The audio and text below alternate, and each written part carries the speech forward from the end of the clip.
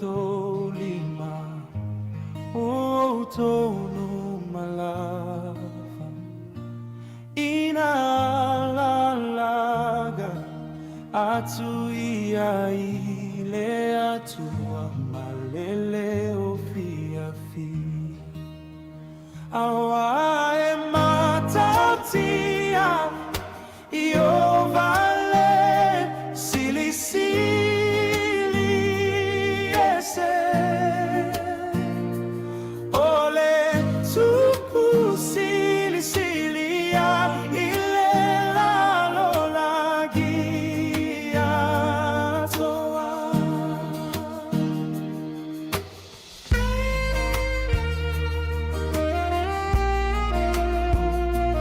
e fato ilaloina e ia onu yate itato manu seilalo o tato vai filia awae matatia io vale sili ese ole tupu silia ile la lola gia toa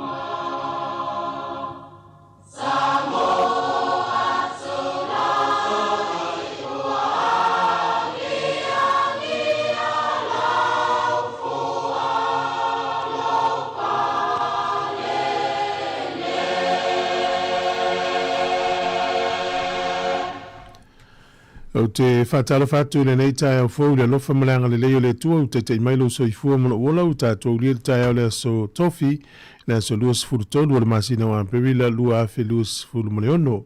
O le awa unanga ma le tautua amata le nei e le si ufongo le naumua.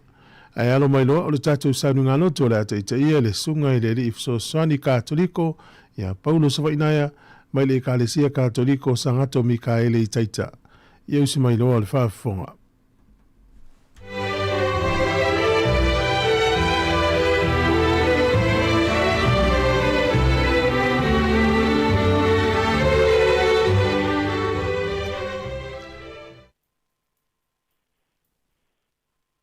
Patalo fatu le suapo manu malolo tātou li o Yesu Kiriso le nei tai au fau. Malolo soi kua maua ma le lani mama le tātou atinu. E tu mai fatasi o tō kinangaro ma mātou loto. E o tātou tāpo yatu le tua le nei tai au. O tātou sisi fatasi le fua o lona manu malo. E suapo te maa, ma le alo, ma le nganga pa ia. Amen. Ia tātou putese atu le li. A wāua matua manu malo o ia. O le li o lo manu sia. Malau pese o fai poi o ia ma o oro tanga. Aleluia. Te o tātou te talo. Le te mae. O le nei vai tau sanga pa ia o mātou lo ai le lo rotu tele o lo alo. O e whātalo to inga I mātou mai le pōri uli o te manang talo. I e tōtoni mai na I e mātou puti I tu mapea ma le whamahoni ni pia moni mai lau o fio. Rā mātou o renga le nei a rātu I lo mātou o li o Yesu Kiristo lo walo. O le e toi pua mapure patasi ma lau o fio le mātanga ma le anganga pa ia. Amen. E o tātou tāpua I atu le bi inga o tāunia.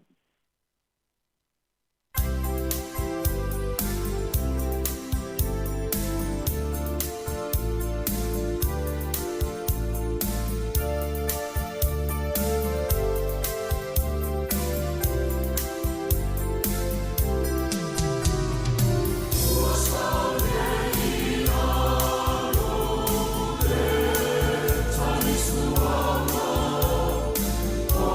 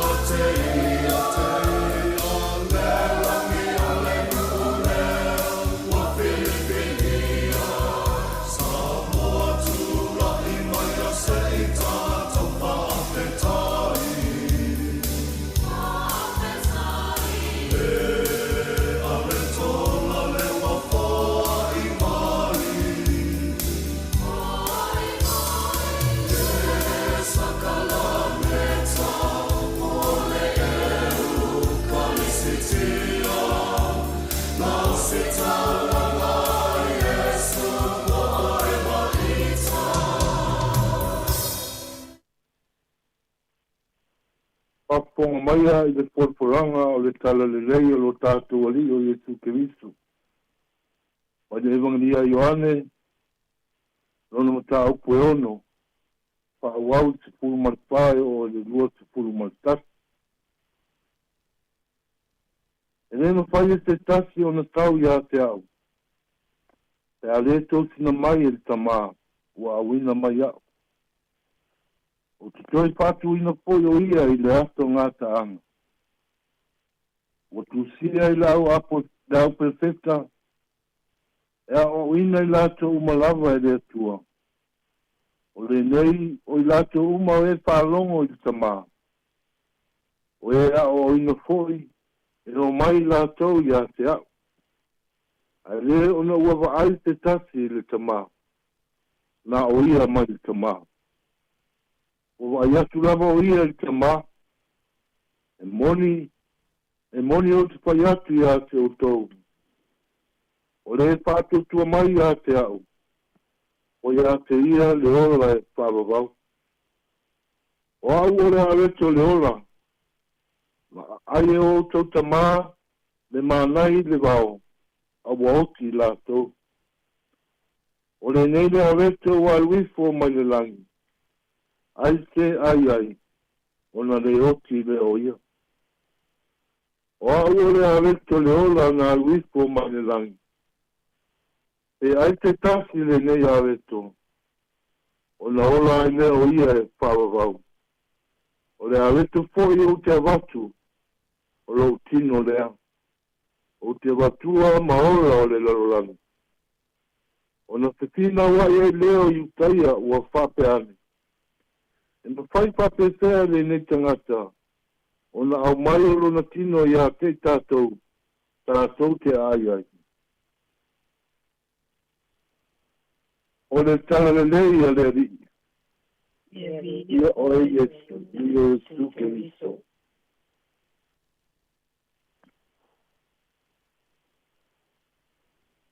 O le raunga li tua ka mamalu o le tua te mā, ma le anu, ma le nganga pa ia. Amen. O le matua, o sina mapau whanga pupu wha le nganga. Tau matau ina e po i tātou mutawaliga o le nei atu. Ia whatu muina, ia Keriso, ma whāsoa lona mālamalama. Le au whafo ngai le nei tai au. Uso matua whawhine pele i a Keriso. O le pionga le atua mai le evangelia a Ioane, lea no whaitawina. O lo whamanatu mai ai ai tātou. O Iesu Keriso. O ia lava o le areto le ola. E le mwhai o tātou atu i a te ia. Tā lewa au mai ta maa. O lono winga. O lo tātou soifua ma lo tātou ola. Pāre ngang. E mate le lofa tu noa o le atua. A whai a tātou tāle tua pēa i le areto le ola. O Iesu Keriso lea. O na tū maulea. I lona while mu. O lona lofa. Ma lona whamoe moe. I to tonu o tātou loto. Ale ngate le nā. Aua walawina fōi tātou e Iesu. Le i awane tātou tāo fia le nei mea lofa. A ia tātou whato atu lana malamalama isi fōi o tātou usu a tangata. Ma le malamalama o Iesu le au soe.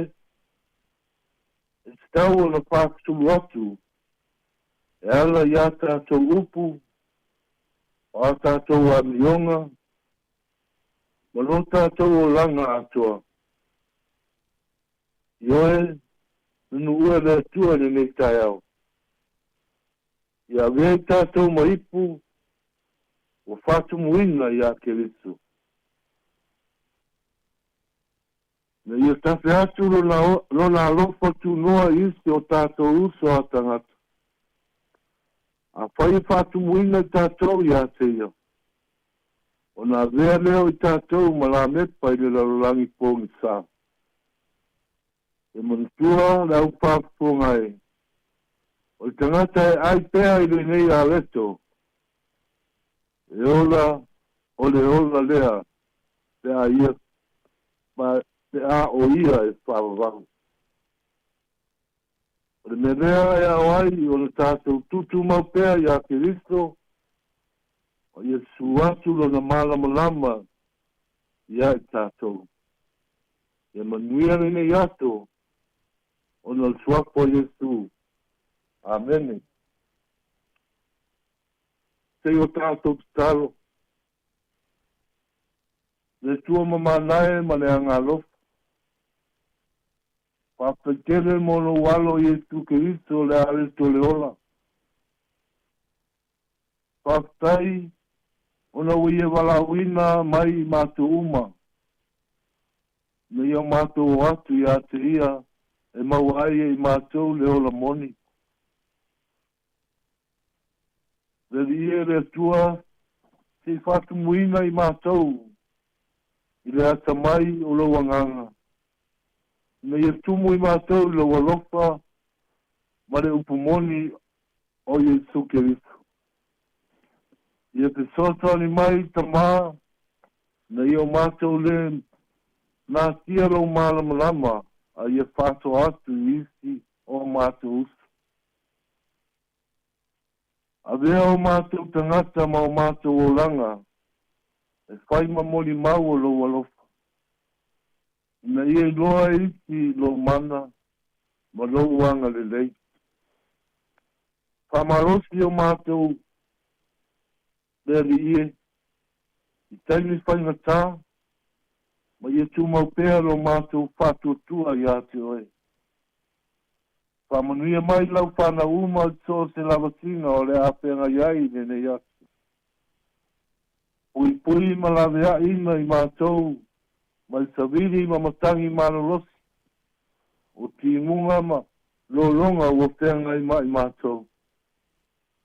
Whamanuia ngā luenga lawe ai, ma au o nanga le lei uma. Malutia nai o mātou mātutua, ma mātua tausi. Leo whanau le urufafo ma le urufale. Whamalutia le ngā luenga mori mau o le tala le lei. Ai meite lau au whai ngā luenga ngā lulue I so se tō vine. O puno no wai. Whamanuia le li pule ma le au whai ngā luenga le si fonga le lau mua. Ai mai te tau tua, le fia whai pēa. Whamangano mai mātou ang sara I uluma le rie, o a mātou te taro ia, wa whaia ma le whātutua lava. E ala tu lava le tuapa mamalu o Yesu le li ma le whaola. Tu mamai e o mātou lunga ma lava, ma lau whana uma le laurangi le manuia le file mu, ma le rofa tu noa oe le tua tamā. Ma le alo ma le nganga pa ia.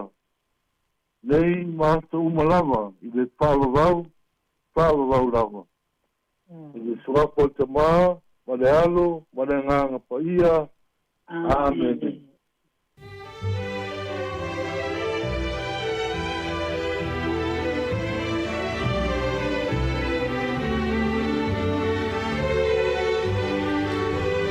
Ua whafonga na tunu I tātou sauninga loto nei tai au e te tala ia tātou whasalaungan saunia le sunga le ifso soni katoliko ia Paulo Savainaya mai le kalesia katoliko sangato Mikaele I taita.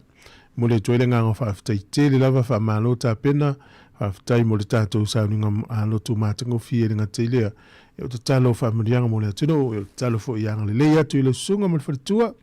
No fualo te nani le tapo inga le kalesia whaftai lava. Ia, ole nei tai au smel whafonga I le vi ingo le tua saunia I le kalesia katoliko sangato Mikaele I taita. A mai alea, ia ona se atule na I pespenga whalenga luu. Ta pena al porkalame le ata o le tai au. Ta alofa lava le si ufonga nei o le laumua.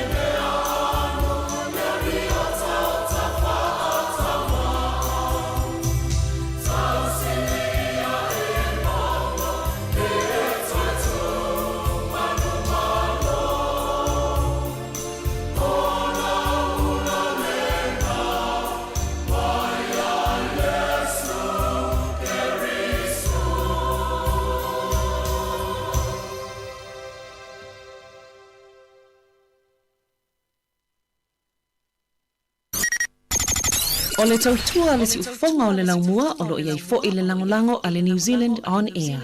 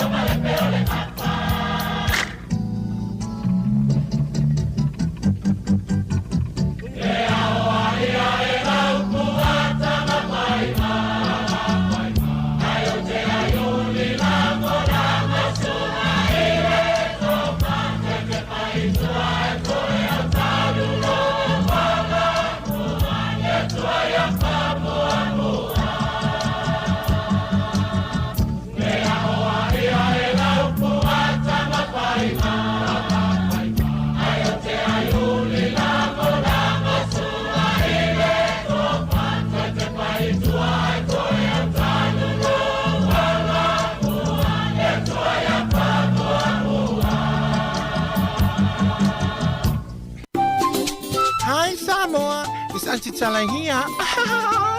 Instead of Fifi Falo, ile atau le tayao. Laugh of the morning. Sufong lo mua, atau le tayao.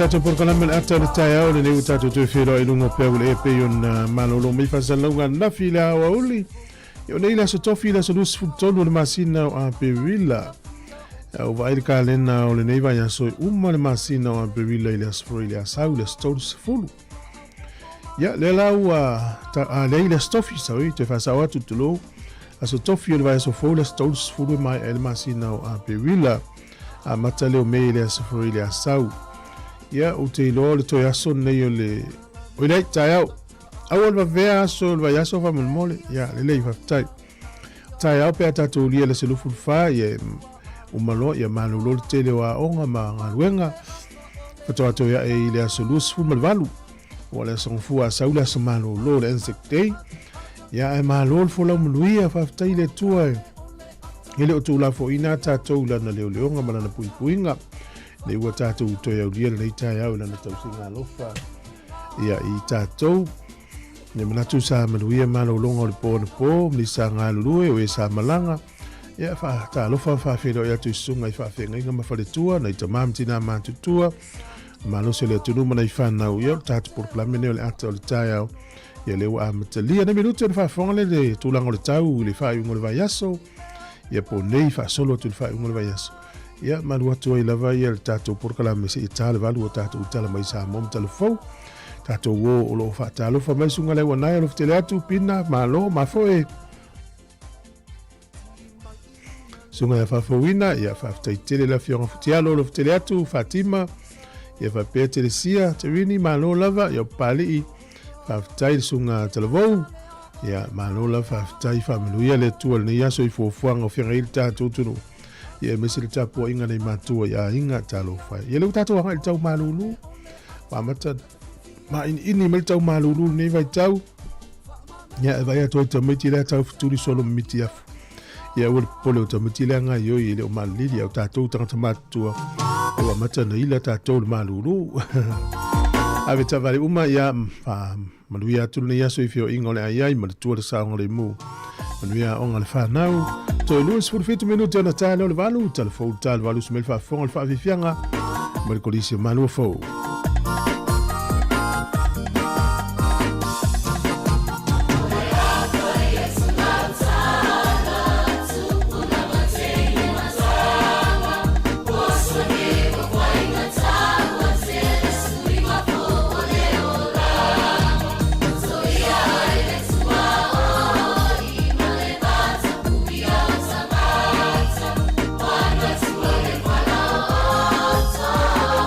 Party.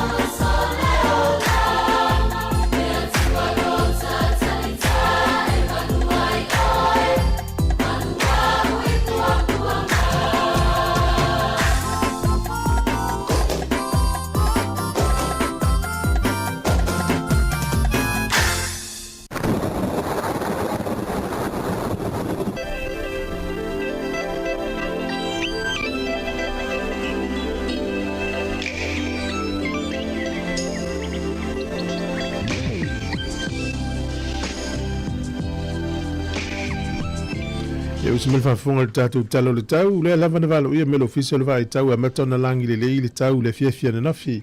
O le so le uwhailo mai e langi le lei le tau ma matona vai ia le manto le lai whaasolo atu e tau le asong fua.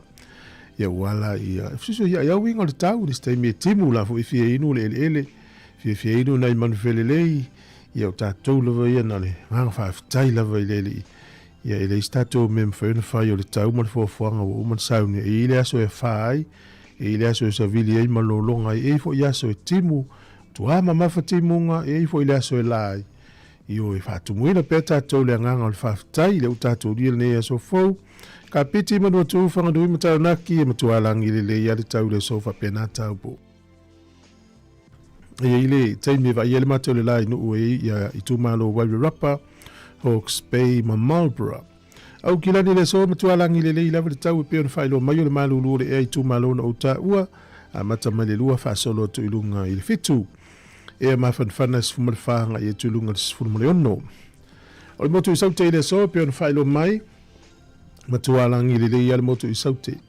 O le malu lua le e o lo iei a mata mai le tasi i whaasolo ilunga le fitu e ma whanwhana sifuma whanga ilunga sifuma ono. O le o te lengo le tunu nei aso e matualangi le le i le tele o vaenga o le tunu. Na le tumalo kispens le e fōringa mai ina i timu i le so. O pia e langi le le tau e tolu sifuru le fuo le evevela lufu le fitu le a mawhana whana. O le angoto ifo le lai le so Wellington nei le toi sifuru iwa minute le ono. Na nei le fiafi e oso e le la tai au toi 2 minute le fitu i le tai au a tai au. O le fuo le malulu fa mawina i Wellington e manutua o i valu anga i lunga i le iwa, valu ma le iwa. E a mawhana whana sifuru fa solo i lunga sifuru ma le lua. O le tala o le tai mo le so Wellington e sua le tai to iwa minute i le sefulu le tai au nei. Pe le tai le whae le fiafi to sua le tai te o le sefulu na nei. O polilua sua le tai to 2 minute le lua a to 2 minute le valu le tai au nei. Pe le tai polilua sefulu valu minute te ai le lua i le awauli. E ona toi pe le o le tai i le te o le valu na nei le fiafi sefulu fitu minute te el valu na nei le fiafi. Toi pe ai le tai i polilua. Ia ole tatou tala o le tupe mo na to e lafo la to se leni le yaso a malo lava le hanga le lei. Tasi tala usila maula utupi Sāmoa e tal mai lava mole a. Ia lele tasi tala usila maula utupi Sāmoa e tala 5 tolu sene, tala 5 tolu sene o le pa angatonga tasi ma le tolu tasi le pa angatonga o le tala fiti le o tala 2 sene. O le tupe Australia le ua 5 a valus sene, valuta sene. Tupe Amerika e 5 valu sene. Tasi tala ni usila, maua tupe Sāmoa e tala 5 sene i le asona nei. Ia alo lava le au mafola ina i ainga i Sāmoa.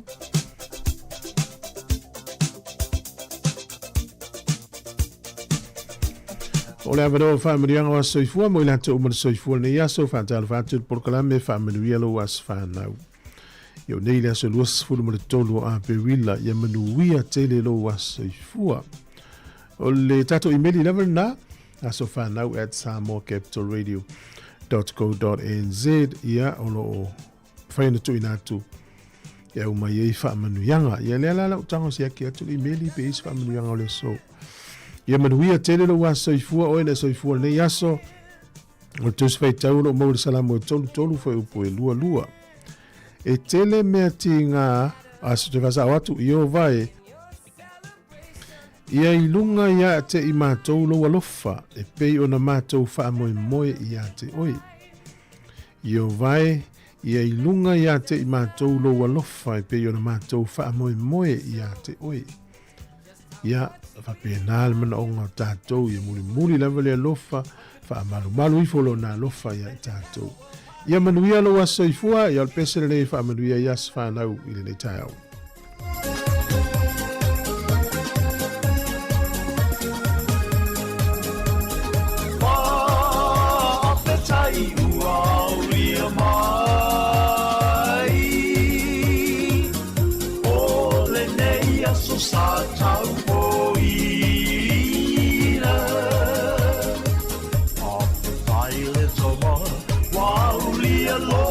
Soifua, o i ole vinga,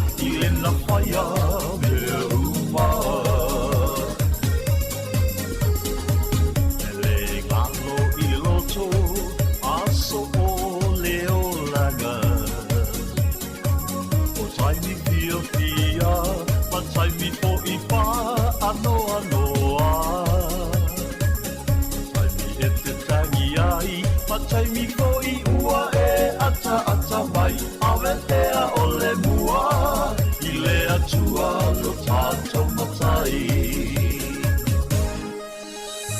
Whaapetai ua ulia mai O le nei aso sa tau poina Whaapetai le toma Waulia loa so soifua O I o le viga I le na whaia me ruma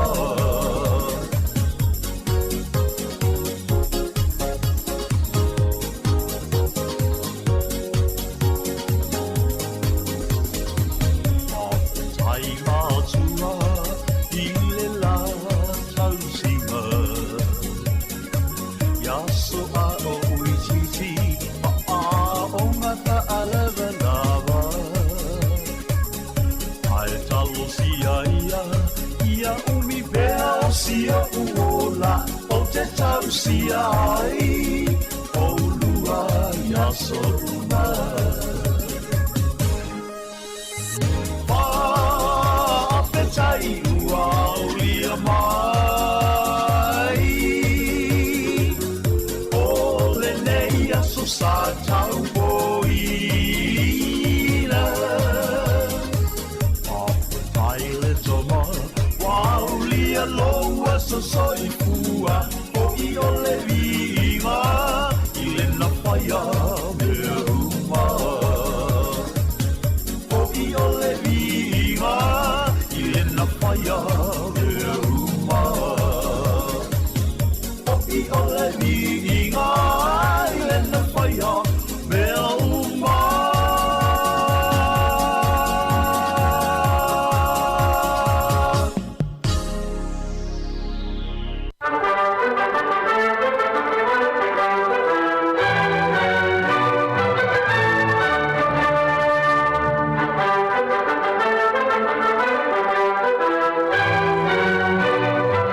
Patala fatu le tunu whamalo lava le soi fua manuia e le futai me le tai au smel whafonga le wawai fui le nei tala o le tala whasalo pito lo langi me na tupu I le so te usanga mawai I le aso luas futonu a perila o le te usanga tasi valu I valima o lusia falani masia mani matuata te e lava tunu unei ina ua tau mawhai saina e avea ia Japani o se tasi ona territory tausanga e tasi valu I valima Lucia falani masiamani o le tausanga e tasi iwa ono iwa o le tangata lea na ia tangata valeina Senator Robert F. Kennedy o Sirham na whaasalaina I le oti I le so ia e peta yani na toi whaiti tialo na whaasalanga I le whaafalipui le olanga atoa o le asole nei le tausanga e tasi iwa fitus fulima na whaeloa I le Palestine o Amerika o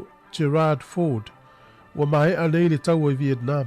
Peta iane, whatoa umalelei al whae unga o le masina nei o Aperila le tausanga tasiva fitu lima. O le tausanga tasiva valu sifuru whae le so na whaali ai ia le whaamai lea po le virusi o le whaamai lea o le AIDS whaamaioti.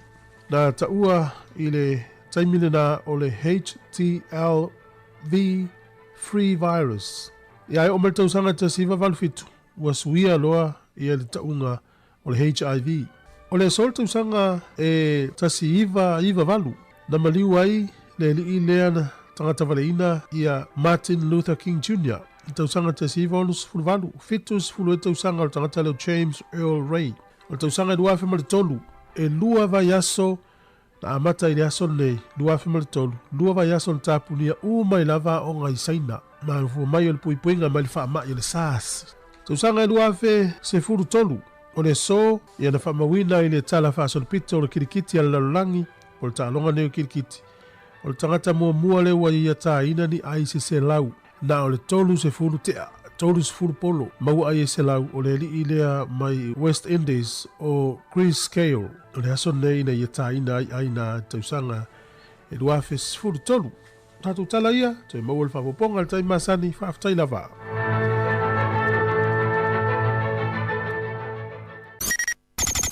O le tautua le si ufonga o le laumua o lo iai fo I le langolango a le New Zealand On Air.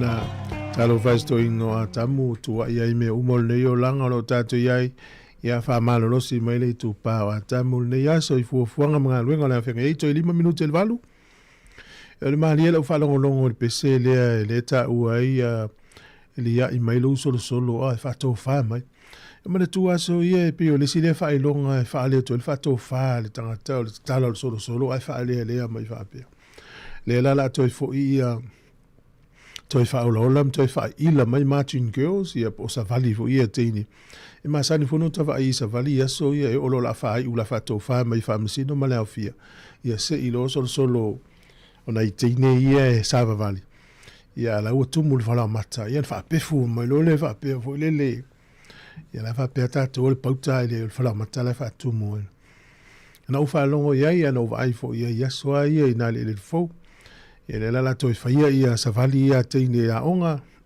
tau vai tele unga tu pulanga le ia nei le va ai savali en fai Sāmoa ia ona na tele tau sanga na misi e le la toi fo i mai ia fa pena fo i la u fa longo tu i fa to fa na i tina ia so ia i Sāmoa le mleva alili a pi fa ngalon solo e tatala ona lia i mai le fa pe fa to fa mai ai i nisi o le ainga por fa na u tu o Sāmoa fo i meni usila ia pele foi la tu sa mo malanga mai usila mo tai mo ya mo wa yo finga tai o ye fa to fa ngal malava alele e le foi to te vai ni tai mi le fa engo le tanga te o menga lu fa vai tai mi ya solo fa to fa ya to atang ya ta mo malava alele ya ta male ya wona isa ni su ye ina o vai le lasi mal fe ila fio mer ne yo langa ya fa fi fianga tai au tolu minuto lo to ta le o le tu la evalu fatalo fatu ya tu pa i malo se fu elen malo le sport ni tai al sunga ya fatale fu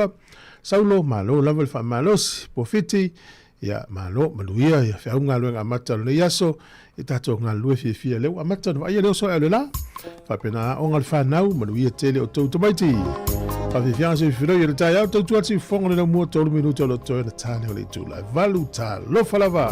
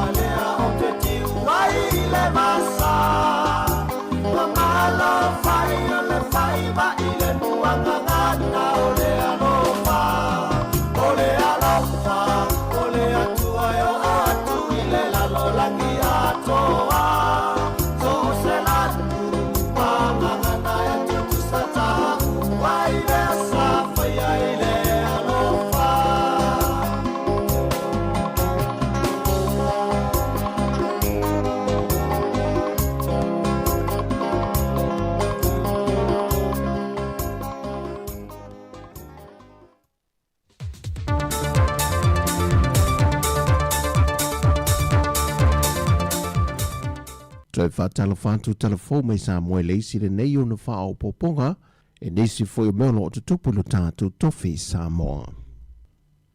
O le vaenga o le tiute whapena foi le matanga luenga o leo Sāmoa ua whamanu iei na le whainga pā anga ma au se tā lea nisi o viso swani masini e le o maua nisi o atu o le Pasifika le o atau nuu mai i Sāmoa.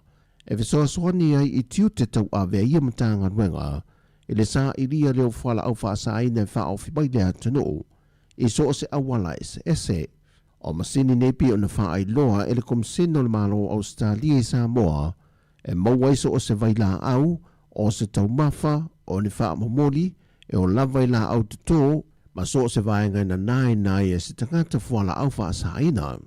Mai o ni masini fo e mawhai o na wha ave il matanga ruenga o leo, e so se vaenga o le atunu o e whai e ni suenga. E pe o na sila fia sa e fo I le fesoaswani le malo Australia, e ala le I me poe ata I wa wha pipi ina I le tala whata I pia o atu I vaitele, wa mawhai o na tulilo ina ma poe na I ato I la tau e solia le tula fono, ma wato whai na I aso iwa, e whaatino ia o onga I la tau mai au se tālia I le poto wha apitoa, e le pui ngau lenga tua oi whi malanga inga I te tonu au se tālia, molo tātou au whi ngā luenga I Sāmoa o le a wha o ngā ina ia masini, ato ai mano la tōtau sia. O le talavou I a check on na la whai, tōru se fulman whātau sang o le soifua, mai a fio anga o tō li I mawhantitui sala I moa, wa manu malo ne ia I la tō se fulman tasi na tūsi tāru sanga, e le tauwanga o le tūsia lea o se wha ai loilo, e aunga ma wha au tū I ai tāpenanga, o le wha amana tuina o le ono se fulman whātau sanga, o le tūto tasi o le tātou malo Sāmoa le neitau sanga. O le la sanga mua mone al tāpenanga le komiti o le tūto tasi, e tai muai le whaata o tonga o porkalame le o tāpena, wa lata se teimi e whaalawi loa inai. Mai o le whaelonga tupe wa maua le o manu malo, e tolu a wheta la. O lanu o lo wha ngā ina, pe o na wha ai loa le whionga le tamai tai sui pālemia, le whionga muripola ana rosa ale mō lio o. O mamanu o lo wha ngā ina I te tono numera ono ma le numera wha. O loo atangi ai wha atūwhunganga, ma tō mai ese Sāmoa. O na whaiva alofia au, e tūlanga ese aisi o tātou atunu. O le whae loilo ma le loko wa wha au tuina mō le nei tau sanga le wha amna tuina lo nono ma le wha tau sanga o le tūto tasi o Sāmoa. Sāmoa o tasi mō se amatanga fōu. Mai I le wha amasinonga, wa toi tolu po umamata opo le tūmalo whale alilino mea mō mua na fuafua e amata I loilo I lumo le wha amasinonga maa walunga le nei vai yaso. Peo na se le fio le tāno sanga le fionga tue lupe po mo le nuko o na semo, e wha sanga I le wha ai unga le wha amasinonga na tu ina mai mō mua, e wha le au ngai na ilona na fuo le pāle mene. O le isi mata opo o le tu ina atu leo se whautuanga mai le loia sili, ona o le leo sita I o le polo inga le wha amasinonga, I mōri mauia sa ilia e tūla I lumo le wha amasinonga, pei tai wa toi tolu po atu le wha amasinonga I le ilo ina ia mata opo, I le aso mō le masino me.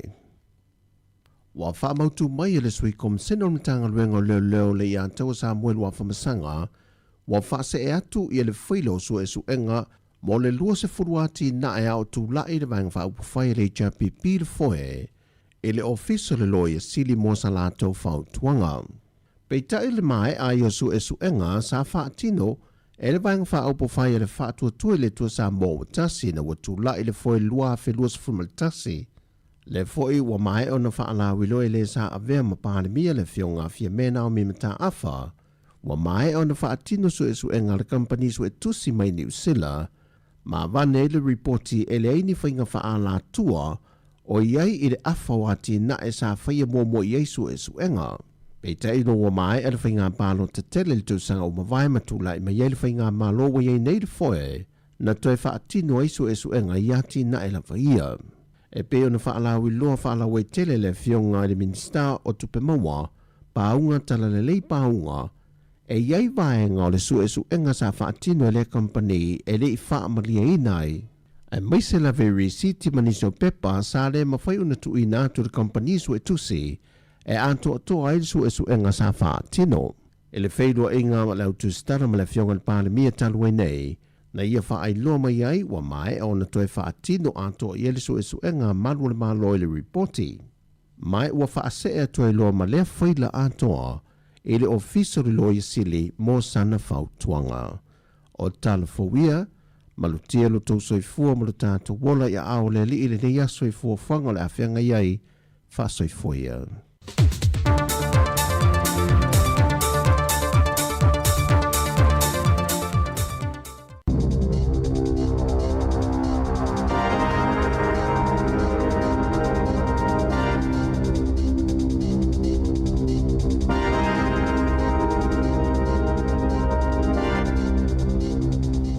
Tala falava o tala fau mai le si ufofongo le lau moi Wellington e mo le nei tae ao aso luas frutolo a perila lua a whelua ono.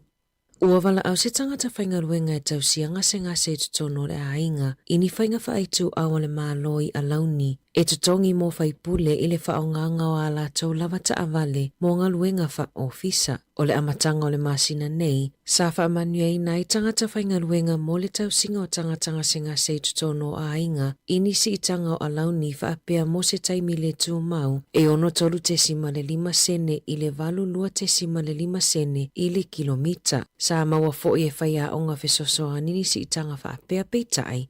A fuai tupe maua e whaipule mo le whaonganga o ala tau lava ta avale mo ngā luenga e matua maua lulunga lava. Na whaamaoni e le checkpoint e o atu i le se fuluwha afe kilomita i le tausanga leo whainga o maila e mawhaiona anga wa ai ai whaipule i se rate ale IRD e tāla se fulufitu sene i le kilomita mo le penisini ma le tāla luono sene mo ta avale e alu le tiso. E mawhaifo e ta ito o lua whaipule o nanga wa ai tupe e tutongi mo le whaonganga wa la tau lava ta avale pe a whaioninga luenga whaapale mene whaata ita inga o le momoli o se whaipule se fono. Na saunua Tamara Batley o Napier e matua le talawhianga i lava le ese esenga. Ona e te le tutongi o whaipule ai o la tau tutongi e na o e ta ilua se fulu 5 ta la hanga i le ta itolu se fulu lua ta la i le itu la. O lona mana onga ia whaataitai ona whaatino e whaipule ngā luenga ia o le waainga o tangatanga se ngā sempo o tangata matutua mo se māsina ai ia tutongi i le tutongi lea lātou te mawaina whaapea i mao lātou a launi.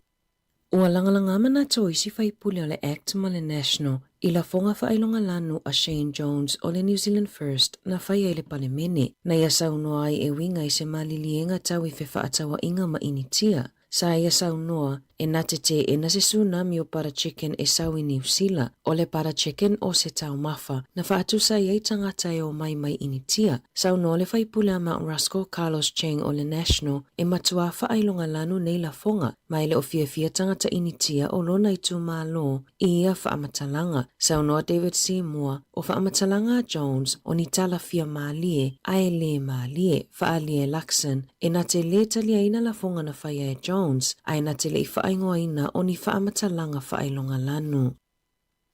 E lata i le whapiliona tāla se tupena maua ale mālo ina ua toe swipe whaafole por kalame o le Active Investor Plus Visa i le tausanga mua na whaia i lea suinga. O le Golden Visa na mawhaiai e tangata mai whafo e mau o loa o na maua o lātou no fo mau i New Zealand. Pe a whaia inivesi pe whaalua lātou tupe i kamupani i totonu lava o le atunuu. Na amataina mai lea suinga i le masino a perila i le tausanga taluai. E te tau i lau whai inivesi mai whafo o na inivesi i ai a lātou tupe ta i 5 miliona tāla i totonu o tausanga e tolu po o le se 10 miliona tāla i le 5 tausanga. O nisi suinga na whaia le masino se tema na whaatangaitanga tai umia ina ia visa o na whaatauni o lātou whale e ilalo i fole ta i 5 miliona tāla. Talo mai le masino a perila i le tausanga taluai. E tusa maleono se lama le iwa talo sanga na tau 5 ina i le malo mai tangata e to afe iwa se lau valu. Na saunoa le minister fe malanga inga Erica Stanford o le tausanga mua na toi whaafawai le polkalame e tusa male tasi te si male wha iwa biliona tāla ua mai a ona inivesi.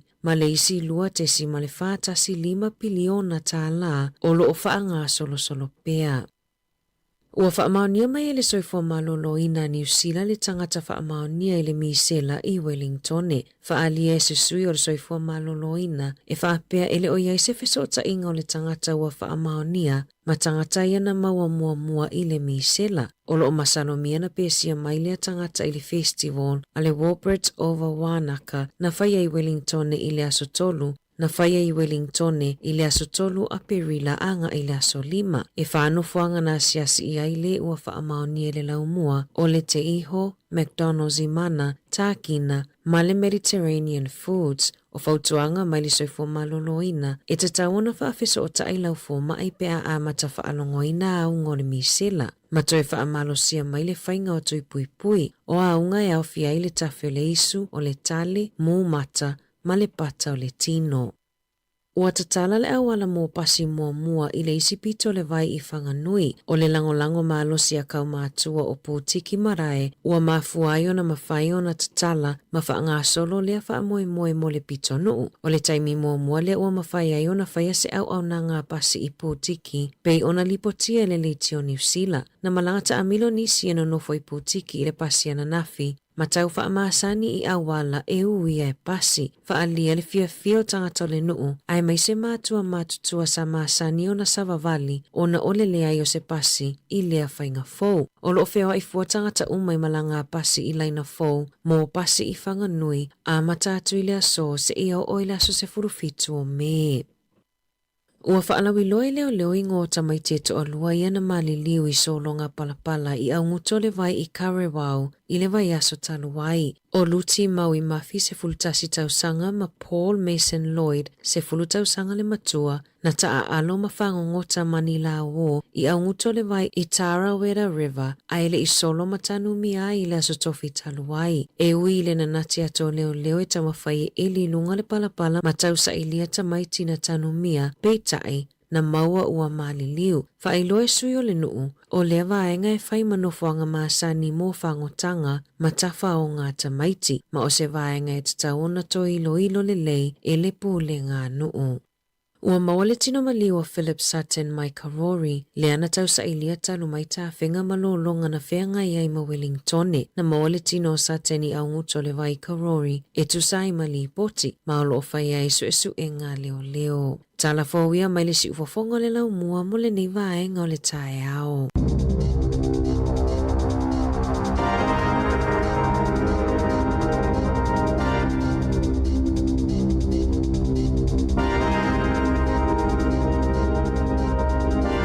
Le nau whafonga le tinu i tātou tala mai Sāmoa e pe ona tuina mai le sunga tāse Salam Sam tala fōri si fonga lau mua tapanei na tamaita i anu whaasolo te whafonga le tulai vai le tau nei mo le tulai se fulma lua leo se ma le tātou taimi se fulua minuti te nei le tulai valu ia ai tamaiti whana wa onga ia malo a le whea la pōle nei tae ao sauni a onga malo Au tasi, ya wa mayo le uso le le tai ao. Ya mani a whaftai le le atua i taimi uma. Ya sa o le lava. O i malos. Moni.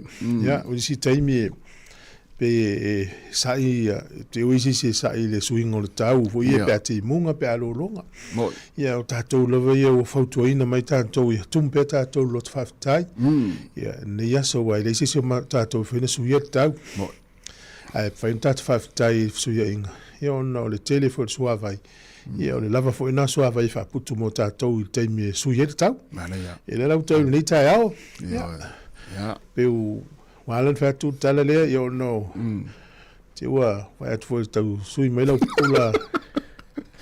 Ele wa una fa tau malulu. A malulu. Mena na laina faid mo of mafan fanna. Ia. Ja. A malulu fa nga le. Ai de fa pe a malulu fa ali le ai to wa so.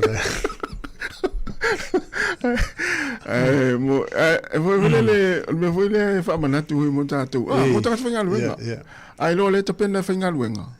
Ia ofu fa tawi mo le taimi. Ja, sa o le. Ai foi le luinga le tala va pe le o te le ofisa. Lu le fa le ofu. Ia ma tapena le fa pe le tala mo manga fa o fa mo manga. Ya al melale ngaluenga. Ai suru me ia. Ia no mama pe mura o sa e mai yesu. Ya olena. Ia le faminato taiao. Ya. Ia pe o le tautianga ia tu le smalo lo verso fo ia pe o le sto na ile. Faminato ele enzik day. Ia. Ia e fa mamalu le so fu asa. Yo te lo e pu fo ia so fenga luenga o le vai so fo. Ia. E ma on alfa now. o vai la swinga le mela le fa to ia fa malo si mai o te e tau fai mele la o le mela we ya o we ale to va va o tatu ofisa e watu a tau kisimas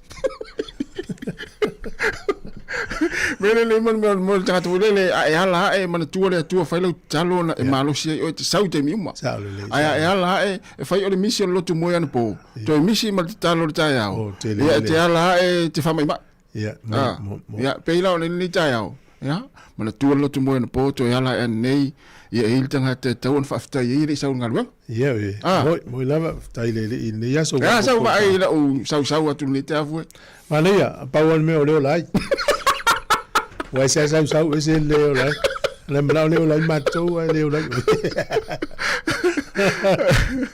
ya ma lo la mala sai dai va fia o tai mo le fa manatu e mo tato por kala mo le atta o tai o luas to luas o fo longa le masina o perila Yoe, ya ai. Patalo vatu singa ale Salomona, singa Simeona Suena, manuia lava le taiao asavalu.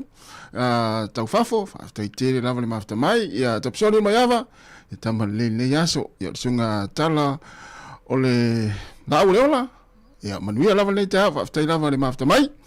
10 minuto te nei le tu la valu.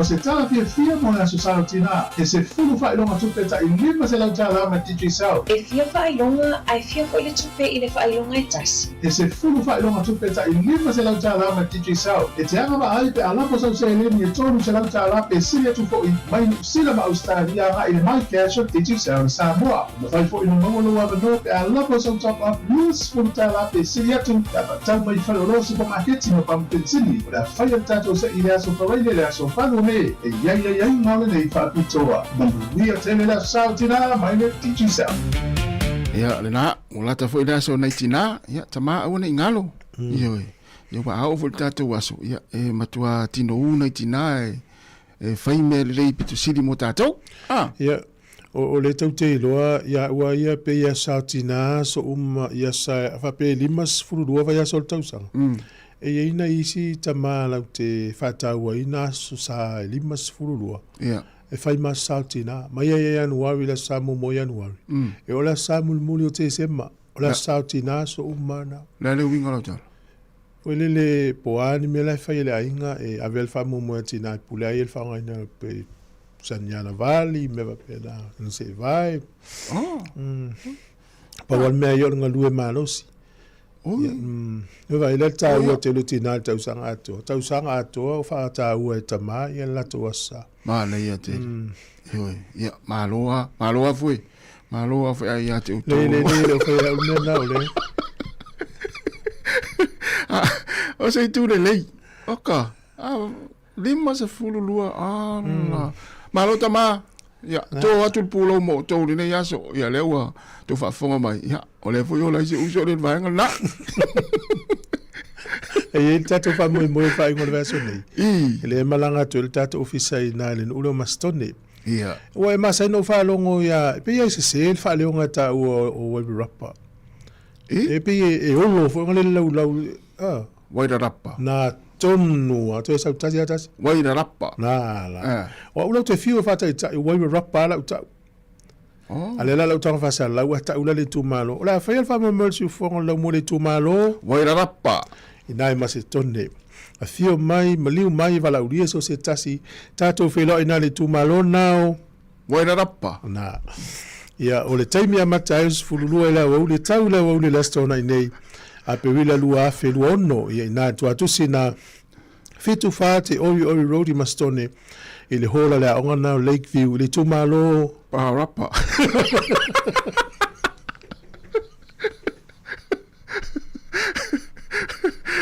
ui to dia ya nai mana ya to le lo se le tu malo o wai rapa na to mastone ia malo na to ara me le ina fanga taya te oi e o ya porirua ona la ta ya porirua ya o masani ai upu maori e mise nu ia o porirua ai ala wai rapa ai ala oi o la fa longo lo taungo o rapa pe ile a matale taunga ile waipol w pe makale ti mai tai rapa o la fa longo era te pata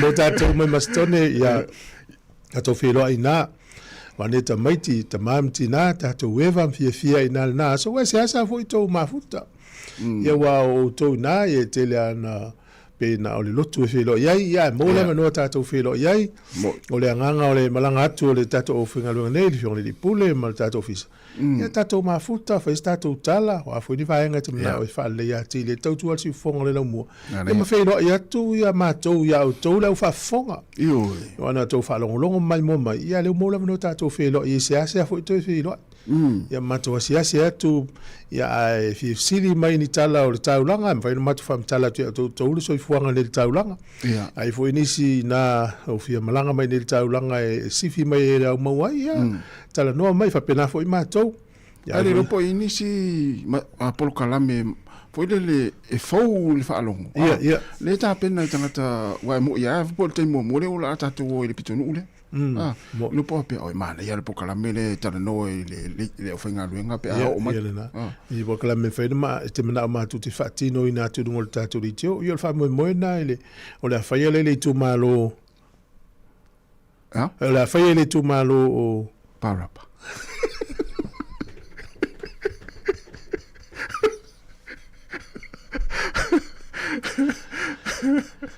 Tu se we masani me tinga e fo mai net sua uma tuanga le tulanga le tau soi fuanga wa. Au tere no ya o para me ala ona fo ile fenga tana ta ua ya upu yo.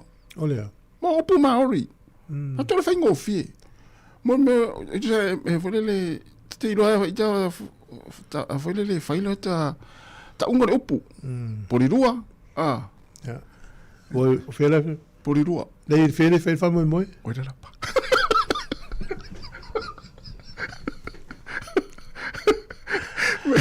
Ole mo le me la. Ole ai mo moa.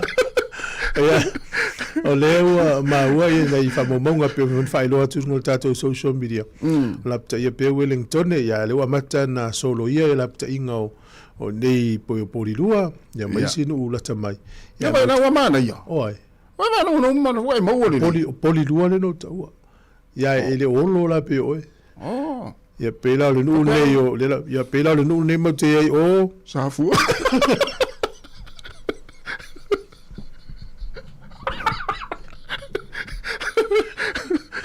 Ya, dia onga tamai tine ya so ma.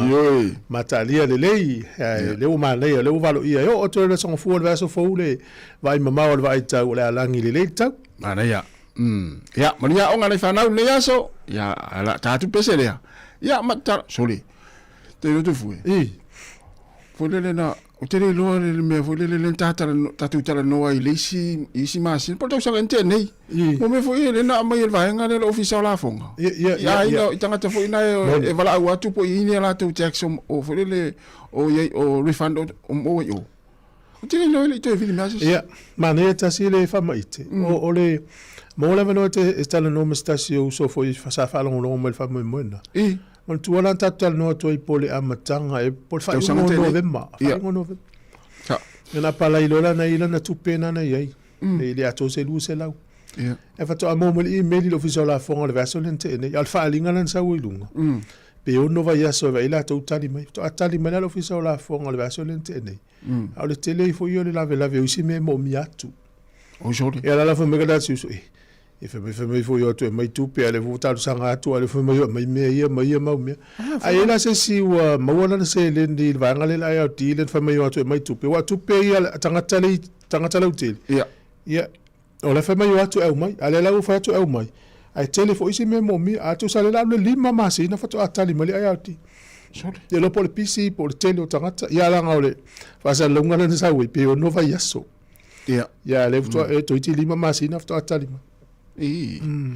Ya, na mana fu na vaenga e po inisi wa mawoni na fu famo nianga. I la tu pesa yo fiso la fonga. E tanga te fsi di mai le poleale amatanga ole. Ole pule o la to fa longo ta ungo we rapade tka to i pe yo. Pe ole amata le afo ile vi vai da rapa. Ha? Vai se sa. Vai se sa la pa. Vai se la pa le pepe le fatal de mine. So le mo me te no fule mai tau pu maori. O le tau te no fule te no maori a tau na. Yo mai le ta mai matu sanga ye o ya polidu. Wa afale valu Sāmoa. Tatu mafuta vala mai tatu tala noa. A fatala vatu singa sauro faea ya o sione te pai. Loivo mapsua yo le atu tari na ele fa sa o mostama le o porirua. Yo.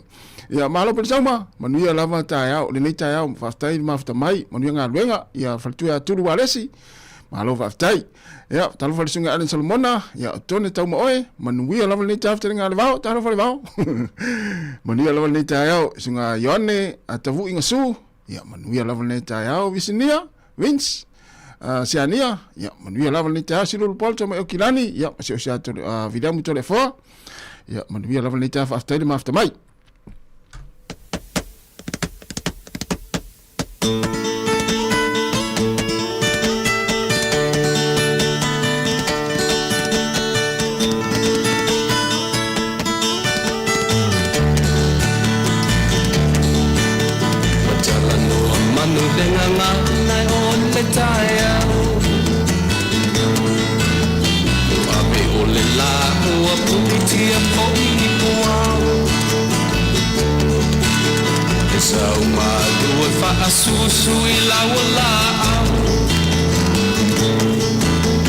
Sala le pungala au matala uau Leitio fo I Sāmoa whai o na taiau Le amatanga o le aso whao popo o le olanga Le taiau nai matani uwhea ngai ma le ata Le tala le leu aso ai nei Sāmoana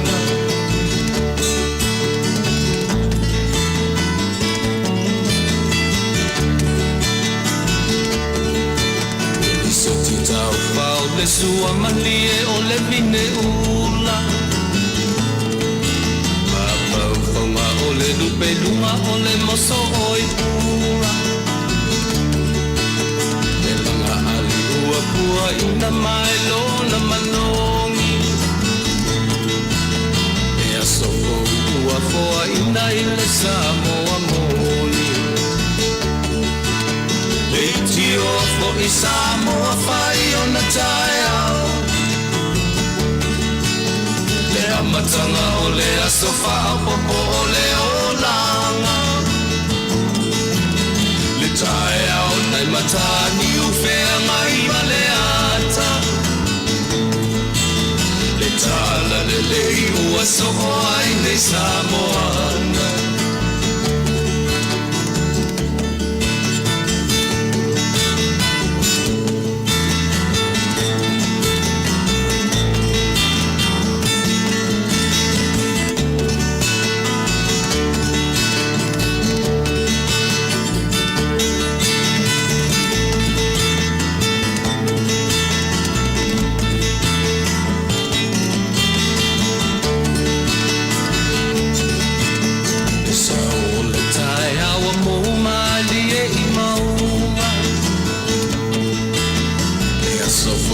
Valo ia I mapaupauna Le vihinga ua whaako ia tui le matai Tangata soifua ua oli oli mawhaapetai Le tio fo I Sāmoa whai o na taiau Le amatanga o le aso whao popo o le olanga Le taea o nai matani uwhea ngai ma le ata Le tala le lei o aso o ai nei Sāmoana Le tio fo I Sāmoa whai o na taiau Le amatanga o le aso whao popo o le olanga Le taea o nai matani uwhea ngai ma le ata Le tala le lei ua so o ai nei Sāmoana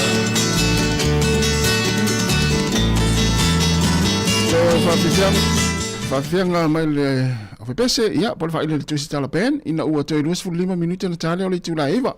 O le uli tātou wala au, le tōng whai mai, tālo wala au. Seifo manuia e lau sunga mai awa, whai sunga i wao. Tālo tapsoa. Tālo tapsoa. Ia, tālo au mai tongo laipia. Ano ea maritau I nalo I tato la mua. O le ua ngaleine li, le ua matala, vaia le matala, o mai au kilani, ni tai au. Na le yar tau neve aso ato e leise mea o awhai nai, a leo whalongolongo ato nai mawhatia o to le tau.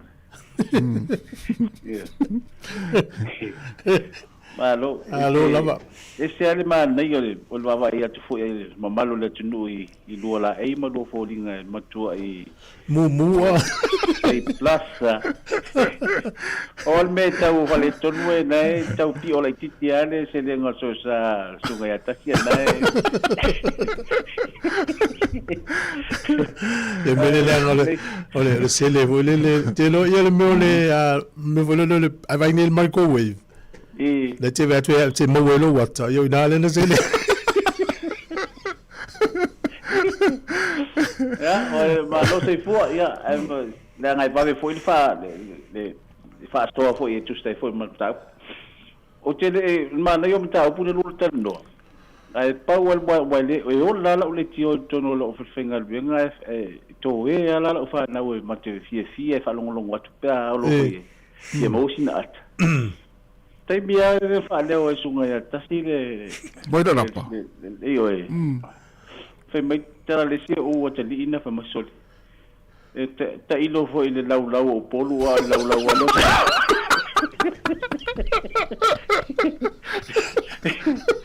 ta ilo se lau o tu mua lau a le se la fai Ma lo dom so. Ua vai lai. Ai o so mali si o te li fa vai. Au ke fai a ku foi la o le liu o te gata la fai a vai. Ole mele o te fai ole leve van fa sa lau e tau ni lo fa mo fa leo ia wa ra pa. Ele fa pe le lo, ele ma fai lau na fa leo. Yo la me la ma fai. Ali ya tapso. O te lole ole lau o fonga sunga ya tu fu te lole o tu spai ai la utin tila. Ia fa sa le fa tai la so. Ai foi un po tu spai ai fa nga po ni o longo lau. Ai se I ole. Se me asili den mata ina tu fu e se le ti to o vatu se manatu tato le tio. A fa yo intanga ta vengo lo fa le tonu fa le ngo na I va ngai. Ciao. Tau na fai se tato academy foi ngale ia ai fai wa ngo tasi se ila tu ia wa fai ngo tasi wa u fai na o ngai me ia e mai te fa ngai me tiani oi fatti foi le tai ia pe 12 cm au te mana o mia la le tangata o te mana tangata li foi to lua matas mana ia sunga ia le lua so fa so eu ia lupe matsila ia ana tu le lupe matsila fa le onga ra rapa ia na ai o le nei alo te rato le ka tai la ba ba tu la uso ia fa ngaluenga ia lo vatu ia va je vo to va so le la sa ola tu no so ia Anga te tau nta tu ma tu foi le tau nta tu tau fai ya o ia ingoa maori. Ia ia. Wa no fia tanga te tau fiwe ha. Ia tanga tena e mo ai. Tava volta tu pese. Ele tem minuto e 2 minutos e le iba, si fongo lo mua.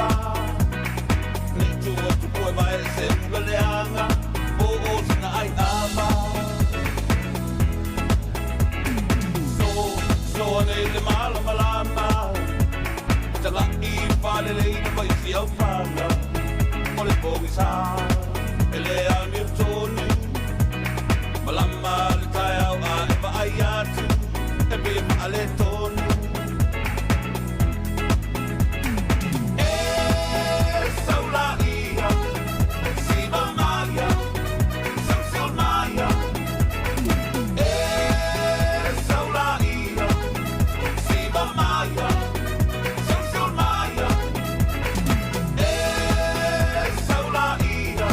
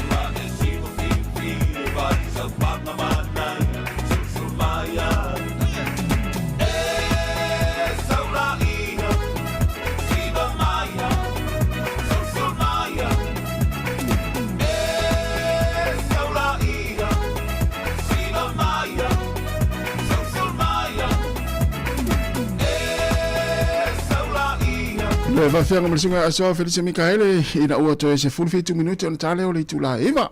Ya malo ale mafuta mai wa langona la vale malu te mine nei o tausanga. Yo e o na winga. E fua le puti o le taiao ia i malulu. O aso malulu wa ia te o le polisia.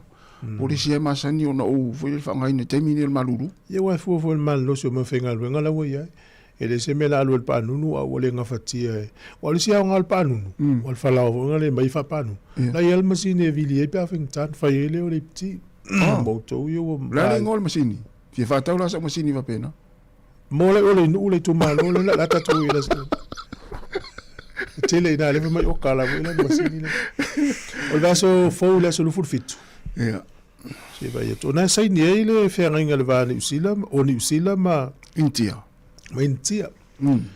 Ia o le ringa le fata winga sa loto. Ia ai te vai nei leta. Te ma tu ale te mina na tofi sui palmia le matanga no fo inga le. Pa inga le.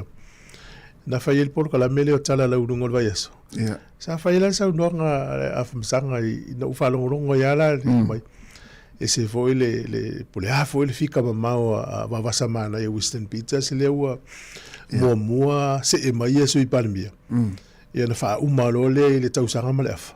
Se e mai David Sāmoa fa uma. E fa uma. Pole ia le foda na fa mai ia pela le sa no gamsa. Le o tata fia ma pe. E ia le mafuanga le mana o ia Western na te tamu fai fo e fai uma me e tono tausanga malefa. Ia uma le ia a ole io. Vai le termine. Dewa matan fa misa ia le New Zealand first. Il fenga malo. Fenga malo. A ole te ke la ia Winston. Wa fo le to sui pal. Ia le umai. Umai a. Ole winga na le tala.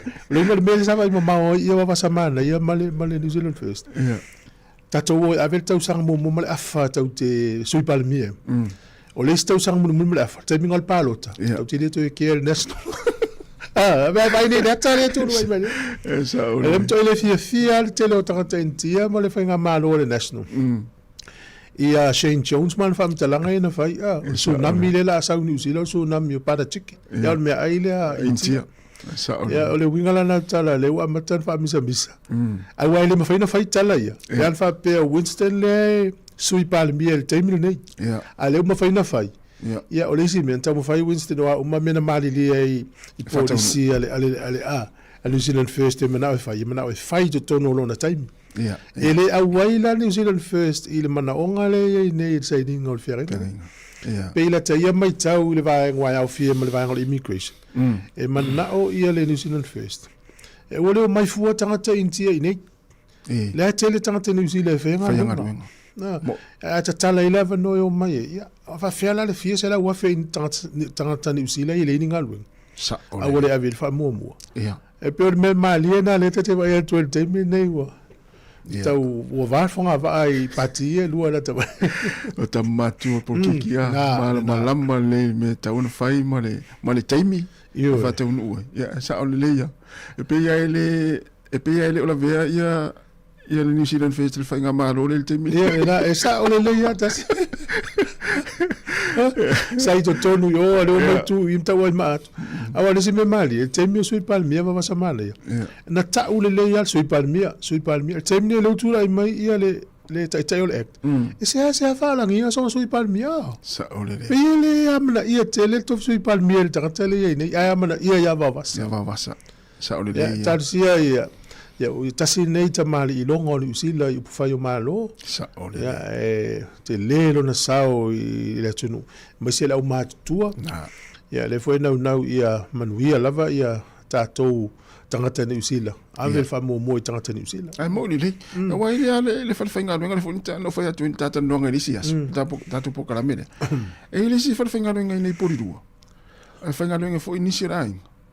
E offo ile foi le watu tangata intia fa fainga no ngale. La watu mo o tangata mai fa fo mai fa person.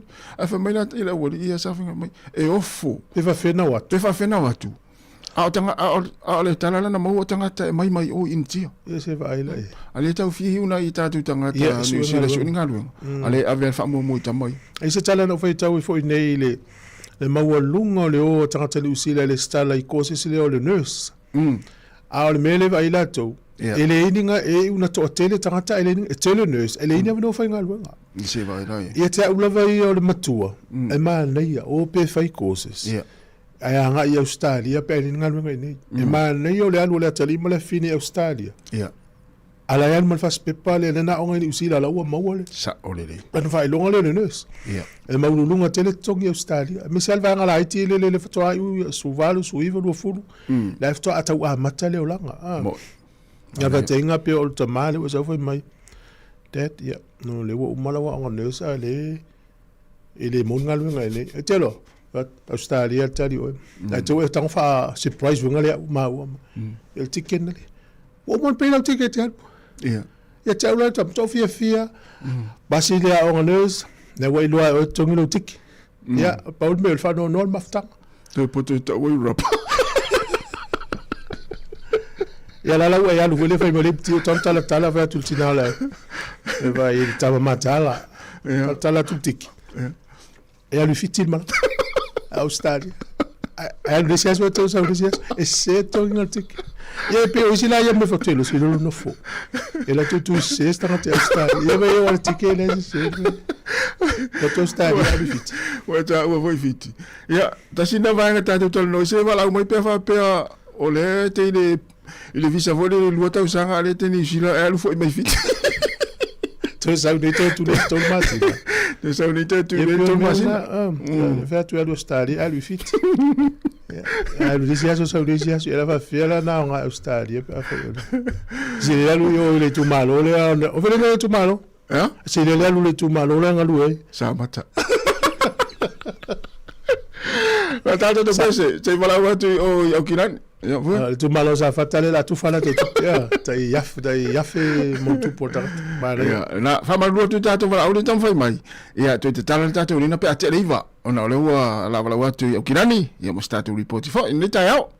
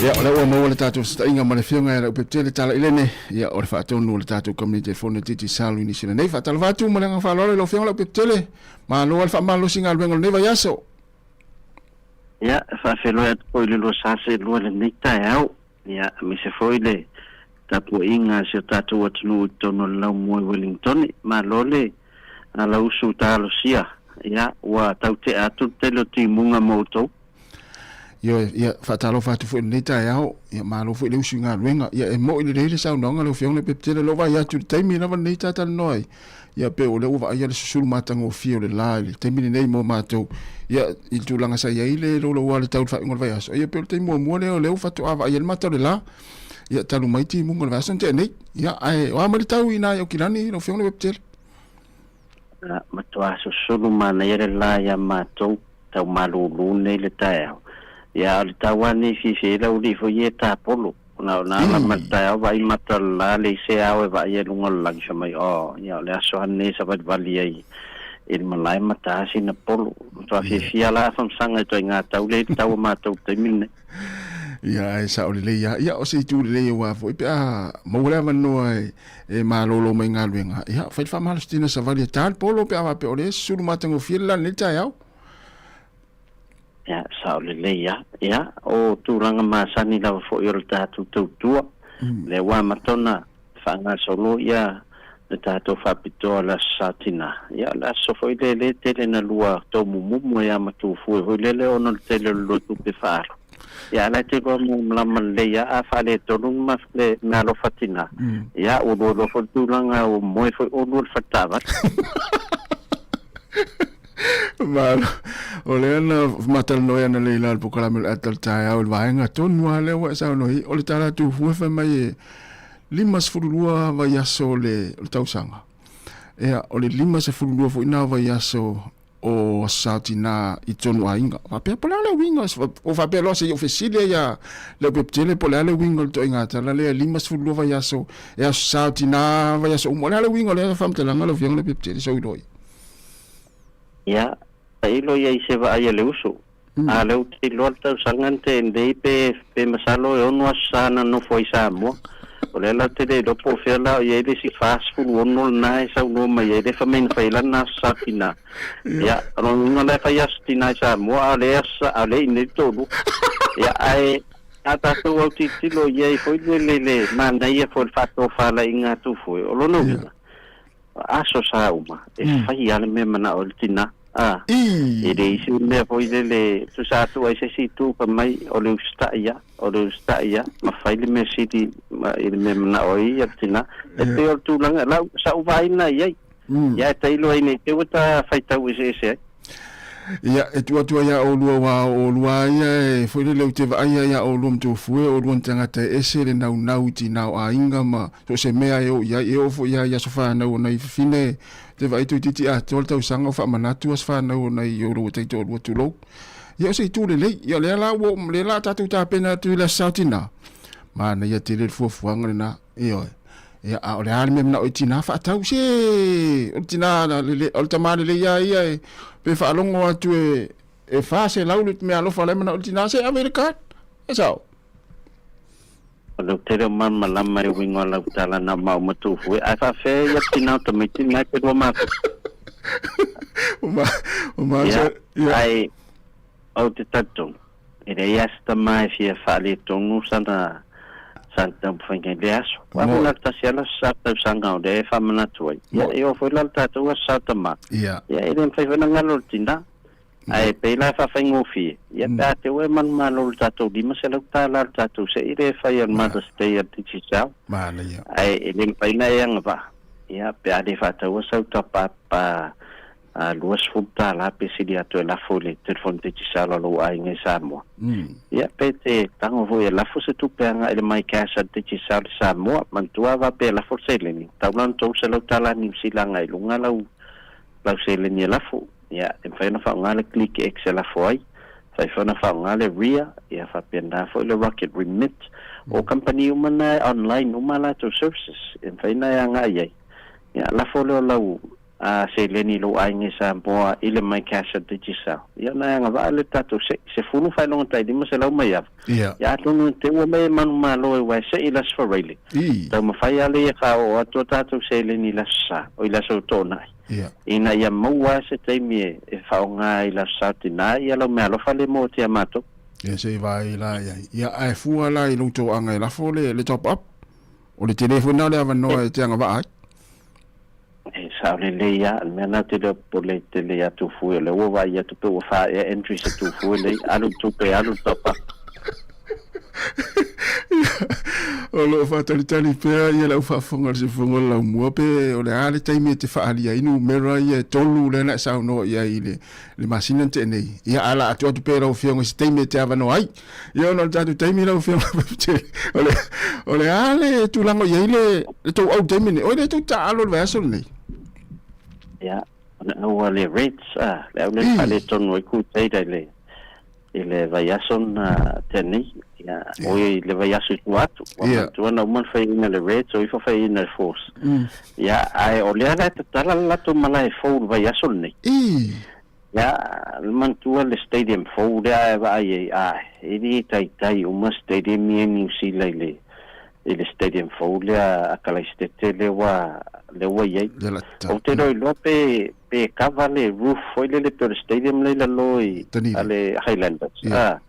Ona timu yon tapuni la ia hoidele ina ia ai ola uia va ai te le yo atu ia ala vai atu yata o matua matau ti al malai fole al Crusaders ele foi la ta alo malwarta mantua la tu fitu warta ale tu ono Crusaders o ta longa le ia e lo ai tembe io le warta i lunga le ono ia me Crusaders ila lo pa te ole manuia ya le weta we ile la tu senta ya mal la tu wingi do fata alo numero fitu vai ason yoi o lo te tangata mise tangata mulmul ta ila kapi ya le swingal tamale o e foi sta matonga le e wingi la o Crusade lesta ya fai nganuku ya pe o le wa me mai lunga le fele le wa o numero fitu ta longa le a peso le pole ale fofuanga le fai a onga mali pole me o se mana onga mai le fai a onga lo peleki Mane ya mai fata mo ele numero le.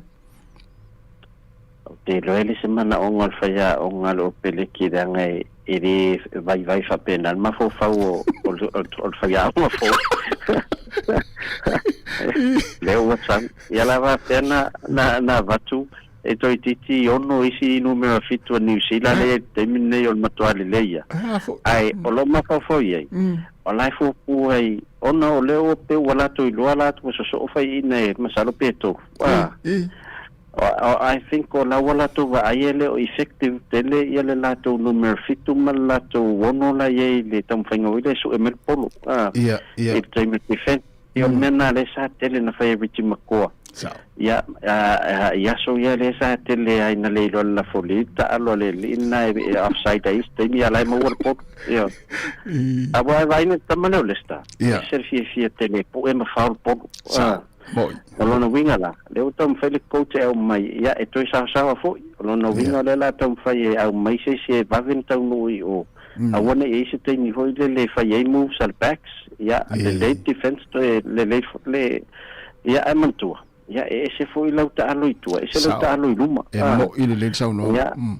Yo e fai se te le to longa luenga fai lo mo fo weti kili ang polo ma e va fo yala na umalo malo si pa fai te le matan ye lo tino le ile physicality ya atalo si ya fa pe o ye si sorta to fa ya o ngata malo le fa ya o ngala awole a Crusaders ya o te le au o head coach au te lo la na move le e wana va ve ona fa malo lo pa te fa ina la to au la na move e o le to tala i mole na to malai fo le talonga le ya ai malo va ftai tele lava lo fiona pe tele ta tu te talno la son fu ai manuia lava nga ya tu fa ingol va yaso manuia fo inga ngol ne yaso ya fa ftai lava soi fo ya soi fo es mai fa fonga ta tu tala mai Sāmoa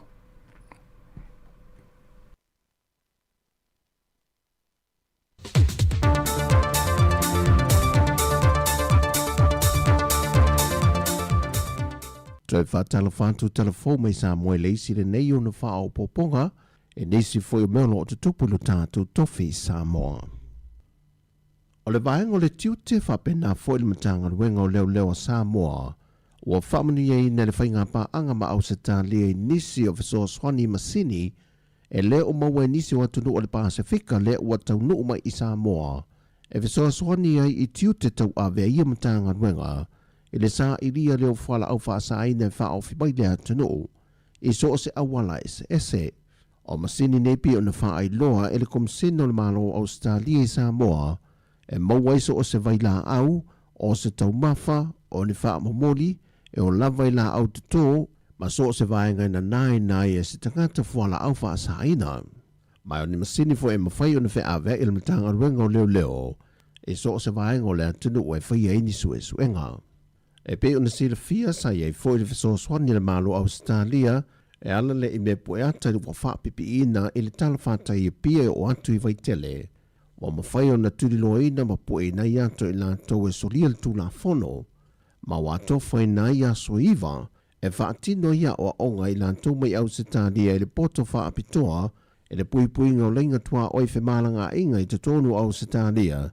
Molo tātou au whainga ruenga I Sāmoa o le a whao ngā ina ia masini ato ai malo lātou tau sia. O le talavou I a check on la whai tolu se fulman whātau sanga o le soifua mai a fio anga o tua li I mawhantitui sala I moa wa manu malo ne ia I lātou to se fulman tasi na tūsi tāru sanga e le tauwanga o le tūsia lea o se wha loilo e aunga ma wha au tū I ai tāpenanga o le wha amana tuina o le ono se fulman whātau sanga o le tūto tasi o le tātou malo Sāmoa le neitau sanga. O le la sanga mua mone al tāpenanga le komiti o le tūto tasi e tai muai le whaata o tonga o porka la mele o tāpena wa lata se teimi e wha alawi loa nai. Mai o le wha ilong tupe wa mawele ua manu malo e tolu a wheta la. O lanu o lo wha ngaina pe o na wha iloa le fionga le tamai tai sui pānemia le fionga muripola ana rosa ale mo lio o. O mamanu o lo wha ngaina I te tono numera ono ma le numera wha. O loo atangi ai whaatūwhunganga, mato mai ese Sāmoa. O na whaiva alofia au, e tūlanga ese ai si o tātou watunu. O le whae loilo ma le loko wa wha autuina mo le nei tau sanga le wha amna tuina lo nonos ma le wha tau sanga o le tūto tasi o Sāmoa. Sāmoa ua tasi mo se amatanga fōu. Mai I le wha amasinonga, wa toi tolu po umamata opo le tumalo whale alili numero mua na fuafua e amata I loilo I lumo le whaamsinonga maa walunga le neiva yaso. Peo na se le fio le talo sanga le fionga toi lupe po mo le nuku o na semo. E wha sanga le wha ai unga le whaamsinonga tu ina mai mua. E wha le au ngai na ilona na fuo le pāne mene. O le isi mata opo o le tu inatu leo se fautuanga mai le loia sili. Ona o le leo sita I o le polo inga le whaamsinonga. I mōri mauia sa ilia e tūla I lumo le whaamasinonga. Pei tai wa toi tolu po atu le whaamasinonga I le ilo ina ia mata opo I le aso mō le masino me. Wa whaamautu mai le sui kom seno mtanga luenga leo le ia taua Samuel wa whamasanga wa whaase e atu I le whailo su e su enga mō le lua se furuati na e au tūla I le vanga whaupufai le JPP le foe e le ofiso le loia sili mo sa lātou whautuanga. Pei tai le mai a iosu e su enga sa whaatino e le vanga whaaupo whai e le whaatua tue le tua sa mō tasi na watu la I le foe lua fe lua sifuma le tasi. Le foe wa mai o na whaalawi loe le sa avea ma pānemia le fionga fia mena o mimata afa. Wa mai o na whaatino su e su enga le company su e tusi mai New Zealand ma vane le reporti e le aini whainga whaala tua o iai I le afa wati na e sa whaia mo Yesu e su enga. Pei te ino wa mai e le whainga pālo te tele le tūsanga o mawai matula I mai le whainga malo wa iei nei le foe na toi whaatino Yesu e su enga I ati na e la whaia. E peo na whaalawi loa whaalawe tele le fionga le minista o tupe maua paunga tala le lei paunga e iai vaenga o le su e su enga sa whaatino e le company e le I whaamalia inai. E maise la veri siti maniso pepa sa le mawhai una tu ina atu le company su e tusi e anto to ai su e su enga sa whaatino. E le whaidua inga ma lau tu stara ma le fionga le pāle mia talue nei na ia wha ai loa mai ai wa mai o na toe whaatino anto I ele su e su enga malu le malo le reporti. Mai ua wha se e toe loa ma lea whaila atoa e le ofiso le loia sili mo sana whautuanga. O tala fawia, malutia lo tau soifua mo le tātou wola ia ao le li le nei a soifua whanga le awhianga iai wha soifua ia.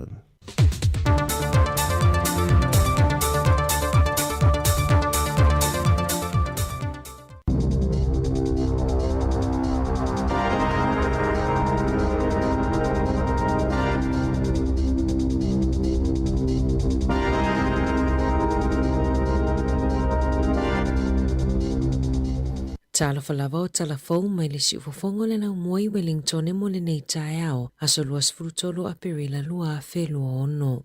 Ua wala au se tangata whainga ruenga e tau sianga se ngā se tutono le a inga ini whainga whaaitu awa le maaloi a launi E tutongi mo faipule ile whaonganga o ala tau lava ta avale mo ngā luenga wha ofisa. O le amatanga o le masina nei, sa whaamanuei nai tangata whainga luenga mo le tau singa o tangatanga singa se tutono a inga, inisi i tanga o alauni whaapea mo se taimi le tu mau, e ono tolu te sima le 5 sene i le valu lua te sima le 5 sene i le kilomita. Sa maua fo e whaia onga whesosoa ninisi i tanga whaapea peitai, a fuai tupe maua e whaipule mo le whaonganga o ala tau lava ta avale mo ngā luenga e matua maua lulunga lava. Na whaamaoni e le checkpoint e o atu le se fuluwha afe kilomita i le tausanga leo whainga o maila e mawhaiona anga wa ai whaipule i se rate a le IRD e tāla se fulufitu sene i le kilomita mo le penisini ma le tāla luono sene mo ta avale e alu le tiso. E mawhaifo e ta ito o lua whaipule o nanga wa ai tupe e tutongi mo le whaonganga wa la tau lava ta avale pe a whaioninga luenga wha apale mene wha ata ita inga o le momoli o se whaipule se fono. Na saunoa Tamara Badley o Napier e matua le talawhianga i lava le ese esenga. Ona e te te le tutongi o whaipule ai o la tau tutongi e na o e ta ilua se fulu 5 ta la hanga i le ta itolu se fulu lua ta la i le itu la. O lona mana onga ia whaataitai ona whaatino e whaipule ngā luenga ia o le waainga o tangatanga se ngase po o tangata matutua mo se maasina ai ia tutongi i le tutongi lea lātou te mawaina whaapea i mao lātou alauni. Ua langalanga mana tō isi whaipule o le Act ma le National i la fonga whailonga lanu a Shane Jones o le New Zealand First na whaia i le palemene na ia saunoa ai e winga i se malilienga tau i whewhaatawa inga ma initia. Sa ia saunoa e natete e na se tsunami o para chicken e sau i New Zealand o le para chicken o se tau mafa na whaatusa i ei tangata e o mai initia. Saunoa le whaipule a Mount Rushmore Carlos Cheng o le National e matua whaailonga lanu nei la fonga mai le o fia tangata initia o lona i tu malo i ia whaamatalanga. Saunoa David Sāmoa o whaamatalanga Jones o ni tala fia maalie ai le maalie whaalie Luxon e na te le talia ina la fonga na whaia e Jones ai na te le i whaingoaina o ni whaamatalanga whailonga lanu. E lata i le whapiliona tāla se tupena maua ale malo ina ua toe swipe whaafole por kalame o le Active Investor Plus Visa i le tausanga mua na whaiai lea suinga. O le Golden Visa na mawhaiai e tangata mai whafo e mau o loa o na maua o la tono fo mau i New Zealand. Pe a whaia inivesi pe whaalua la tau tupe i kamupani i totonu lava o le atunuu. Na amatai na mai lea suinga i le masino a perila i le tausanga taluai. E tatau i le au whai inivesi mai whafo o na inivesi i aia la tau tupe ta i 5 miliona tāla i totonu o tausanga e tolu po o le 10 miliona tāla i le 5 tausanga. O nisi suinga na whaia le masino se tema na whaatangai tangatai umia ina ia visa o na whaatauni o lātou whale e lalo i fole ta i 5 miliona tāla. Talo mai le masino a perila i le tausanga taluai. E tusa maleono se lama le iwa tarosanga na tau 5 ina le malo mai tangata e to afe iwa se lau valu. Na saunoa le minister fe malanga inga Erica Stanford o le tausanga mua na toe whaafo waile por kalame e tusa male tasi te si male wha iwa biliona tāla ua mai a ona inivesi. Ma le isi lua te si male wha tasi 5 biliona tāla o lo o wha ngā solo pea. Ua whaamaonia mai ele soifua malolo ina New Zealand le tangata whaamaonia ele misela i Wellington. Whaalia e susui o le soifua malolo ina e whaapea ele o iai se whesota inga o le tangata ua whaamaonia ma tangata ia na maua mua i le misela. O lo o masanomia na pesia mai lea tangata i le festival a le Warburton over Wanaka na whaia i Wellington i le aso tolu. Na whaia i Wellington i le aso tolu a perila anga i le aso 5. E whaanofuanga na siasi i aile ua whaamaoni le laumua o le te iho, McDonald's i mana, tākina, ma le Mediterranean foods o whautuanga mai le soifua maloloina e te tauana whaafeso o ta ilau fo mai pea a mata whaalongoina au ngore misela. Ma toi whaamalosia mai le whainga o tui pui o aunga e au fia i le tawhele isu o le tale, mū mata, ma le pata o le tino. Ua tatala le awala mo pasi mua i le isi pito le vai I whanganui o le lango maalosi a kau mātua o pōtiki marae ua mafuaio na mawhaio na tatala ma whaanga solo lea whaamoe mo le pito nuu o le taimi mua lea ua mawhaiaio na whaia se au na ngā pasi I pōtiki pei ona lipotia le leiti o New Zealand na malangata a milo nisi ena nofo I pōtiki I le pasi ana nafi Matau whaamasani I awala e uia e pasi, whaalia le fia tangata le nuu, ai mai se mātutua sa masani o na savavali o na ole lea I o se pasi I lea whainga fau. O lo whea I fua tangata umai malanga pasi I laina fau, mō pasi I whanganui, a matatu I lea so se I o oila so se furufitu o me. Ua whaalawi loe leo I ngō tamai te toa lua I ana mali liu I solonga palapala I au nguto le vai I Karewau I le vai aso taluai. O luti Maui Mafi se fulutasi tausanga ma Paul Mason Lloyd se fulutausanga le matua na taa alo mawhangongota Manila War I au nguto le vai I Tarawera River aile I solo matanu mia I le aso tofi taluai. E ui le na nati ato leo I tamawhai e li lunga le palapala ma tausa ilia tamai tina tanu mia peitai na maua ua mali liu. Whaeloe sui o le nuu, o lea vaenga e whai manofoanga maasani mō whangotanga ma tawha o ngā tamaiti, ma o se vaenga e tataona to ilo le lei e le pūle ngā nuu. Ua maua le tino maliu o Philip Sutton mai Karori, le ana tau sa ilia talu mai ta whenga malolonga na whenga I ma Wellingtone, na maua le tino o Sutton I au nguto le vai Karori, e tu sai mali poti, ma o lo whai ai su e ngā leo. Tala fōwia mai le si ufofongo le lau mua mo le nei vaenga o le tae ao.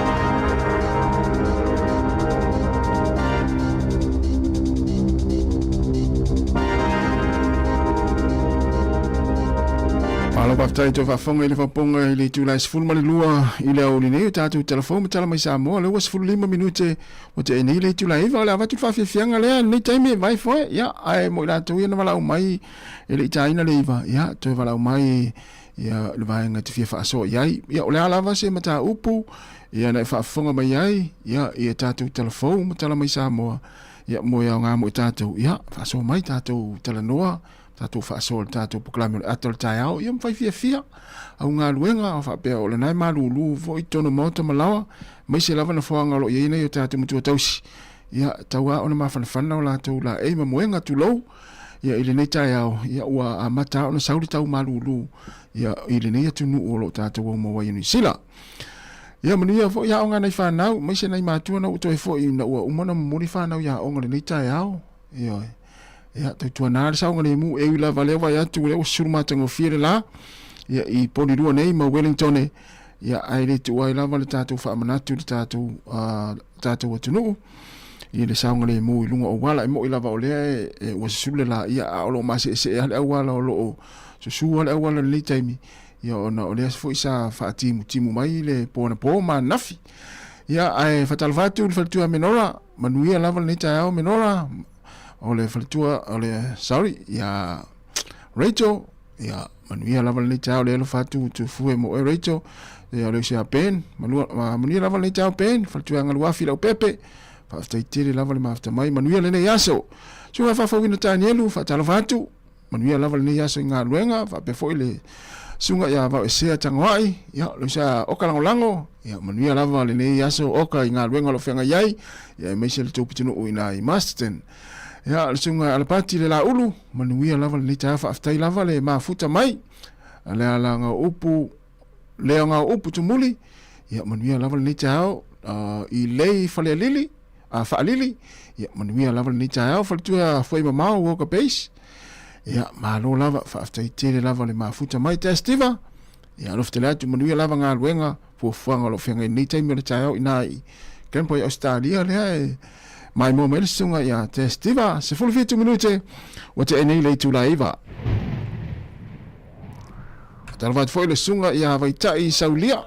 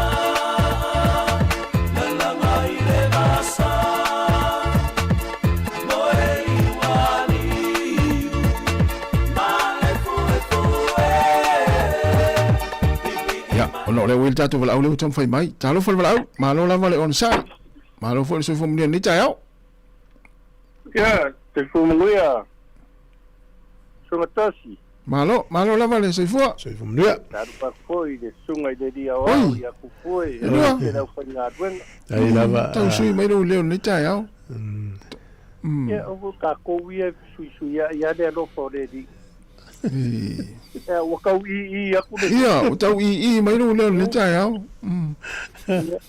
na nga de wo ki ke fo ngi de me i e de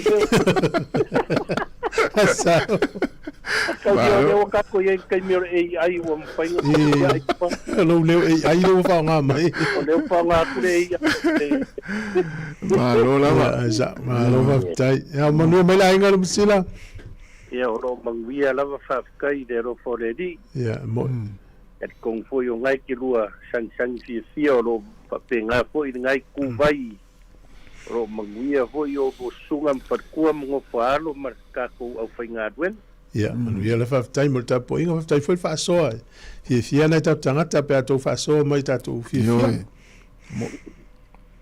ya o le kulanga pe yo nga ma ngai sia so swangi wo fa no ko ka u Sāmoa i de official leo markiuke ya moni na e ka ko nga le de wo ye ni vai ke mi se kom foi ki ngai fa fi ka u ri wa mo kwa tende ka ko wa ku mo ya le no fa no ku nga ye so ya ngai ya mama ya le wa bangele ka ri wa fa mo le ka ri ai nga i ku le kama wa ingai arku mi kiki la fa no ko la kiki ke ka sanga ko pa fe nga alu ni ka mi kiki ku le ia ngai fala auma kingo i luma fam singo o ia yonga ne de o mai yonga o le fa ngo nga de ku pu ngai ni au pe alongo mo ile wo o ko ngwa onga wa fa ka wo ngai me o maluanga mare as se fen ka le langa wa ka moni na ta mo ai o ki fa ka ia wi e de fa ma wa bongo ai ke malanga longa sau o e fo nga wenga kelle nga lo fa nga yo uso ma fa nga wo nga yo uso ma ko fa fin sa o le sa longa ma ave ye fa kwanga le ma ako vai aku ka miki se longo fia ka miki la fa kongu le e se le ma ngaia kai mi o le nga kongi moni aka vai aku ka le lo aku fo ringa I ula lo le o ipo ka si I mai moni ya o ingala ka ke lo ka miki ki la sa ma kwa kingo u mo ska in fa longo I ma ko ya le kupu ya fai ya ngawangere fa si le ska miki ki lunga wala usu wala le rau mga yare masing yore mfaing fa avia isor e kau sa ili mai ele fa si ka uli wo kupu kongor ka ko ku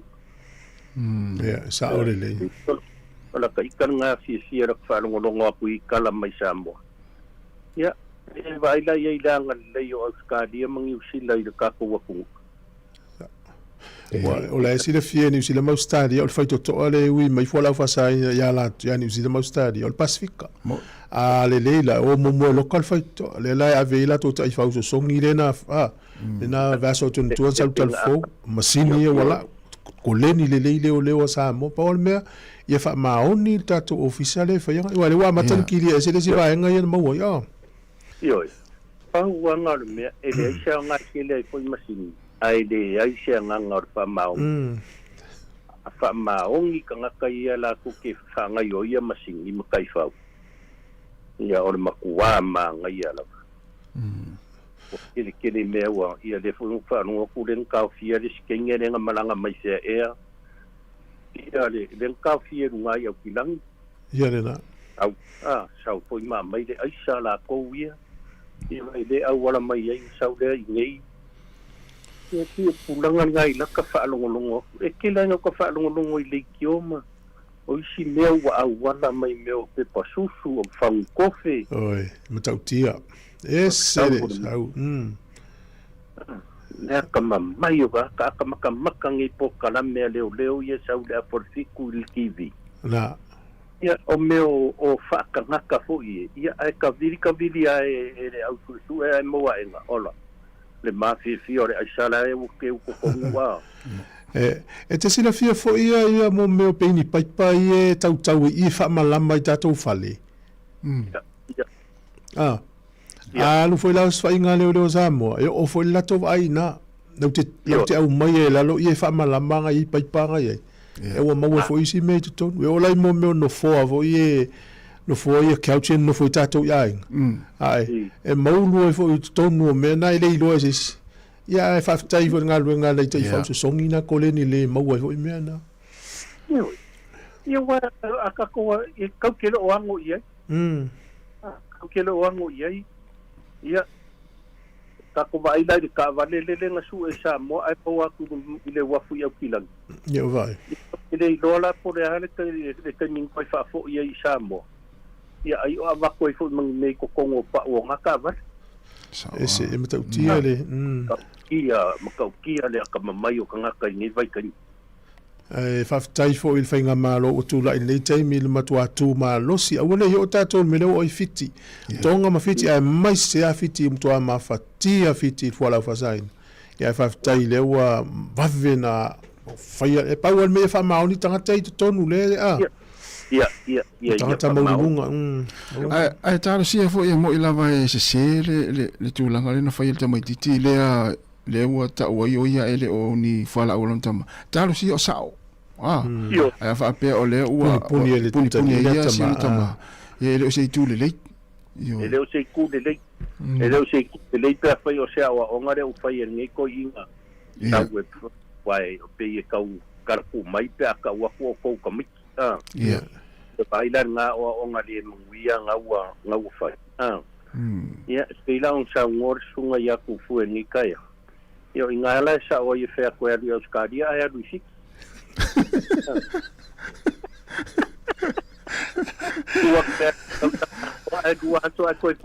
Ja, na, so lem família ali do o mole on dus, is el mel ja. Is el malo lo tu se ente se Australia. Eu te lava mole, lá ma male, el watu na o to le tu malo, la foli ngol tu malo tas. Ja? Daar ngol tu malo, fel fa mo fa ngol vaso de tato. Fusa fat.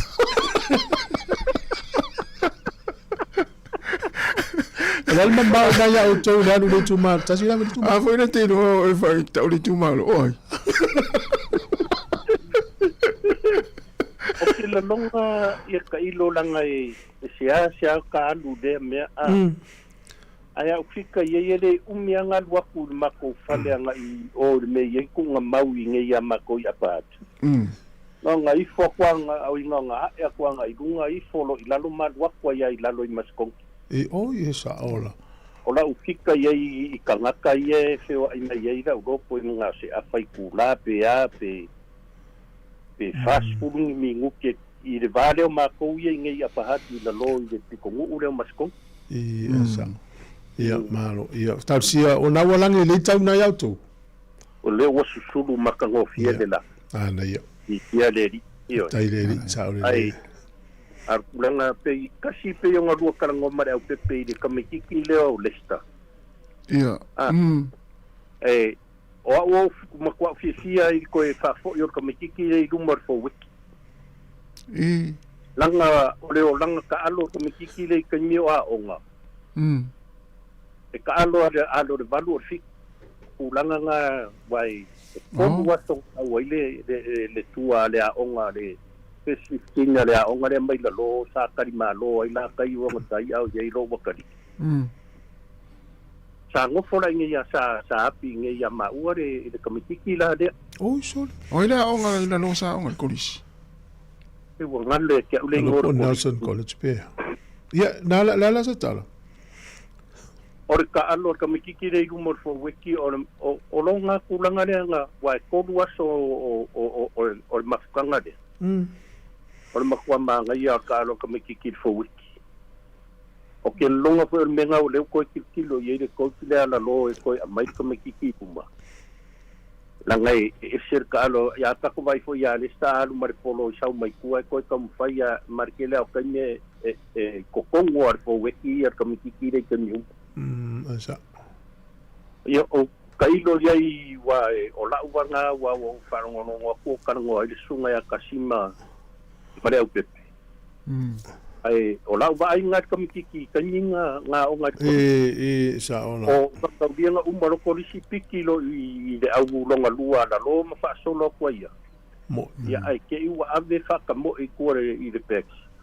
Ai le lau ko ki kilo la fa ia o ngale we kaninga. Le lau ko mai du ma se ko ka fa ka po e kamiki. Awa uia wo fisia ingo wo whanongono wa kuia ai o le kulanga na wa le ke mori maunga ya uia I kaiminga malanga mai ai lunga ngai awa o ngaro wa kali kai wo tai kole ya mo peida arenga ngo ba ai e komiki e ko fo ia so mako ngo fo yu kangai wanga mai kari ngafa fa nga malanga le au sa ola sa mo ke mai le ala e ma kuka I lungo ke fongi ma sia pa nga u kamiki oi sa ola sa la so se fie to inga to ya u ale na e fa so fo I fata wati na tau sang atoa ya sa u male te fata wa fo so fo to lu matsili la so anga ku ai oi e sa auto inga pese o ka ngaka pe fo ringa fo lele e kaula tilapia fo I ku to la fo ila ke faia la ke fa o lele lo Sāmoa ku fo o dia o kile o asor kausanga e ko ki ka o fo ki ngai vai so uma ya mo ya o fo I falo lo a o ko manga o se pe ka kalinga ya fa o vali o vali ki o ne fa penga o se vai o le winga na nga lau Sāmoa e aso sa ki nga o ko o ngai o me manawa ya mo io o a me finga lui fai ai o fai mai o le uskai ai pe ka nga me ko mare u por sesi ai leijo ai oi na mi ama le lua vai ele foi kasi aris ka nga tinga fai ki nga I meu ai me xara so sai pa o se vai muri u mi le lo sa lo tem ko o se vai fonga le nga fa ka nga sa mga oi foi ki nga la ko fa ka lo tau sanga atoa sa uma tau sanga o la sao tina o le se o ka ko ngi usila ka ko ngi usila ya so sa o ki nga ma sa o ka ma so uma tai ya ina ngai o ka ngaka ngi fi sa o e se ko mi lo malo tai la vol fasoa ya e manu ya vol ya so mo wa ma ngai si wa o kana na fa ngi ka ya ia o me fui ka ku Sāmoa ia so ia o ku fa me de fa ia o ka wa ku le upu le mo fa ri me ia nga ma ngai fui asi fa no sko inga ni ka ya po ai ta ua ia te rua mai milia mai porirua o le ala ta ia porirua e pe ia ta tu fue porirua o me ia nga le fia rua me ka ko o no manino le rua le tua e wa fa ayo vota o ka ia mina pa ese que porirua ya apa mai ala lom ko ele ai fa mai ka kai wedding kong ya o sia so fa mai yo pa se mangai porirua le pa me le tu palo tato le tu sa wato ina auto ala la titi na o ta o forti na o matua ina o to ina tama ya fa time mo fa so le ta sila ya fa kai ya pa ko ida le wa over marka I limas fulu de la pa solo de uns fulu ya o cartea ngai fo ya o wangara limas fulu ala fa fulu so fa tu mai fa mo ngene Bueno, ne so le lua, lo vatu. Ya, ano pa ya e wone ngalo fa tai fa mo tato ofisa ya fa manatu watu mo lato uma lava ile tu malole o le tu malole o sa fata no lua si tas si nala o le tu malole no fue le lo pasamos na tanto pesa fa no mastone Skululua lesto na nei tau de lua leo Lakeview School Hall fitu fate ori road I mastone ile tu malolea porirua ele tu mas tone poli nanga le ba tanga tele tu malo le o siapa tu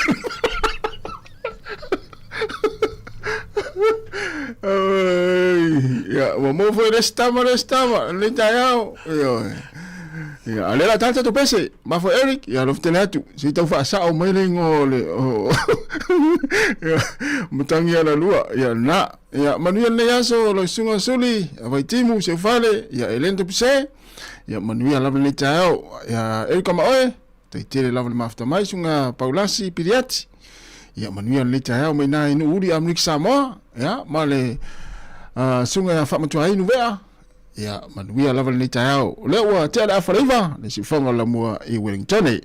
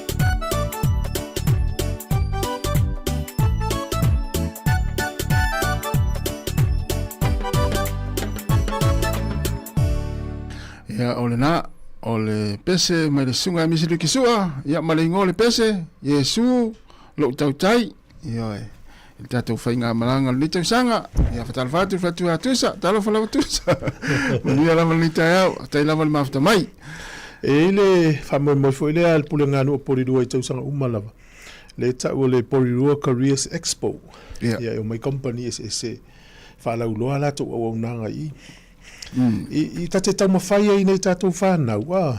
Tele no ta sa uisi aso tate wa ai I awala. Tuwe nei ta maiti we malau papa I whasino. Ngā lunue lai. O la tālu I tau ta maiti ia. Mai se nei la tō mātua. Ono sa ia o expose ia. O le tele o ngā luenga ia e te alu e sa ngā luenga. Ai la le koste alu e whai. Ai so ani kompania ia oe. Ia te aua ia o le aso 5 o le masina o me. O le aso 2 e whai. A fore iwa le tae o le a fore tolu le fiafi. A ngā ia tate nau al tupulanga tala vau lele o ta isuru valu anga ilunga le mo le malosi. Te whai atua e alu e vela o kose o le tae ua o kompania. E te letu mausi me stasi. E te o ina me umai whai ngā luenga mai isuru valu o tausanga. E umana tausanga e lua usu ilo tūlanga. Ai wha maoni o mai ame e lalo a. E le aso e limani tausanga o e supervisor. E na kole ni alo ta maiti e lalo. Na mafuana e orunga o no wha maoni. Au al wha longo ti nga o le tele o tangata e u wha ea ina Jamini na amata mai fo ilalo I. Ia atua ilunga lau a tōrus furuane a toi ti apule ngā luenga. Ia, misi ala te mine o leo matua fiu ia nei tupulanga isu in ngā luenga. Ia le nā. Ia wano le lea le masani le pokalame le tausanga uma. Masani ana ia ifo isi vaenga lea le fui mu. Ioi. Te vai al tele o nei whana ua o ngai watu I le unanga lea siri e le whai ngā luenga. Ia e sa oe e avele le kos. O le manei, o no ta ua matan, le ua matutua, fune matu e whawhonga. O la ula haiti, o le tele o la mano, a vai nel whenga le la saini mai ntia. Alo nofi mai nei tangata e mai whao tato ngā luenga, leo se mele lei.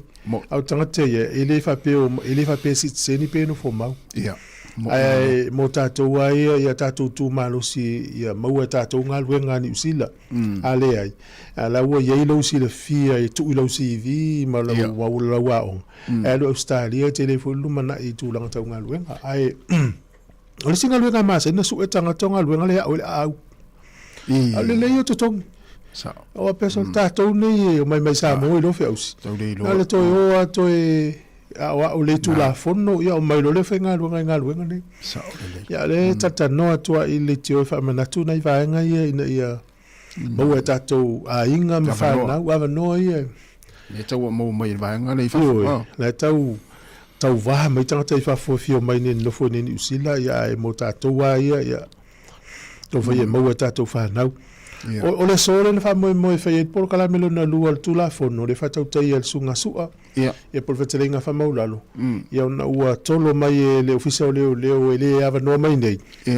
o le mafuanga na ua por kala mele tasil masina o le asola nei na fu ai fa malulu atu ila le la ta fa fonga por kala metalu ai ia le la fu nei te ua no mai le asole le stofi ia e o mai e tal no tu la fono ia o fia ngai la langi nei taimi ma le taua a faina o mai e tau sua benzini o le taimi foi nei masa na ma tonu sau I fala uloa pa u pa se I vale le feo tu ale ia ni pa u e vai tu ia a faina foi benzini o vale le ia I fa fo tiro tato ni ele ia se company vale le o to le vai taimi nei o to pa uni pa se le msalo ala tal taimi tau pa u mai pa se po le po o kitopa po o tarsi o le terminei o le tala fia o le woto fo I Iran ma Amerika to fail tal no nga I tono Pakistan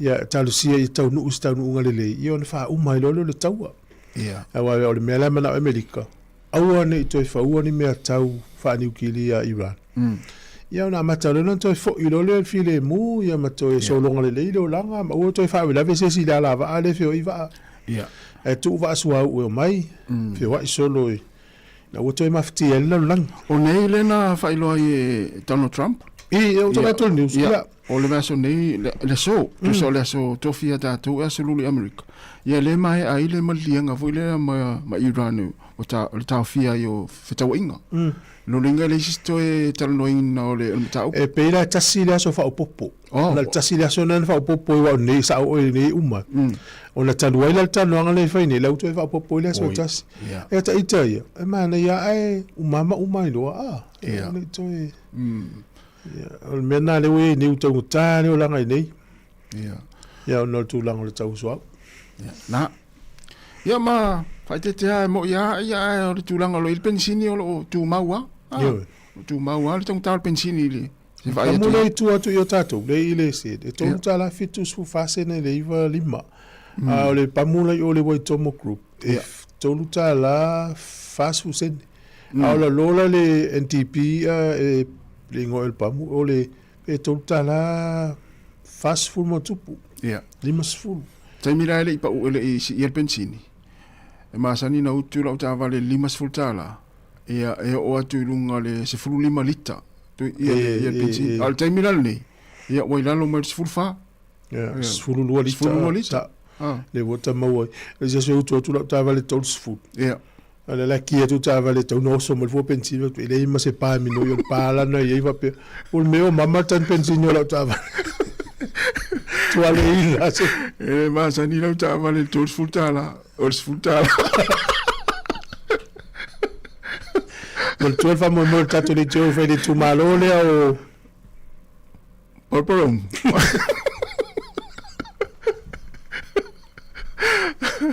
O wairapa. O tasi. Wairapa. Ia se ne la me o tangata wale le o maua le mea ta amata. Wairapa. Na. Tong fai tu foi na o le ngole, sole. Ia tangola o mai a wal me na ta tele loa. Wai rapa.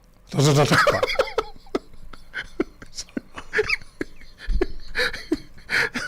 Tu sal tangata na poto. O lau ta unga le rapa. E va vea to solo muli tu le ta mai tangata ya. Ata matu sunga Pauliasi. Ya Paulasi mai nai amik Sāmoa. Mana ya sunga ni wia posa. Ne ta meti atas. Ole e soi fuanga ta meti le tei. Ma rio le si le titi na failontina. Ole mo mieni o se vai koleni o lenga o se vai koleni. E va tu lontina. Ya taola so ni se vai koleni. E mai e mata mi se no e le fai o me le fai anta longa le fa. Ya lu lontina tala ila si tamale sion. A lu lontina so se vai le titi le mana o se. La fa no size. So fa ma ni size. Tau tu lo mar size mai. Fa mo mal tala la tali ile lontina tamai ji lontina mai. Fele te ai. Fele te ai mai.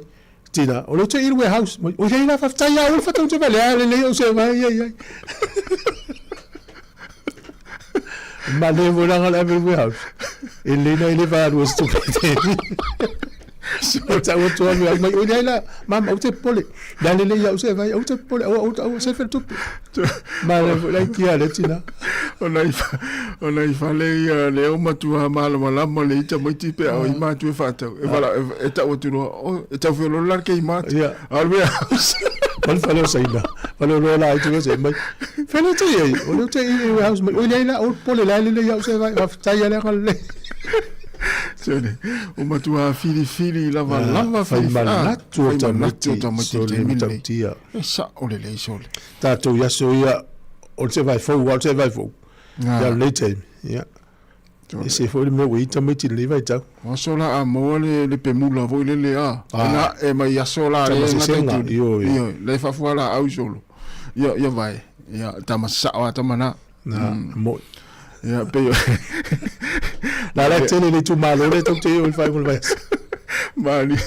Maria vo e mata vo e sta si vo yo o le nga yo fo le o nanga ma vai nga foi nele ia fuala tara no ile me ile tama lo sia e bilista mai taina tama foi al mana il tali il falo lo antari e ole no la tu fesi ai pran me o fo le complain ai o fer por siri e fetal no por siri fer por siri ya mala o ia la leva pe ia tama taile o le polisi le to o fa ta o fa mai le tama lo o ia o por siri mai lo malta mai taile te fia tal no tu tanga ta mawalunga atu ya oi ya vai tu mai taile sa vali melto o do fa ta o lo na sa vali melto o fa ta o lo fa mai malta ma lo non to o lo ya malta mai taile na la tu foi le fa tio ya tu mai lo li mai lungo le o counta ya le tu ai wa sisila mai o le o sau tangata mana o talanoa tangata siri atu ia te au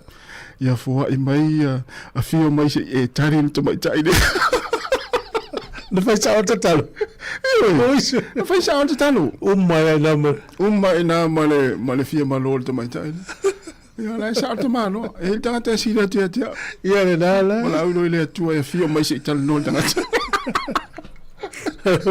au ai tasi tatu tala novo ia watu tatu ifafu pe wo tatu watu ifafu matunga tatu nunga na o Sāmoa maulalo ya tatu ia o leo o i umate ya tu le pe mate de tele tono falo lo ma wo na mtanga lo ngal malo ya la e fiu e foi na le Sāmoa atu ifafu pe mala malama mai lunga umata tu la fon ia nisi o tatu le tatu o Sāmoa ne o tatou mai lalo o matula fono stato tu no malango lango na luenga leo so fua malolo ina o fale o lo me o matou te ia ia na ia uto foi el menajas tatou le ngai tu malo le verso nei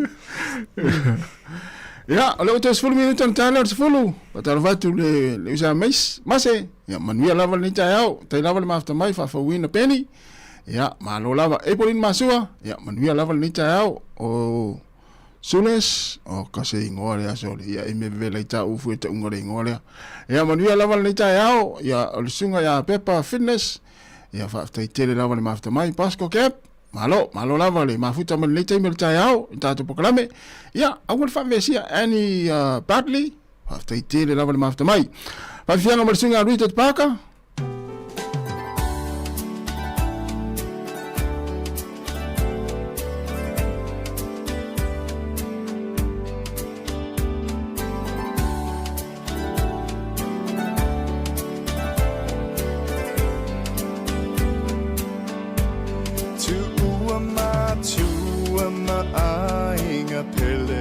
Sāmoa Ilesa ilinga o se manuia o ainga O le soifuanga e whainga tā mapolonga Sua susumale meli e le whaingofie e whainga tā Sua susumale meli e le whaingofie e whainga tā Whaama vai atui loi mata e whainga malanga I lunga ole ea O se pusa koko Sāmoa O se whangu se ma se tabuanga Talo whai e le whaingo whina wā Ai ona sai pe ai tau tai lava le atua Ai ona sai pe ai tau tai lava le atua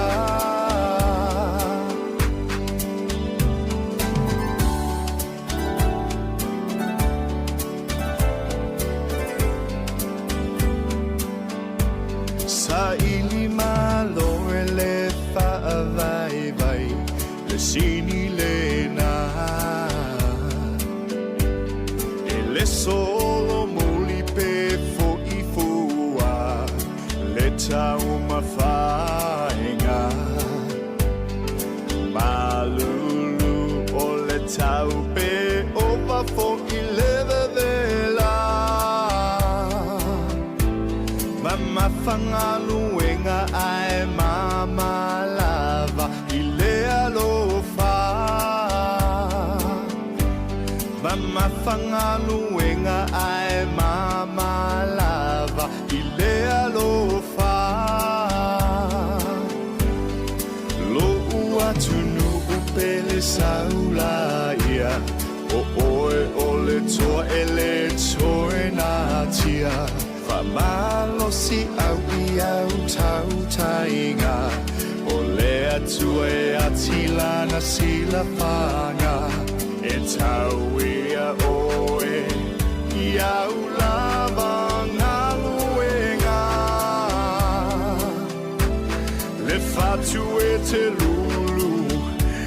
te toe sele sele ina le fatu e te lulu e te toe sele sele ina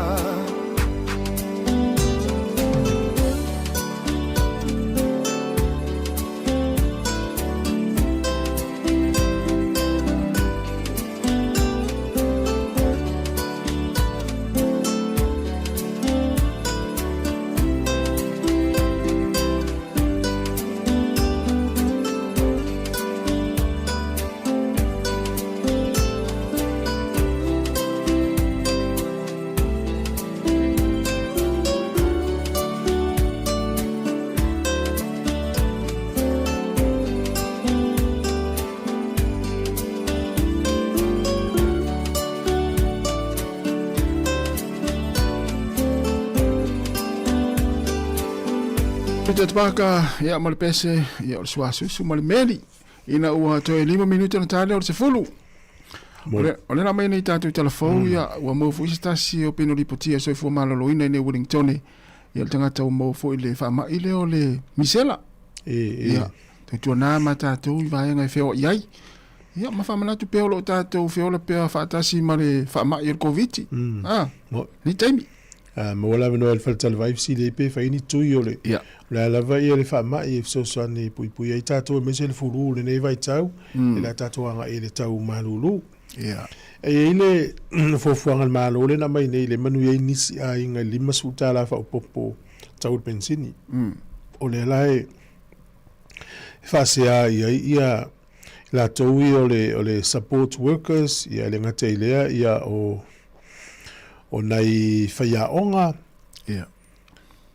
o le lato maila le au man e sa ono tolu a tesi male 5 sene ono tolu tesi male 5 sene i le kilomita ia le lau si i le valu 2 tesi male 5 sene il kilomita le tupe fatita inga pe o ta ua le e ngaluenga i le community support workers e fa pena fo i la tau ia relief teachers leo e sui faiao o lua o si tanga o lato kilomita a fa pela o ta ua no foi por rua e tati o i taua ia pe a male ono kilomita lu tata vali o a ia le la mo maile valus furulua te si 5 sene ile kilomita tasi ono kilomita le alu ono kilomita sau le nata te vai tai maua se sfuta la fa popo e tongi mai ata ono ta kilomita le la sa ia fala tonga ia ona le vai atu la tau i fai pule e ta la mas fulfitu sene kilomita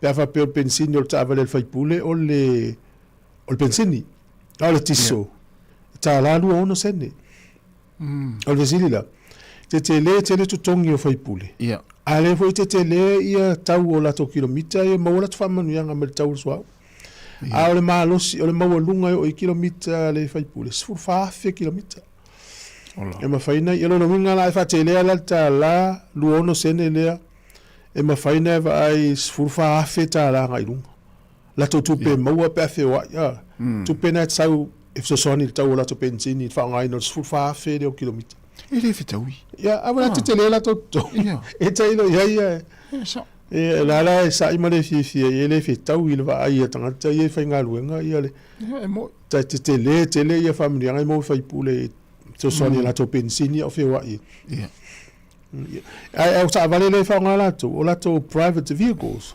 yes e vai o ta vale la to ja sta tu ono sa ia non sai io na o le stala al palota ya o la ta mai palota ya na ta to fa ye ton no va nga le na tu mai no TV wa o le malo sina ta to e compagnia le Microsoft le ta o la le la nga i mai e fu nga le Microsoft ni usila ya matana o ta wina tanga te usila ai le luas se la wa fe tanga ya ile lua fe lua valu il fa nga no AI ya na wenga lua senga luenga nai a mai lava no ya o ngai o tau fa ngai no AI po so se o no nga ko so ita sile aso lua so po Sāmoa po Australia au te musu tango fai familia nga mo fu na tongi fe fenga luenga Mana ia.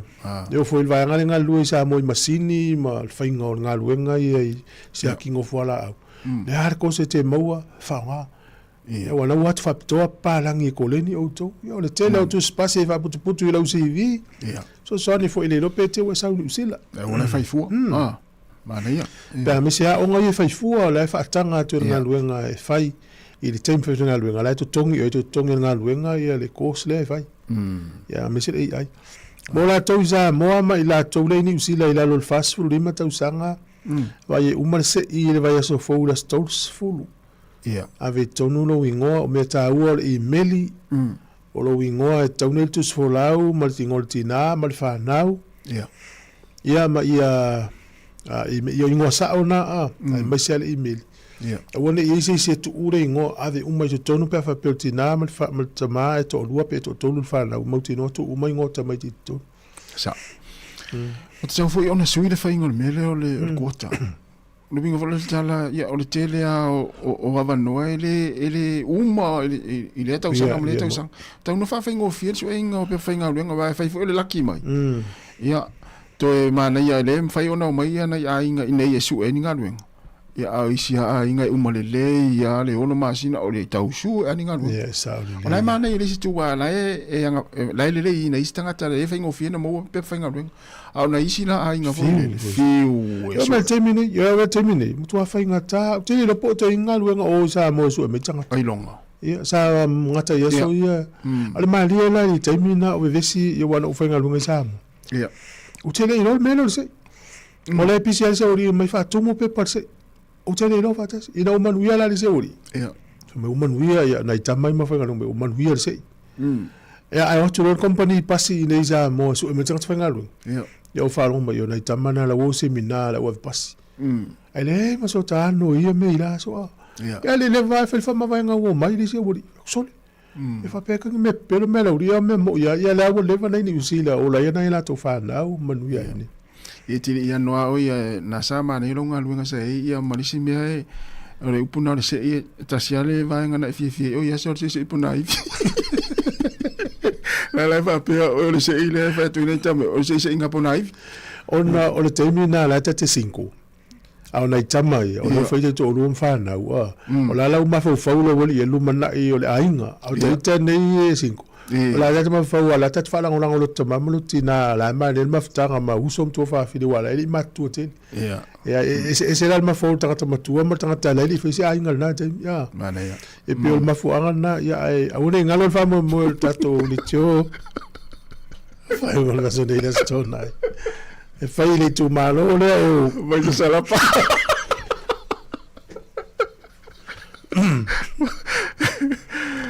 Tato felo e na pe au dire lo fole tu ele terminals fulu ele oli ngale lu ele oli e na ni tu malone na bueno rapa ya bueno rapa ya da to mo wala lo to mo wa to mo na wa mata na vai mai lo e un malo tempo kala me to mo wala ala se wala te foi vai ele ta ungole ya la se wa o ta wa so ani me se wala fa vai ele ta unga ya ole lo ta ungole ngo malo te vai tu pe malo e foi ngata na mi milo pe ta vi o Wellington ole petit vai vel ala ya la tata to pese yo fa sa mo la ngento ya la tata tu pesi ana ya tauna ta o tawan tal pesi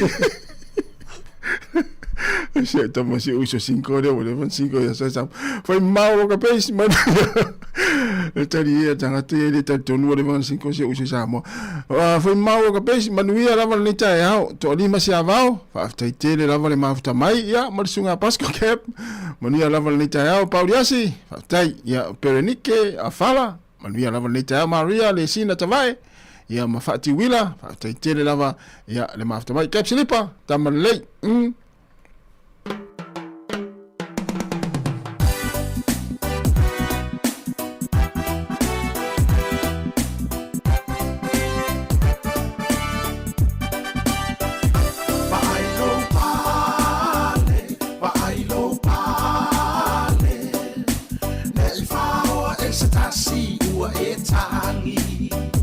Ba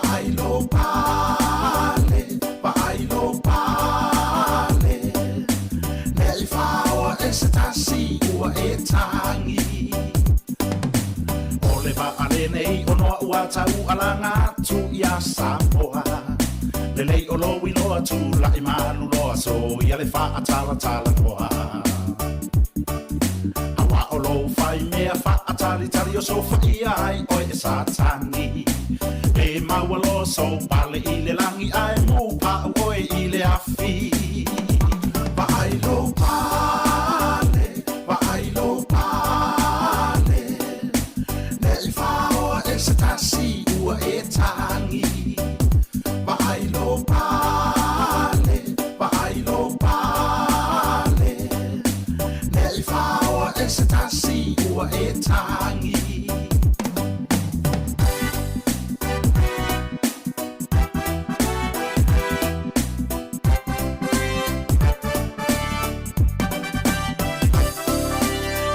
Ia tele satani e wha o so o I tātou E whai mea tātou tele angai o na sola lea ata mai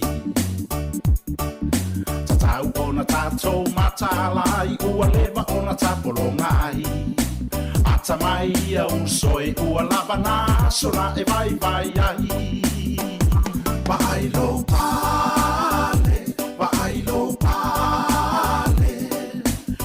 I whaoa e se tasi ua e tangi Vailo pale, vailo pale Ne I whaoa e se tasi ua e tangi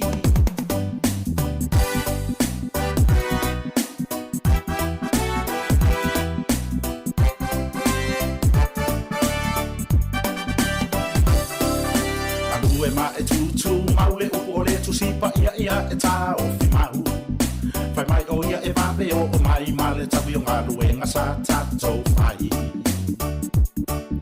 Te whautua I nai o e uso e ne I whano tā wha moe moe Le ai se au ngā o nā mau mea uma ai le wha pale ina oe Vailo pale, vailo pale Ne I whaoa e se tasi ua e tangi Vailo pale, vailo pale Ne I whaoa e se tasi ua e tangi Vailo pale, vailo pale Ne I whaoa e se tasi ua e tangi Vailo pale, vailo pale Ne I whaoa e se tasi ua e tangi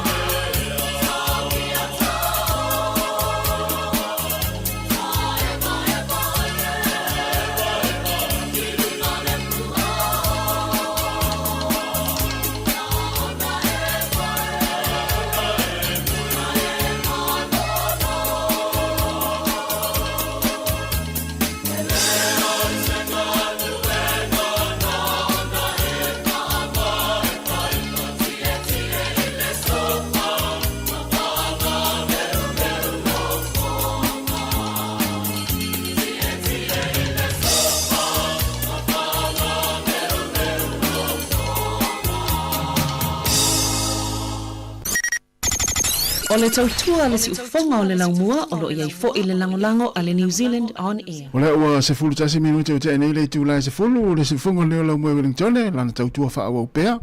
Ia se ipa ia le tūlai tasi i le aulia nā nei. Ia ai o le teimi ia te whaatara whātu li tātou o tino. Tātou mafuta i whaafia fianga o pespesenga, ia o musika su fifiloi le teimi o le tae au. Ia wa fo i whenga iei o tātou umalawa i maise le tātou a tunu whaafonga mai lunga le tautua le si whonga laumua i upenga ta whailangi. Ia i le nei teimi o le tae au o whenga i le toa tele i whiau mga aluenga tono a inga, ia whaataro whātu i na imitua tausi.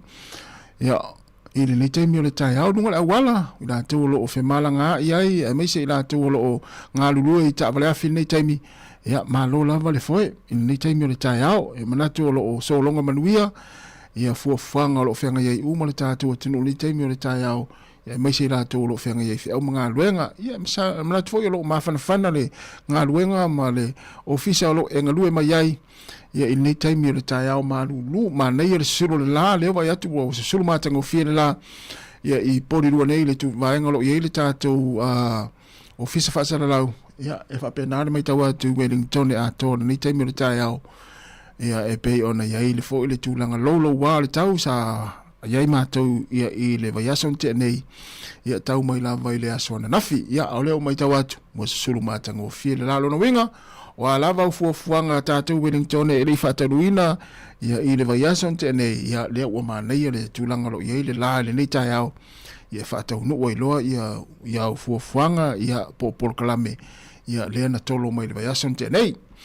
Se fulu tolu minute o te enile i tūlai se fulu, ia o nei ainga wa whea fo i nei tai au, ia o talafa noa i le malanga le malimu le oti wa whea i tonu ainga, ia o si o tātou atunu, ia mei se ainga, ia ele ngata ini usila nei aso se atunu o laulang, ia wha whanatu le tautua le si fonga lau mua, ia ainga umalawa, ia ona o le wala upa ia le atua i e pele ainga, ia ini nei fo i vai tau o le tausanga. Ia le la tātou o i whaafiafianga le teimo le tai au, ia ai whai maalia i lava, ia au ole se ona tuptupea, o le malulu le tai au, fua launga i oi, ia e tūlanga lo, ia i fo i lo malosi, i wai ia isi e lai wha malolosi ai ngā luenga, ia ai leo atoa e leo se lau pasene le malosi, ai ona uale ai ni fo i lele ni livi, ia o le mafuanga nana ua alu alesi whatau nu ngā luenga ni aso, ia ole soifuanga lava ia ma le o lo tātou iei nei atunu ia ole usu lava e whai ngā luenga ia manua lava ngā luenga mfuafuanga nei taimi o le tai au o lo whenga iei ia le tātou atunu ia o la tau fo ina malanga mai ta whao mai i ainga i Wellington ma New Zealand nei ia manua lava mawhtanga ia ma ainga nei taimi o le tai au.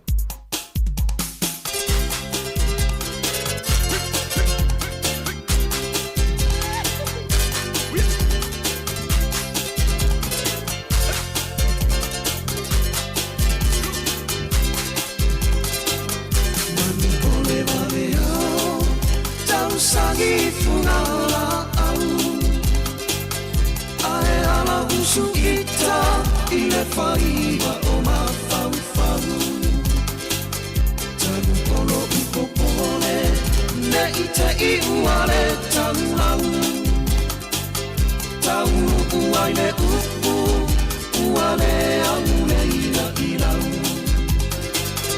Au e ae Se i whai mai sau upu E tua imi mara Tua imanu Sau funala upele Kau masina i umai mahu Se inu ane ai Tama ole nuu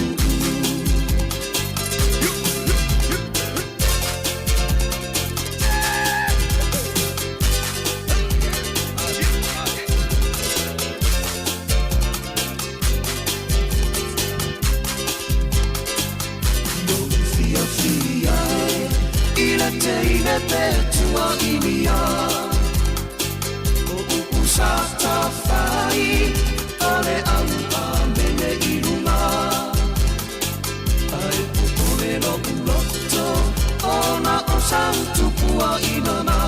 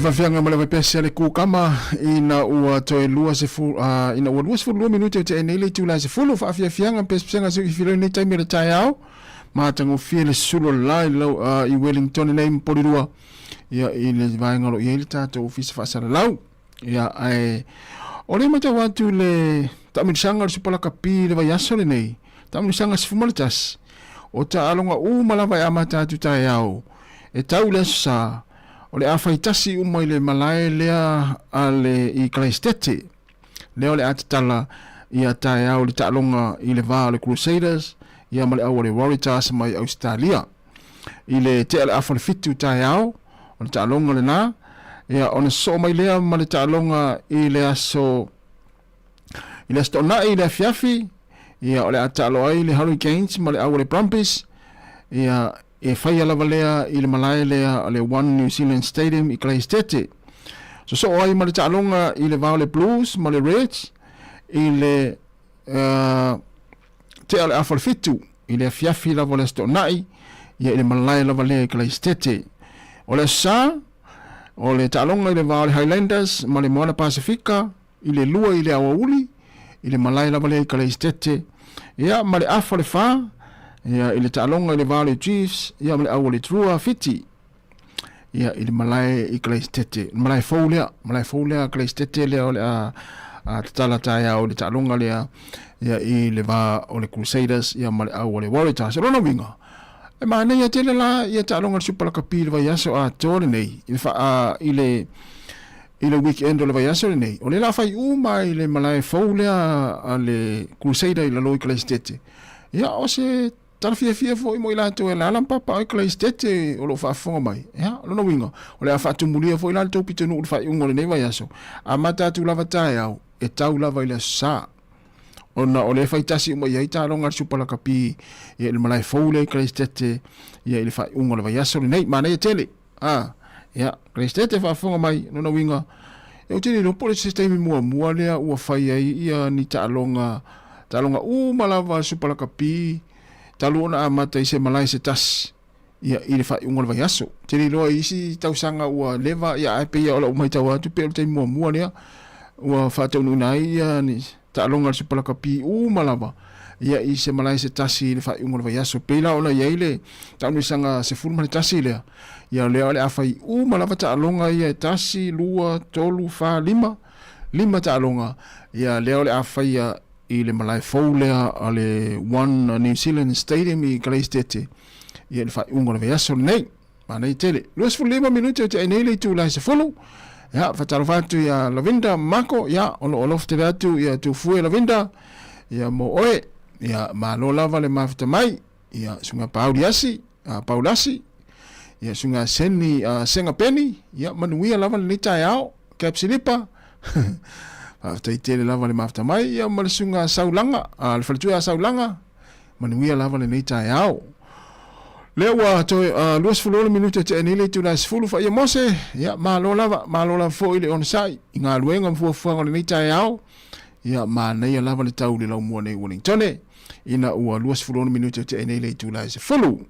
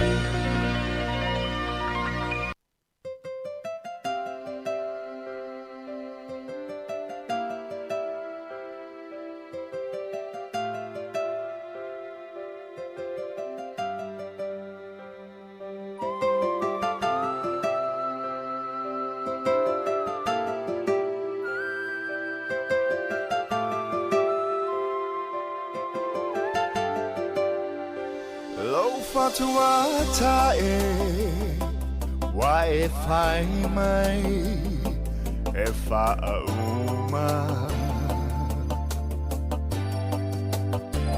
le maputanga sa o te wina a orma ita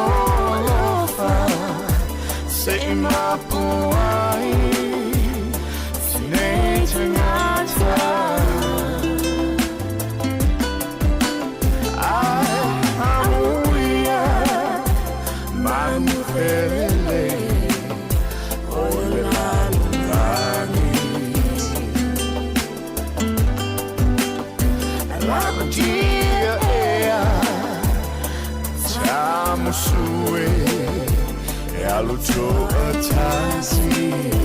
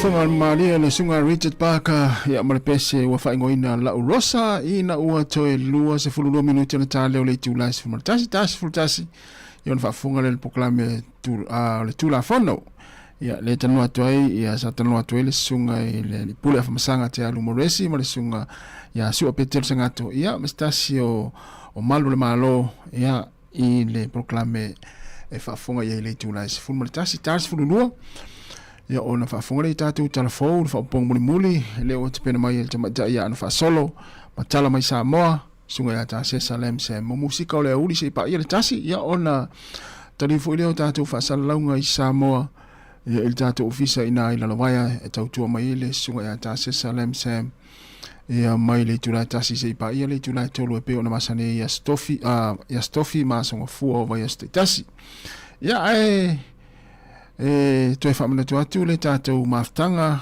ya le tatou o fainga luenga si fonga la mua ya ma le tu malo ya po le pitonu o Masterton ya ina le tu malo le o Wairarapa ya le ana tau ai me vela tu se uso le ma nga lua tu na le la ta unga le Wairarapa ya walu ale nei tai au ya sa fa ya o ta fa i tau o le ta unga o Wairarapa ya o ta fiwa e folele e o ye ya o fa tu ro sile i pa e alu folele fa isa unga ruenga spito o fa tu ro ma i se uma fa ta onga ta unga o Wairarapa ya alu ina nga lua me le spito le ta tu ofisa ya ta tu nga lue ya e le o termine fa ye ni onga ni onga ya ai on tu langa na ya ta tu maftanga ile astona nei ya ma ta tu pitonu ina i Masterton ya e amata mai le tūlai se fulma le lua e pa ia le tūlai e lua i le aoli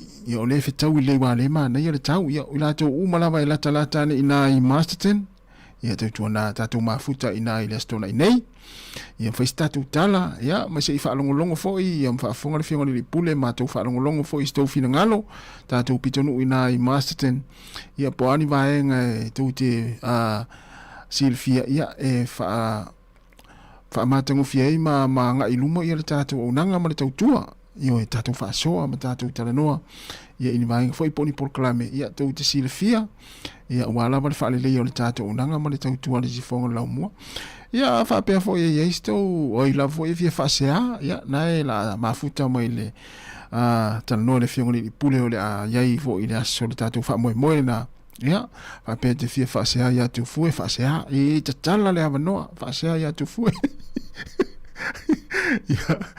ia le ai stala e tari e ia ai o le anganga le na ia tātou mafuta ila ina i Masterton ia na ua la fo ilungo le Facebook ali sifonga lau mua ia le tuatusi ia ma le fale ia e whaatanu ina ile tātou whaamoemoe ia le la whaila fo i whaamana tuatu le ne yaso matai au ia ina tātou mafutanga i le stona i nei ua le tele tangata i Masterton o tele i whailoa i e ofo le ofisa atoa ele i whailoa i tangata ina i Masterton ia se vangana le sunga o kalangolango le masanina malau mai ia le o mai o le pitonu o ina i Masterton ia ai tātou mafuta i la stona tārusia i le lofo le li e fo i atu le soifua lauli lei ia e mei se fo i o se ola le au whainga luenga tulou ia o le tātou mafuta i lea whatarofa atu le tamamatua ia tau sanga whanga ia whatai lava i le lofo le li ua toi whafo isia lau malosi tau sanga ia na ua e toi te e tua malwhale mai mahalo lava le ona sa i ti ngā o le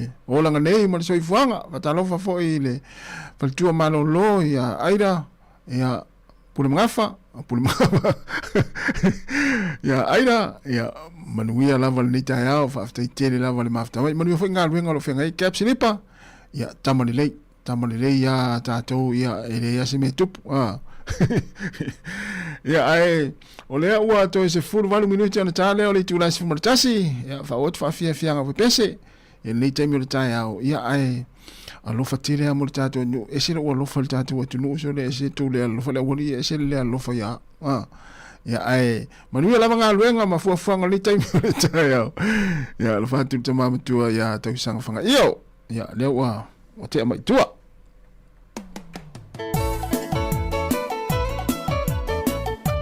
ia faisa tala malanga ila tau sa malanga i Sāmoa leo tau nu mo manuia ia faisa tala malanga ma tufa koko malu na tele tu se koko fe au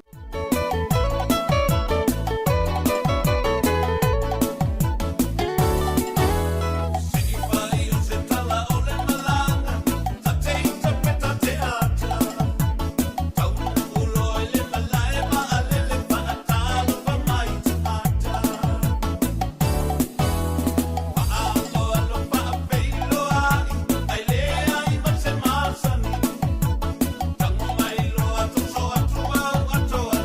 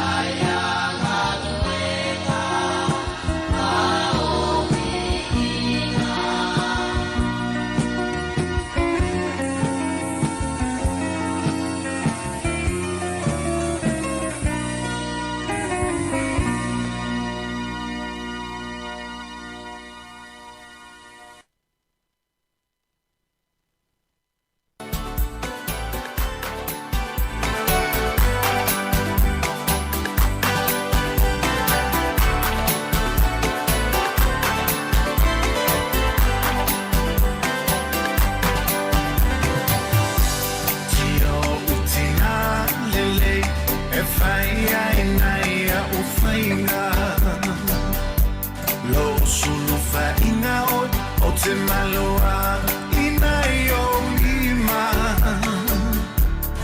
sa e tau si mawhawhai le tai a o ola na mali e pe ale a o sa utau singa te la uso i le sengi e ngā o si o ainga masi au whanau me i whalolo he te talata maua nei o uola to i lalo mama o ele ala o lo ufina umalo e te taungata nai penina ia fia fia oe ta ate taitina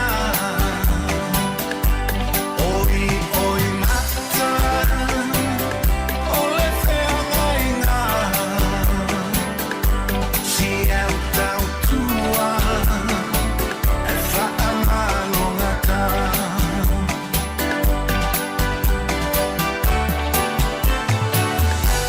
o whainga ta whaafita uli te le solo muli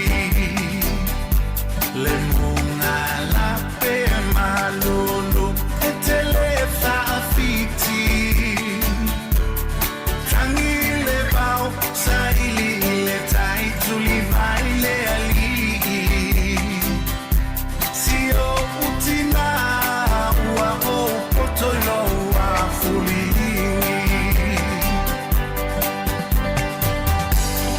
lo utina ya ya lo fangia fa amanga lo ita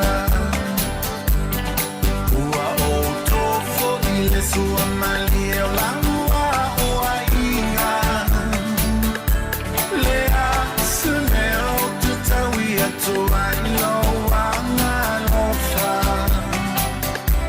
o yo la upele o yo lo uangu tutausi ainga ya fa ale tua la ufau tua oe ole ola olo ainga ya to mai langi so manuia tau fa manuia mosi au tama ola uta tua ia e te fia i mala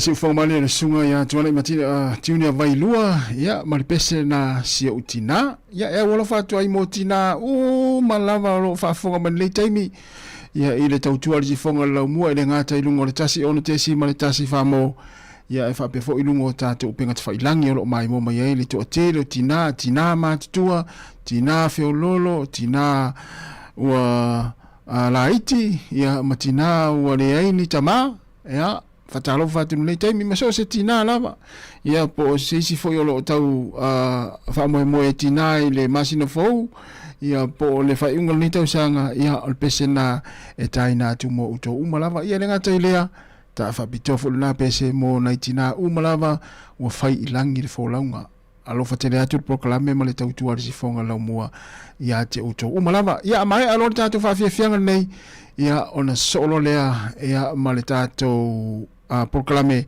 ya e pe ona fa ilo atu o le tu la fono ya tu mai lua tatu siva o malu mai la nei tai ao mai alo le tatu so le nei ma le tatu pese nei siva Sāmoa ya ona fa fole le proclame ya ole tu la fono ya tu mai lua tatu Ya, lulu malulu, faya si malulu ni tayo.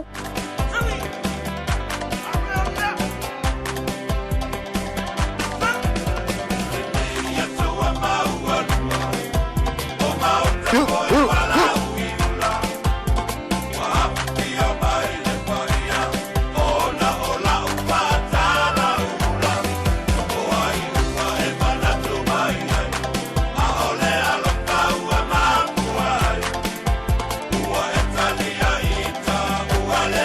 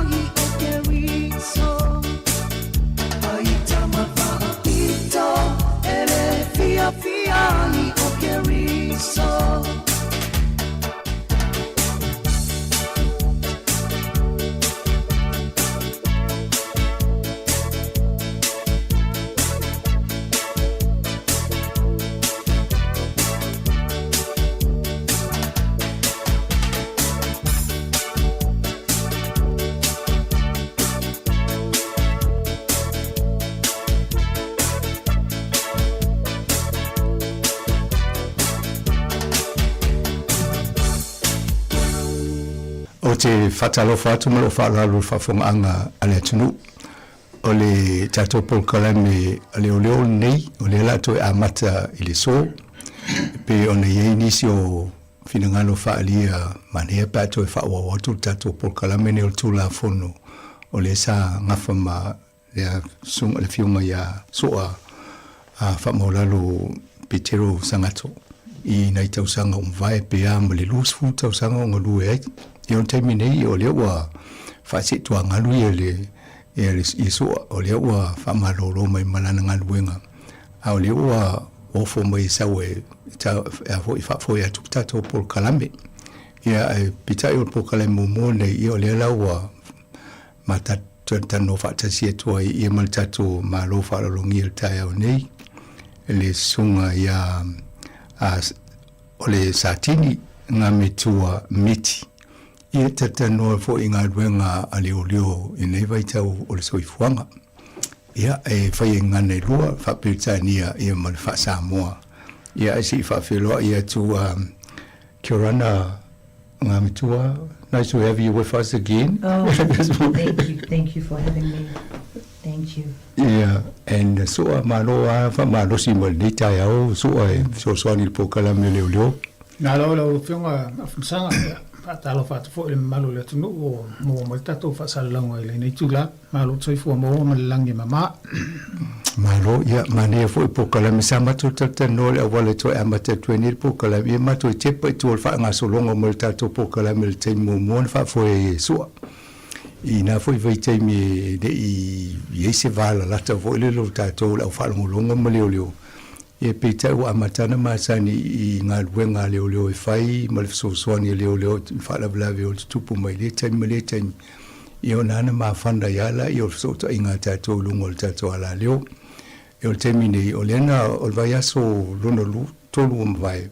Sa mato whono ai ma ngā metua i a whaatasi manisi o ofisa o leo i le lato ofisa i nei porua e mataltal nola i e tūlanga to e whaawol pokalam o leala i el tai au nei mai o leala ua mua mai a sātini a ngā metua e taltal noa i e malwha mo stemi mua ona o wai mai leo nisi fo i o lato i eimana i o tato alo Sāmoa o lo ngā lulua i mtanga ruenga. Ngamitua, just explain that we had the meeting with yourself and your colleagues, a couple of weeks ago or 3 weeks ago, and then you offered to be the first to come on board and talk to our community and share with them, and then hopefully some of your colleagues will come, in due course and in future, and take turns in the program, and also thanks for offering to come and co-host the program. I think sometimes in the future he will be looking after this program and I'll just dip out. So, but it's good for you to come and talk to our community. So perhaps let's go back and, when I look at you and I think about some of the recruitment programs we've done on this program, you might want to talk about how you become a police officer, whether that's something you dreamed of when you were a little girl, and what your current responsibilities are. Firstly, thank you very much for having me on the program. I am privileged and honoured to be here in this space. I'm very privileged to sit in between the likes of you both here. Policing wasn't always a dream of mine. It was quite the opposite. It was quite the opposite. I didn't really believe in policing, and most of my interactions with police growing up weren't very positive. They weren't very positive. It was through family that made this choice for me, and I feel like it was a God-given choice. It wasn't a choice I made. I think it was a God-given choice. I was meant to be put in this space, and I think my grandparents, I just want to acknowledge my grandparents, may have led this pathway for me. So it was through family that I became a police officer. But at the core of it, I think it's because I didn't see anyone that looked like me in the police, you know? And I thought, hey, how about I give that a go and see what it looks like for me? How about I be a difference in that space? And this year would mark my 13 years in the police. And it's been a long journey, but a very fruitful journey in that the impact of having someone like myself and Sua and the likes of our Pacific officers, as well as our non-sworn staff, the impact they have just by being Pacifica in their space is phenomenal. We may not see it out in the open, and we can testify in terms of the Pacific in the organisation that is the New Zealand Police. So I just wanted to be someone that looked like me in the organisation. And that's where it comes to my roles and responsibilities. So my role and responsibility, I am the Pacific Liaison Coordinator for Wellington. So that's Kapiti Mana, which includes Poiroa, Wellington, Hutt Valley, and the Wairarapa. Poiroa has the second largest Pacific population in the country, the first being Auckland. So it's very appropriate to have a Pacific Liaison Coordinator in this space because of that fact. Another fact is Sua, before we came on, Sua alluded to 30 years ago, there was never a Pacific Liaison Coordinator or Pacific Liaison in Wellington. Now we have a Pacific Liaison and a Pacific Advisor, who is my supervisor, Senior Sergeant Arnold Polatini. He is of Fijian descent, but he's a mixture of fruit salad. He's Fijian, Tongan, and Chinese and Rotuman. All guys mixed up. He's all mixed up. But his heart is for our Pacific people and keeping our communities safe. So as the Pacific Liaison Coordinator, we look at partnerships with our Pacific services who provide services to our Pacific communities and our wider communities. Another thing we do is we uplift and create spaces for our Pacific staff to thrive in this organization that is the police. And this organization has given us, and you know, certainly in the time I've been in the police, which is 13 years, the ability to receive agency in who we are as Pacific and be and hold solidarity in the fact that we are Pacific and that we can make a difference to keep our communities safe. Very good. So you're very happy with your own as a policeman, because you were a bit reluctant at the beginning. Very, very reluctant, and it seems to be a common theme for our Pacific applicants who are coming through, and not just Pacific. You've got your Māori, and then you've got your ethnic. Just anyone coming into the space specifically for our Pacific. It's for females, I feel we're not quite ready. We need to line up the ducks in a row to make sure that we are ready. Our male brothers have a tendency to go and give it a try. I think that's the key, is have a go, give it a try. You never know. This was not a career I wanted, and yet I'm thriving. So, Ngamitua, you're the first Pacific Liaison officer appointed, you said? No. Was there another person before you? There were 3 other people. Right. But when it was first introduced in Wellington, because Auckland already had established a role for our Pacific, because they have the largest Pacific population in the country. And so it was just recent that we managed to now be a substantive role. Yeah, and it also covers Hutt Valley, the liaison officer role. Correct, and the Wairarapa. let us, me and Sua, try and recapture what you said in Samoan. Oh, fine. Ole vainga le tatanoi nei male o sa tingi ngā mitua miti. Ia ole na tala no mua ilo na ia fo I vava ai ngā ruenga leo leo I le tau amatanga mai pena whaafena ole I le tuwhinga ma le leo tūlanga leo ie nei. Ia ole na whaamata I tai pe o tātou Pasifika le amatanga I le fo ilo na ia soifuane a e pe o le tūlanga I tātou e awa I leo leo pe le manate le tūlanga na. Ia pita ina sa wai fa solo mai ona tua ala ona matua ona matua pe ola ona na fa so fie ina ia va ai nga ruenga fa leo ia ole lai o mali te mine um tua fie nga ruenga le o lon sfu tonu ne o tau sanga talo na ia ile nga ruenga le o ta o ne o Pacific liaison officer o ia la o lo na fa ne le tulanga o le tufinga le e va ai so ta inga o lo ngai kapiti o tātou I nei Purua, o Wellington, Malhat Valley. Ia e tau vai ngā lue whatasi o mai ia tangata ofisa leo lolo ngā lue. Ia e tau la ia tātou Pasifika. Pe o le vaenga nā tau o le vava ia tu I le tūlanga lea. So a te oi sisi vaenga o te le isi vaenga o misi I le vaenga lea. Whasolo mai lona ia I le tūlanga o ngā luenga lea nei.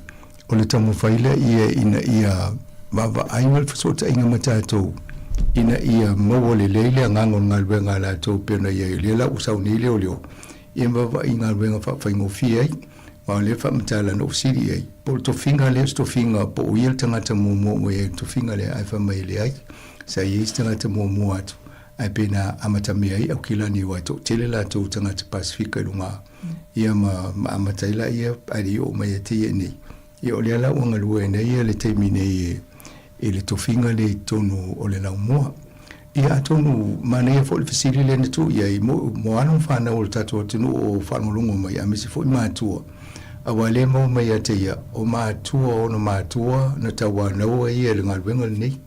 Ia tonu ngalwenga fo ina o tō o nofu fale. Ila tō tala nofu I alum whana o tō whana. Ia wawa I o le si ngalwenga le au ngā fo I mo la tō e fsosani fo I tatu tangata lau tele I New Zealand nei.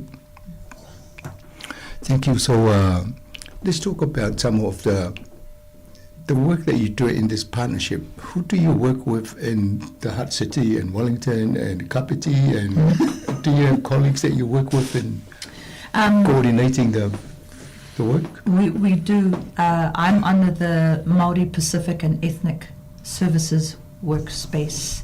And we have members of our group in those different areas, and so we liaise through them so that we can champion our Pacific space in those areas.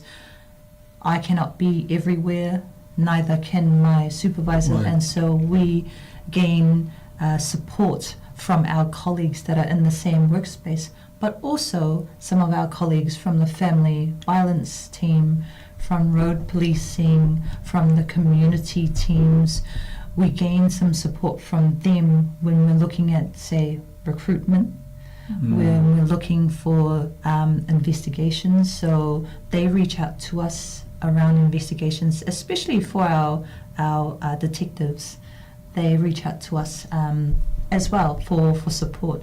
So we sit in different areas or various areas of our policing space. For example, I can relieve in the custody suite where we receive those that we arrest. And I've dealt with some of our Pacific people who come through there. Believe it or not, the majority of our staff that are taking care of those that we arrest are of Pacific descent in that space. And they bring that element of connectivity. And I have to say we're very good as Pacifica, as Māori, as ethnic, that we connect to those that we deal with instantly. And usually it's because we maintain our calm, and always, sometimes it works when we're a certain look. Right. sometimes we look like those that are coming through, and so when they see someone, that looks like them, for most of them it does relax them down. It won't relax everyone, it won't keep them calm, but for the majority of those who come through, they do. When they see someone that looks like them, feels like them, they generally are calm. Have you come across anybody that sits there and then cried and apologized for what they've done? Yes. Okay. Absolutely.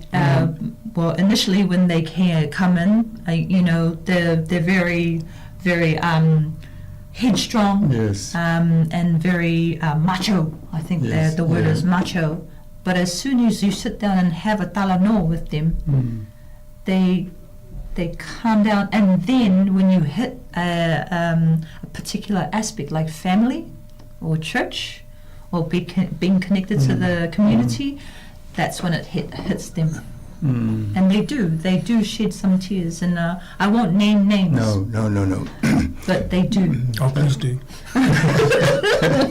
So, but that's good because that's where, being a Pacific and you're facing another Pacific island, they all of a sudden know there's that ma. Now I've been sort of facing you and usually the Palangi, but now, that's good to hear. So some people are probably remorseful and then they thought, well, try and learn from the mistakes. And most of them, when they do see me, even out on the street, sometimes not in my uniform, they actually say hello. They actually come up and say, you dealt with me in this way. I remember you, giving me a meal, or even if it may have been their first meal of the day for them. Something as simple as that. Ole wanga ni tatano e ngā luenga lea ole liaison officer. E iei tangata o isi fo la o le mtanga luenga I vaenga i enta ua pe o le Hutt Valley o Wellington o Kapiti. E ngā lulue whaatasi wai le tō tele la tō. A pe o la tōna iei fo isi vaenga Pasifika ma isi tō inga tangata anu tono New Zealand. O lea la ngā lue whaatasi mtau mwhai ina ia whaatino ngā luenga la tō I le whainga vaenga o ngā luenga wha leo. Alenta o ele te mina no foi ele vaenga leo o le tau nu o tu ye la tō ye whaasala ina e tū la whonu. Ia mawhianga I mai la tō. Le alana visi le beini se o atu Sāmoa me whtangisi pe a o le teimi ewa mai e iai. Ia tonu o tūlanga na ye o le mo atu e ilana e fo I mai tau. Ile whiangai leo tangata Pasifika le le tūlanga leo. Ia mo tātou tangata. Pe whaingo whiana ye le vāna o le si tangata e luatu pe sawa mai lunga ia e umai ua o tutusa o Sāmoa ma tala no whanle. Ia tonu o le leifo na o tātou ngā ruenga e tātou tangata Pasifika o lo whaatino le ne vaenga la. Thank you for that. So I say maanga te whia pa I le vaenga le tana no ai. Msano le tūlanga le Sāmoa le tamaita sātini o le vaenga lava le I o tātou lava tangata. E whaingo whie o na talanoa mai, pe awai mai o le leo le watu o le tangata e po o tangata Sāmoa, po o tangata Pasifika. Whaingo whie I ngā luenga leo fo. Whaalongo ina fo I lātou le mawhana fo I le po le ale le malia ai mai o le tangata o le leo Pasifika le e watu. E tele lava suinga o fo le whaingo whie ngā luenga leo. Ia wa o le tele lava e whamoe la tu leo pālangi ia e tasira I le malamal pālangi le mele o te manako ai e pe e watu o te leo Pasifika e tele lava suinga e whaalongo na fo I o tangata wapea o ia e whaingo whiona o talano e malamalama leo le mele o le mtaupu leo tupu e asa pālangi le malamalama pensi o le si vaenga na whaingo whie le to tele fo I lātou a vea maari mtamaita I tutongu le mtanga alwenga leo. O le sia me tau o le ngana o le si mea na a papi o tanga tele whenga I le ngana I whaita one of the things I think ngamitua is the language barriers that obviously. So if you have somebody in front of you and they speak Samoan fluently, can't speak English, you probably call one of your colleagues speak Samoan and come and sit with you and then deal with it. Absolutely. but sometimes it's just listening. Yes. I have found that sometimes, our colleagues don't listen to those with language as their English as their first language, second language. Sorry. So it's just listening. I can speak with a Samoan, I can speak with a Tongan, I can speak with a Niuean, I can, any Pacific nation, as long as I just listen. Good.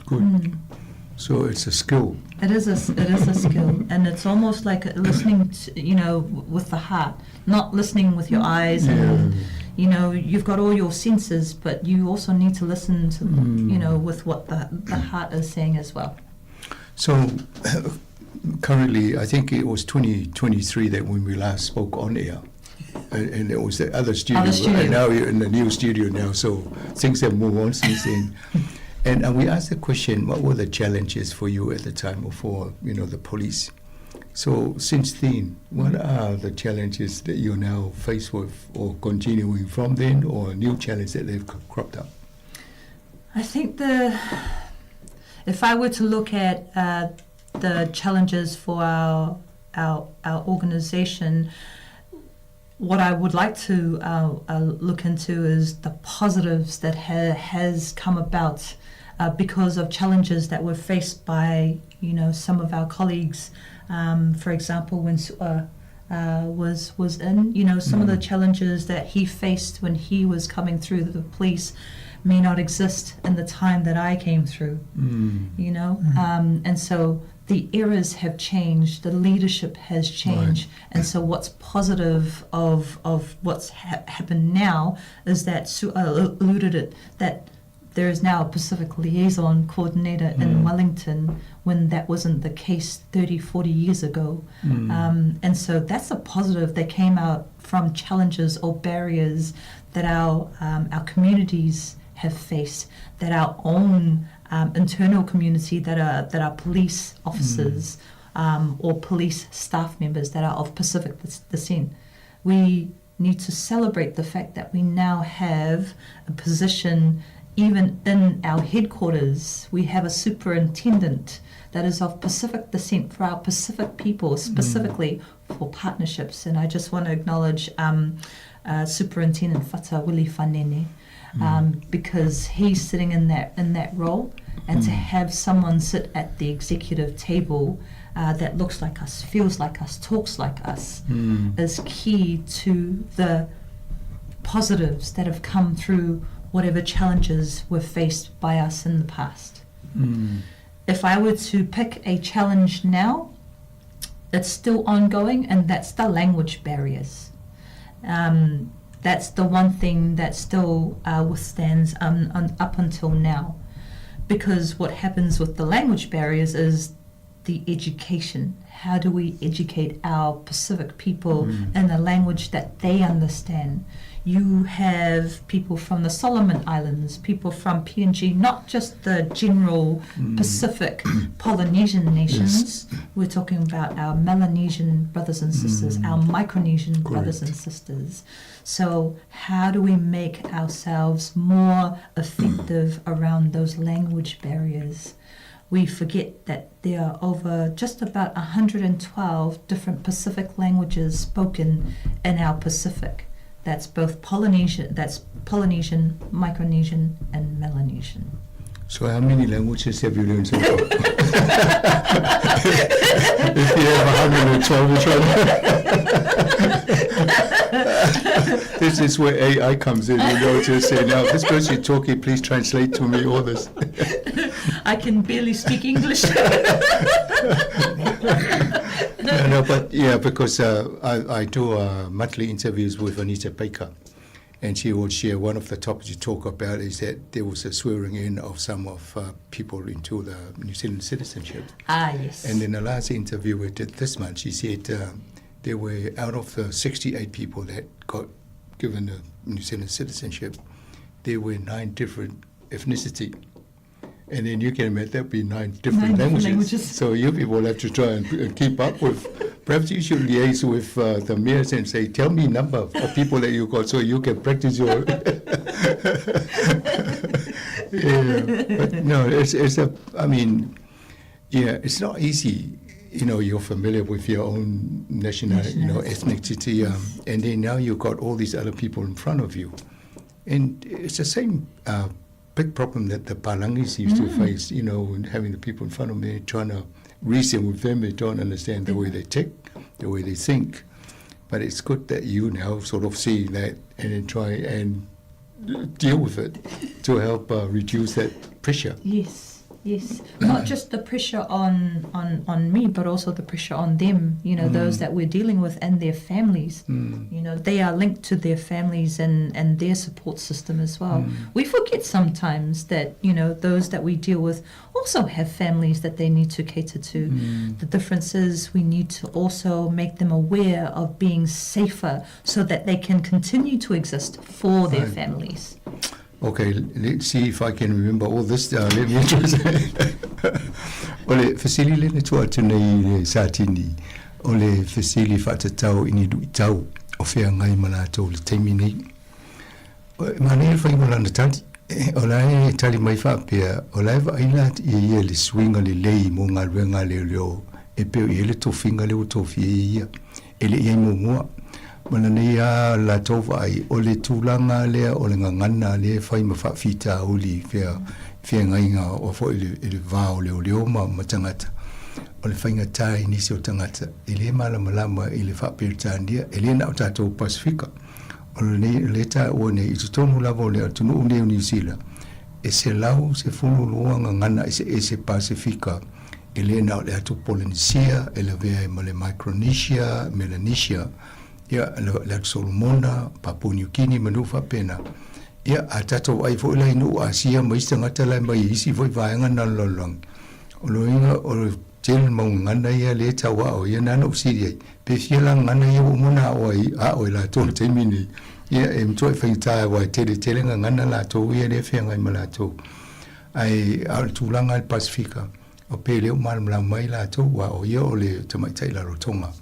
Atu Cookie Island yo le lai malama ia mai manam fo I tu manga tatu Sāmoa e lo tu BIC Newtown ia ia fo ia la tonga la tonga lue fatas e pela na fo to fa fongo fie nga luenga ala to ai pela nia na va ai le vai nga nai mo o le challenge selana o le language barrier po le ngana le fa nga e fiutanga ia la tonga tatu tangata ia watu molia tu I vaenga leo ia tonu a foi de pokala mani foi I pe a mani tu nisi o tato fa fonga foi ni fa so mani so pokala me lumunai inisio vaenga e so swani e foi inga venga la tone I leo mai le mo mai de tele ngana e se le to fa masane foi la to fa te foi inga venga le foi e superintendent ia foi fata lena ta ola na ngalwenga na la no fo I no fo le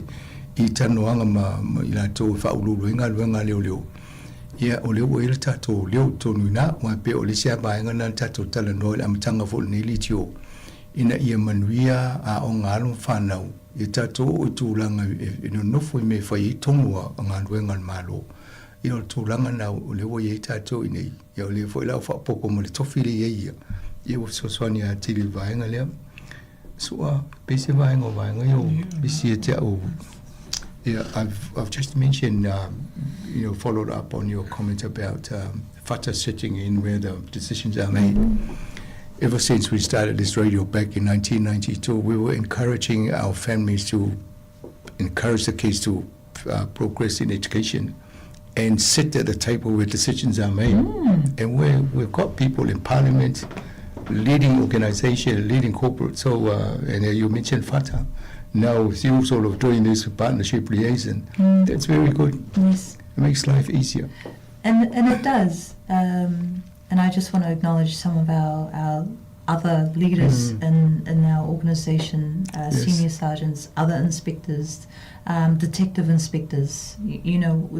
There's a whole array of Pacific peoples in the New Zealand Police. However, there's only a few of us sitting in this leadership space, and so we need to progress. But what are the barriers and challenges for those individuals who would like to progress further? Let me digress here before we have a break. I was invited to a celebration at the police office in Wellington. There were 4 or 5 of them who got acknowledged for long service, 40 years and upwards. And so I was there, and I was amongst the 40, I think so I've done 42. And I was very impressed to hear he finished the university with a degree and he joined the police force. And he's done just about everything in the police, detective, and he stood on the side of a helicopter while they were looking at the marijuana plantations. This is the guy reading all the things he achieved in police. And I thought, man, nobody knows about this, but I was very fortunate I got invited. And then heard all these things said about Sāmoa. And I thought, we're very privileged to have him come and do the program on Sāmoa Capital Radio, and he knows all about it. Yes. And now you'll follow the footsteps, and then you'll share in this knowledge with you. So thank you for doing that. We'll have a little break here, and then we'll come back and we'll continue the second part. Yeah, se vai I foi se tamasta to peselen fa o to little tanonga.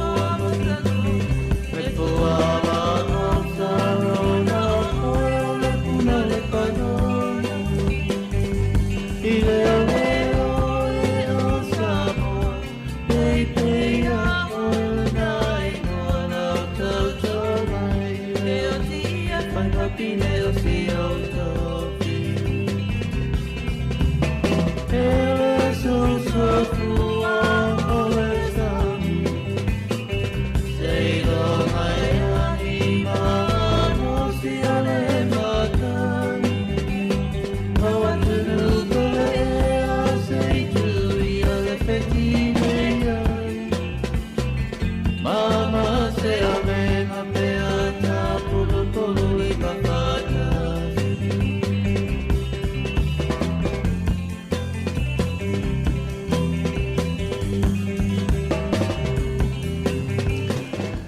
Te whatalofa tu whawhonganga le tino ma tu whatasi pokalame ni tu la whono pe un muli mana o mai tu telefoni si o tato au whalonglong e o a whito e mata tu ai pokalame leo leo ia o le pokalame mo mone leo tu e amatalia mo le whawhonganga le tino ma tu whatasi ma le masua pitero sangatu ia po whamauralo fo ia o ielea na ngafa ma tato pokalame nei yo le wo fo mai sa so sangi por kalame nei ya le wo amatar termine ia wa le to amatar por kalame fa sima sa tinia nga mitua miti ele fa va ia via fo i tato so ta inga mai si la to i le halbeli o Wellington mai nei kapiti ia ma por question for you nga mitua, what offending features highly for our Pacific communities? In your 13 years of being a police officer, you'll probably see enough of them turn up. What comes up the top of the misdemeanors that show up? Yes, the top three that I can based on what I've seen in the 13 years, top three would be driver licensing breaches.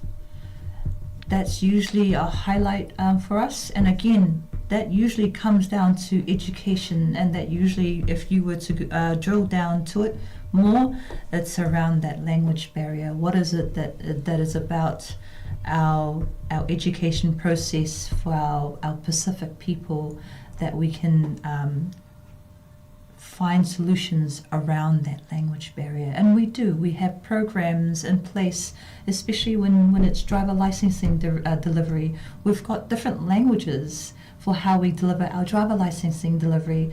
I just want to acknowledge Le Fale, based here in Cannons Creek. They're the hub that I believe provides delivery for driver licensing, and they deliver in the Samoan language as well.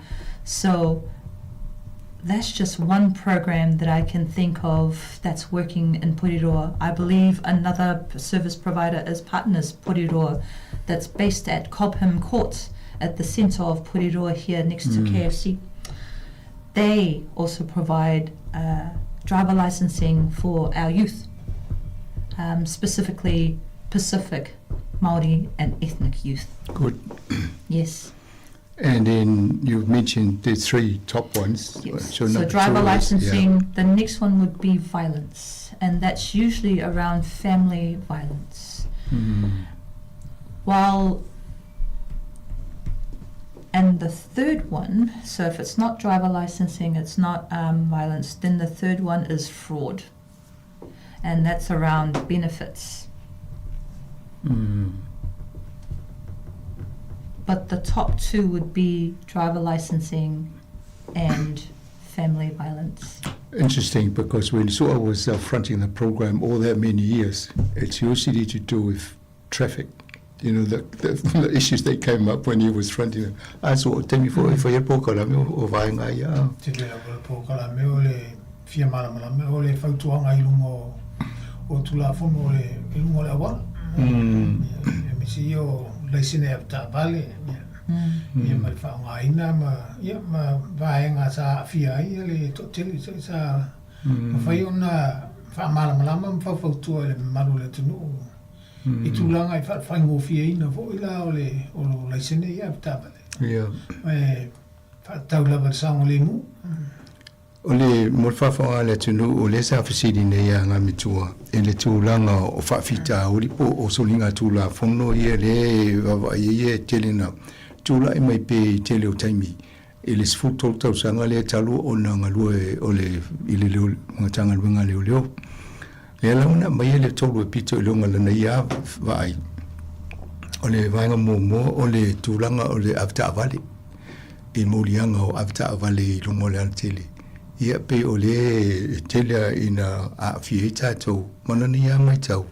O le tele fo I whaatatau I le ngangana ma le malama I tanoanga ia e me se mo whainga wa onga.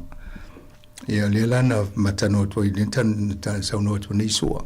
O le sile vaenga le telefo ina tūra I mai te mina whai e iel po kalame o lunga o la telema me tupu ai. O le vaenga lona luolena mai e ngā mitua o le family violence. Ia, o le tatou sawaina I tono ainga, sawanga I tono ainga le telefo ina whatala no I tatou po kalame. Ia ma whaso mai fo inisio na tunu. Pe o le si vaenga na I tele na mōli atu e fo I o tatou tangata. Ia mai si fo tangata I tūlanga le tono o ainga. Ia ma le vaenga na leo le o fraud. Ia po la tō ia le mau e sala le whai o mau meo tarusanga I tupi I tono mo benefiti. Ia pe o le si vaenga na le muli mau e na ia vai de tele o tatou tangata e mōli atu ai. Ia mane e fo ia e vavai e tatou tūlanga ia pe atu so son. I le tūlanga la o mo whainga o laisene avita avale. Ia o le sina wa I sanga te mo e o le awala e le ini laisene. Ia le wuta o ia le fale o le sipol kalame na e whai nei po rua. E whai le fale ma le partners. E whai mo laisene avita avale. Ia o nai manui e ni si o la tau a le whai ngana. Ia atonu mo o tau fo I tau pitonu o le Heart Valley manisi ia atonu e fo ni si o la tau o tau e o lo whai e tangata e tau tala ngana Pasifika. Ia mwhai fo tau whaasoa mai lunga o tatou pol kalame a status. Ina ia mau e nisi so swani fa pena o ia o ia la tau whai o la tau laisene avita avale. Ai pe o vaenga na e o le tele ina whaale tonu o tatou tangata. So e se si vaenga fia o ia vaenga ia tolunta o e. Now, I ask you about, you came up with your top 3, which is very good because they come up with a lot of programs. But for me here, when I sit here, sometimes I hear these very noisy bikes that come here with the horns and all the music in there. Do you get to hear any of those complaints or people roll in because of that?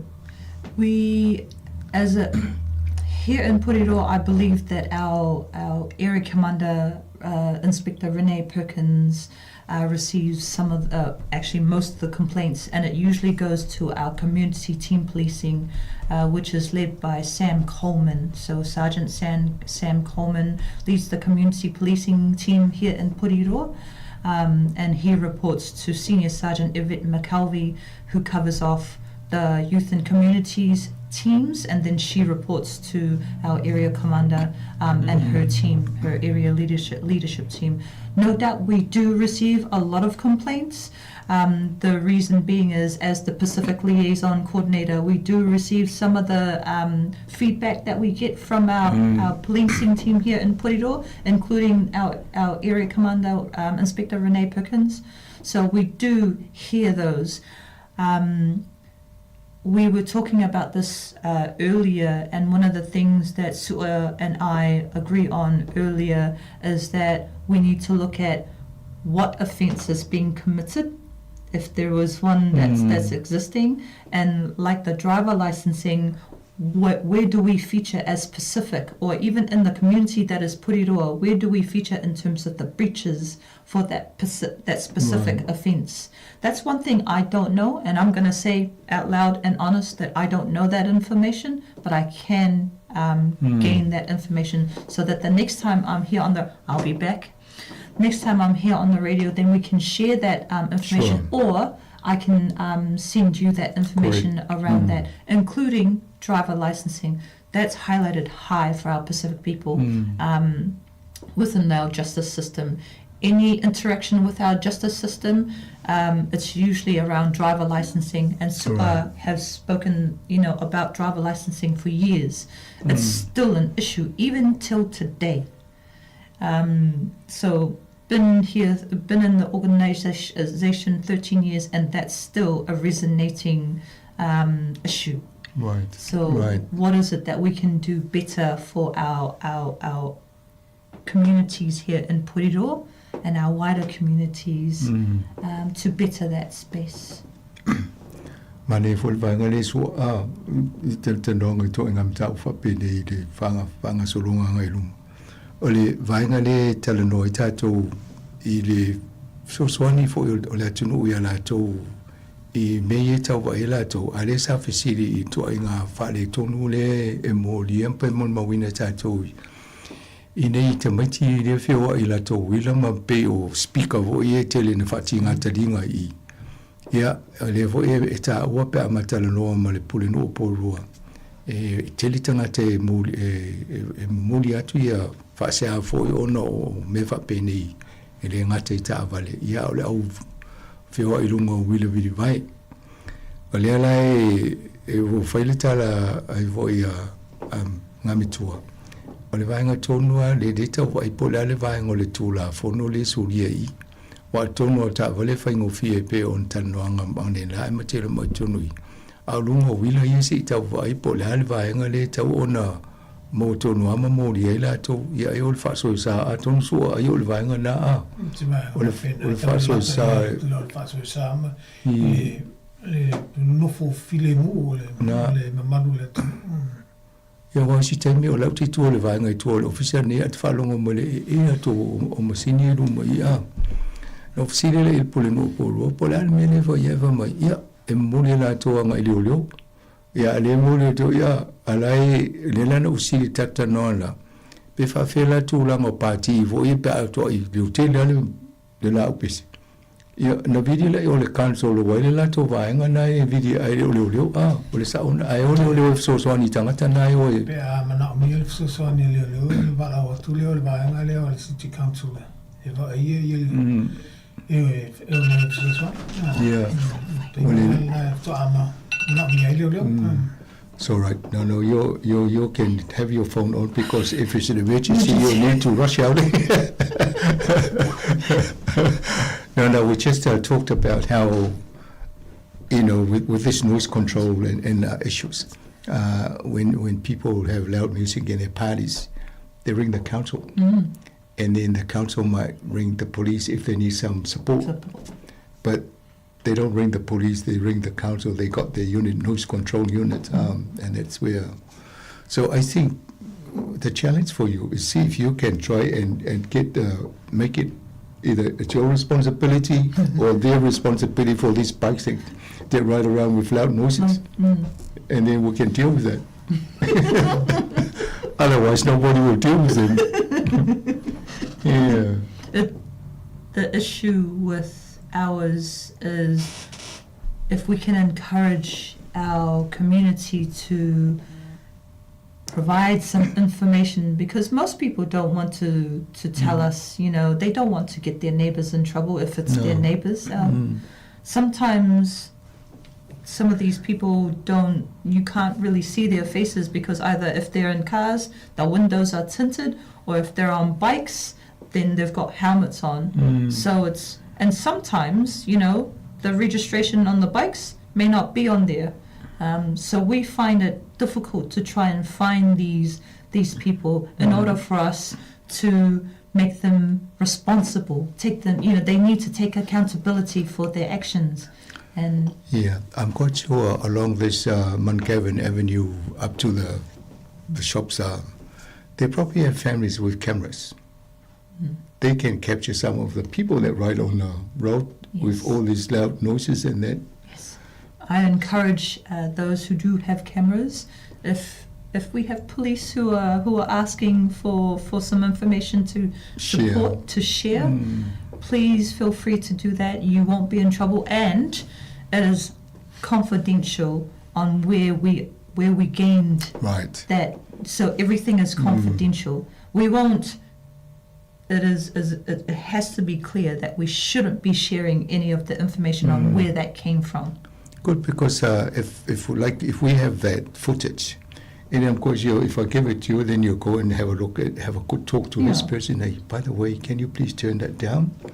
That's the approach for our people. Yes, absolutely. Yeah, and then hopefully with the parents listening now, they should talk to their kids or the grandchildren and say, hey, I heard on the Sāmoa Capital Radio they were talking about all the nuisance that you cause on the roadside, and try and help out. Yeah, o le tala roa vaenga le e fo inisio tātou le tele tala noa I le whaasoe sā wila ia whio ai ma pū ma toa inga musika ia tā leo titili. Ia, o le pe un whatala no wha mo le pulu no o purua, a momoli atu tangata e lato, e whamai no fo lato a veleo leo.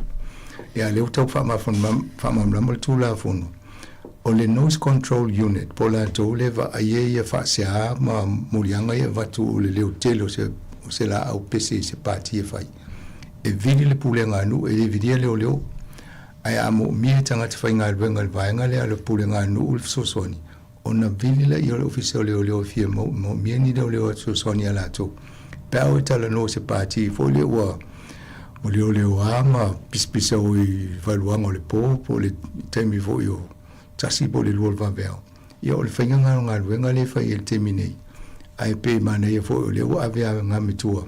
Va ia po la tonu se me ta ti el tu la fono le fa fa ngo vi fo i ona maua ia ila to fa so sai I tato la fono le ngata ni ia va nga se so New Zealand le ala no ta wa tonu la o wala tele tato lo i ni ai ngo ia la to masini fo i po ata ia le wa tu le ia fo le to la lo le tato satin ai ni ai nga fia mo la toni so so ni fa pia ia va tu ni ata ele ta u la to po fena mo to yata ai na mo se no na tala no sa o la I tupula tala vo le fio ai mala to wila ma fa so sa li lungo a wala tele I taimi o le aso ia tono vai nga na fa nga lu fa tasita to le fa longo ia ma leo o la to tangata to Pasifika le ta fa nga lu nga le ina ia whātoa whire mule I ngā ruenga ni male soifuanga o tātou nei fwoi vai tau soifuanga. All right, only the police, the listenership or your community, if they want to contact the police about anything they want to discuss with you or give you some advice, is there a number that they can call on? Yeah. Phone number. Do you want my private number? Yes. That'd be good. 105. Yeah, 105. 105, yes. Yes. 105. 105. So any concerns in relation to some of the things that they're facing in our communities for the betterment of them and their families, the 105, yes. Yeah. Yes. And then I guess on the same sort of line of questioning, how can the community help you? Have you thought to yourself, if only they could do this? What were some of the things that came up? There's quite a few things. One of the things I would like to do is encourage them to come forward when it comes to providing information about certain things when we put out notices to our communities. So, for example, the noises that are coming up and down, that would be perfect to understand. And if they've got video footage, just know that it's confidential. How we obtained it will be confidential. So it's just sharing that knowledge, sharing that information. The one thing that we don't have access to is enough information about particular issues within our communities. And sometimes most people don't want to call in because they think it's not an offense, like it's not breaking the law. Yes. But if they have concerns, then put it through the 105, share it so that we can understand what the concerns are instead of, coming to public spaces. And then, sharing that when it's too late. Right. All right. So, any final message from you to our community, Ngamatua? Final message. First of all, police cannot do everything on their own. We need to collaborate. I'm a student at Victoria University. I'm currently studying criminology at the moment. And the one thing that stands out is that we cannot do everything on our own. The solutions, most of the issues that are coming forward are community issues. Therefore, the solution lies in the community. Yes. Thank you. Yeah, I don't know why you lentala no le I tatu sota inga fo malato pe ini fa fita ulie. If you fai ona li poti atu la to ole numero na ole tasi o lima. Fai ona e vala au ye vile tasi o lima. Ia ona to ele I o sa message pot fe au ia ona to longo mele ia to malong numero pe to fia vala au mo se sia oe. ia pole oval se lau 555 tasi numero na whai na vidi o loo pe o le whea muli lenda tu ina mai e ngamitua sa tini ngamitua e mwhai o na maua la tau so ni mai a auto whawhai ngofie fo le ngā luenga tātou i le ngate porua o vaenga o New Zealand pe a so ta i atu matu o atu ni mea o wha o tau te manatu e tau na whai loa se mo se so ni a wha pe mo ni ata e se me po e ata le tau whale e mawhai o na watu a ele whai loa la topo e na watu ai ai au ngana e so ni ina i loa la topo o tangata le tau so tai ia matala no iai so te leo pesi si vaenga ia si wha vai le mai al tatu po kalame te wha popo mai Toe tala noa tu la vai vaenga leo le o whaongai no ai masi o wila ia e whaongai ne su kalapo whinga tāte le mtanga ruenga ona mau o tangata le taimile o ale a wala o tu nei o le tangata le o a inga pufai i le whinga tāle to ai le maruenga na o le ngaluanga e whaafengo fie o le tala noa atu o le prokalame anga i mātua e ona whanau ia whaia le maruenga le o le prokalame anga i mātua whautua ia alum whanau ia e whaingo fie atu le na nei ho le kaumwhai e po e tamaititi lea po tangata ia whaia ngaluanga wai e whima so e o ai i le vaenga le whaso e sa i wilafi e o solo i lungo o tungo paka me tā te leo na mo o le naunau o le polo kalame le a leo o le whautua atu ma le i mātua o tamaiti nei a o ai whanau o le aunganga tatu po kalame mātua anga i whanau wai leo whalongolongo mai tamaiti tatu po kalame o mātua ia whalongolongo mai whafunga mai po kalame nei na atonu na whaile le tiutia mo le whaivo mātua so ni whanau ia wai e le mana o tato e vai fo o moriesta mai titi mo tula ilu mo whamisinonga ia e me on me mwhaia na fo tonu whale. But Ngamitua, thank you very much for coming and sharing that this morning. And it's great to hear that you're doing criminology because that's another extension of what you're doing and then help up with our community going forward. But all the best for your work. And then hopefully we'll see you again in the near future. Of course. Yeah, o tato por kalamena, mwhaintata noa whatase ma le satini a Ngamitua o taone. Ia masua leo soani mai fo tato por kalame. Moses ya vano ole peon whailoa tu tato whamtalanga les whariri. Ole ua whaipo kalamene whaatasi le masina o na whai. Ale whaitu amano leo a whapewhio mai sisi whaarua le masina i olo ele amano whapena. Ale amata le tasi le masina tato pol kalame. Ia la to whaafonga fo le masina fo whaapoponga le pol kalame ni o temine ia to wha soifua.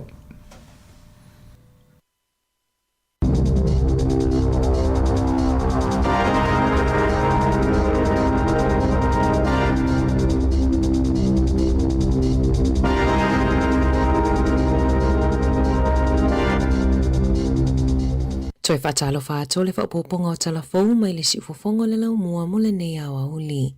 Na whaatua ai o na check-in tangata na whaongaina wa a le Jetstar le tai awa na leilai au kilani. O no se wha le tonu whaatekono losi masini. Sa whaatua ai le tele o malanga wa a lele a le Jetstar. O no le tau fio check-in a tangata malanga.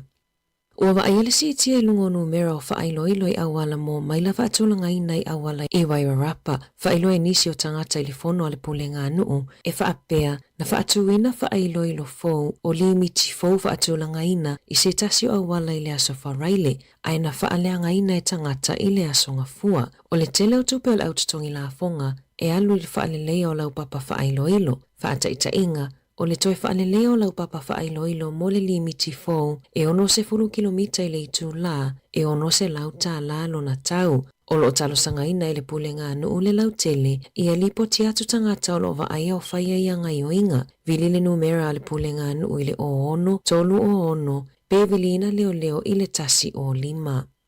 E lua waa Iran ua ave ise whaamalosi mai e Iran mai le wainu o le Straits of Hormuz i le mai ai o le saunoa ngā Trump e whaawao na tau fia le taua ua lipotia ua tau lai ngā taifale o Iran ia waa ma o le taimi mua le ua ave ise ai e Iran ni waa mai le wainu ta lona a matalia le taua i le whai ungo Februari.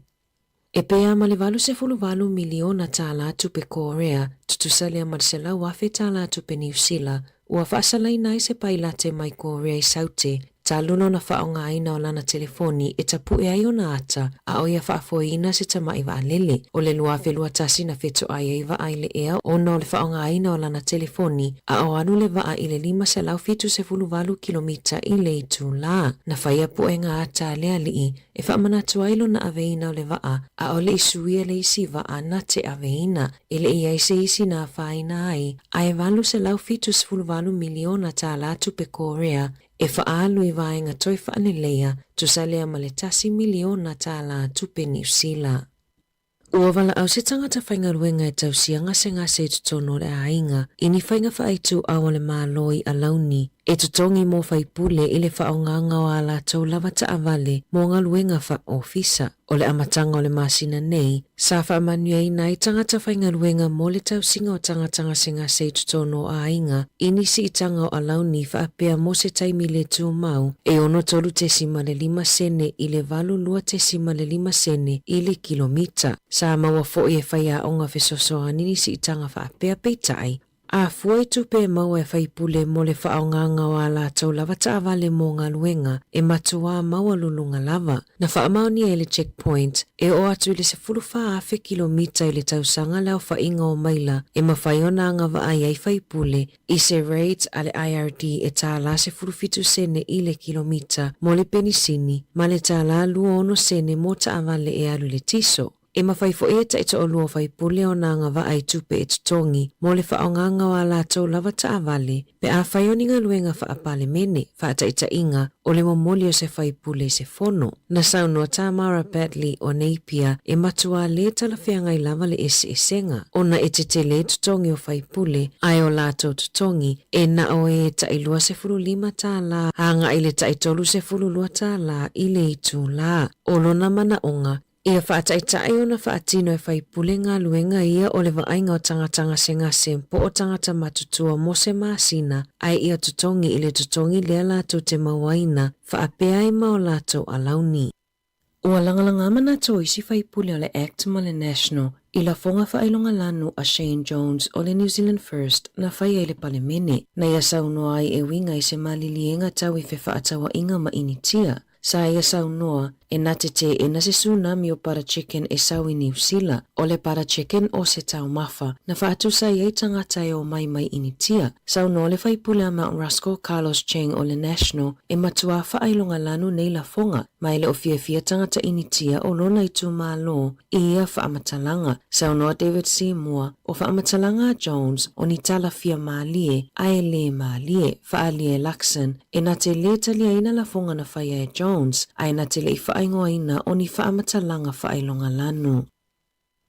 E lata i le whapiliona tāla si tupena maua ale mālo ina ua toe swipe whaafole por kalame o le Active Investor Plus Visa i le tausanga mua na whaia i le suinga. O le Golden Visa na mawhaiai e tangata mai whafo e mau o loa o na maua o lātou no fo mau i New Zealand. Pe a whaia inivesi pe whaalua lātou tupe i kamupani i totonu lava o le atunuu. Na amataina mai le suinga i le masino a perila i le tausanga taluai. E te tau i le au whai inivesi mai whafo o na inivesi i ai a lātou tupe ta i 5 miliona tā la i totonu o tausanga e tolu po o le 10 miliona tā la i le 5 tausanga. O nisi suinga na whaia le masino se tema na whaatangai tangatai umia ina ia visa o na whaatauni o lātou whale e ilalo i fole ta i 5 miliona tā la. Talu mai le masino a perila i le tausanga taluai. E tusa maleono se lama le iwa tarosanga na tau 5 ina le malo mai tangata e to afe iwa se lau valu. Na saunoa le minista o fe malanga inga Erica Stanford o le tausanga mua muona toi whaafawai le por kalame. E tusa male tasi te si male wha iwa biliona tā la ua mai a ona inivesi. Ma le isi lua te si male wha tasi 5 biliona tā la o lo o wha anga solo pea.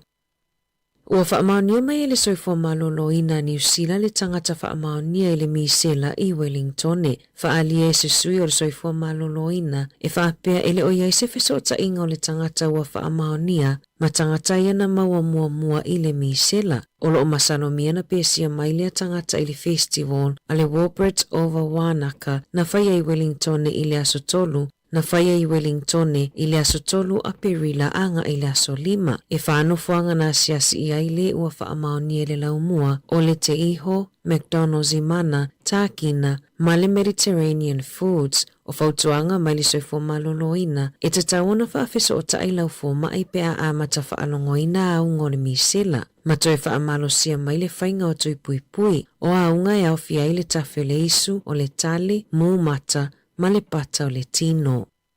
Ua tatala le awala mō pasi mua I le isipito le vai I whanganui o le langolango maalosi a kau mātua o pōtiki marae ua mafuaio na mawhaio na tatala ma whaanga solo lea whaamoe mo le pito nuu o le taimi mua lea ua mawhaiaio na whaia se au na ngā pasi I pōtiki pei ona lipotia le leiti o New Zealand na malangata a milo nisi e no nofo I pōtiki I le pasi ana nafi. Matau whaamasani I awala e ui e pasi, whaalia le fia o tangata le nuu, ai mai se mātutua sa masani o na savavali, o na ole lea I o se pasi, I lea whainga fōu. O lo wheo I fua tangata umai malanga pasi I laina fōu, mō pasi I whanganui, a matatu I lea so se I au oila so se furufitu o me.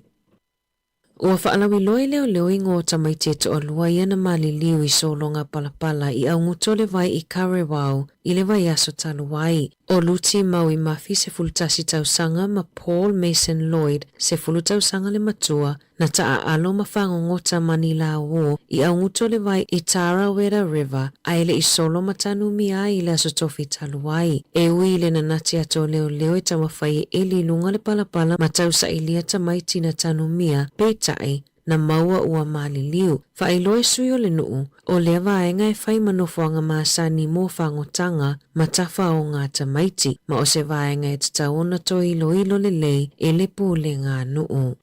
Ua mawale tino maliu o Philip Sutton mai Karori, le ana tau sa ilia talu mai ta whenga malolonga na whenga iai ma Wellington, na mawale tino o Sutton I au nguto le vai Karori, e tu sai mali poti, maolo o whai ai su e ngā leo. Tala fōwia mai le si ufofongo le lau mua mo le ni vaenga o le awa uli.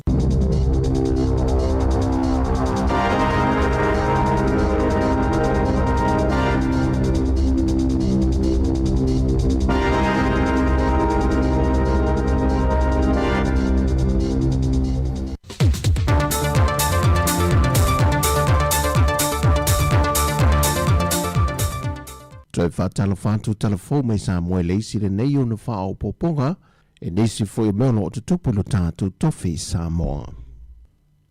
O le vaenga o le tiute whapena foi le matanga ruenga o leo Sāmoa ua whamani e ina le whainga pā anga ma au se tā lea nisi o viso swani masini e leo maua nisi o atunu o le Pasifika lea ua taunu mai I Sāmoa e viso swani ai I tiute tau ave ia matanga ruenga e le sā iria leo whala au whaasa ina wha au whipai lea tunu I so se awala ese. O masini nepi o na wha ai loa e le komisino le malo Australia I Samoa e maua iso o se vaila au o se taumafa o ni wha momoli e o lava I la au tuto ma so se vaenga ina nai e se tangata whala au whaasa ina. Mai o ni masini fo e mawhai o na wha ave e le matanga ruenga o leo e so se vaenga o lea tunu o e whaia ini suenga. E pe ona sila fia sa iei foi le fiso swani le malo Australia e ala le I me poe ata ni wafa pipi ina I le tala whata I pia o atu I vaitele. Wa mawhai ona turi loa ina ma poe ina I ato I la tau e solia le tūla fono. Ma wato whai na I aso iwa e whaatino ia o onga I la tau mai Australia e le poto wha apitoa e le pui ngau lenga tua oi whi malanga inga I te tonu Australia. Molo tātou o whainga ruenga I Sāmoa o le a whao ngā ina ia masini ato ai mano lātou tau sia. O le talavou I a check on na la whae tōru sa fulman whātau sanga o le soifua mai a whio anga o tō li I mawhantitui sala I moa wa manu malo ne ia I lātou tō se fulman tasi na tūsi tāru sanga e le tauwanga o le tūsia lea o se whae loilo e aunga ma wha autu I ai tāpenanga O le whaamana tuina o le ono se fuma le whātau sanga o le tūto taso lo tātou mālo Sāmoa le neitau sanga. O le la sanga mua mone al tāpenanga le komiti o le tūto tase e tai muai le whaatau tonga o porkalame le ua tāpena wa lata se teimi e whaalawi loa inai.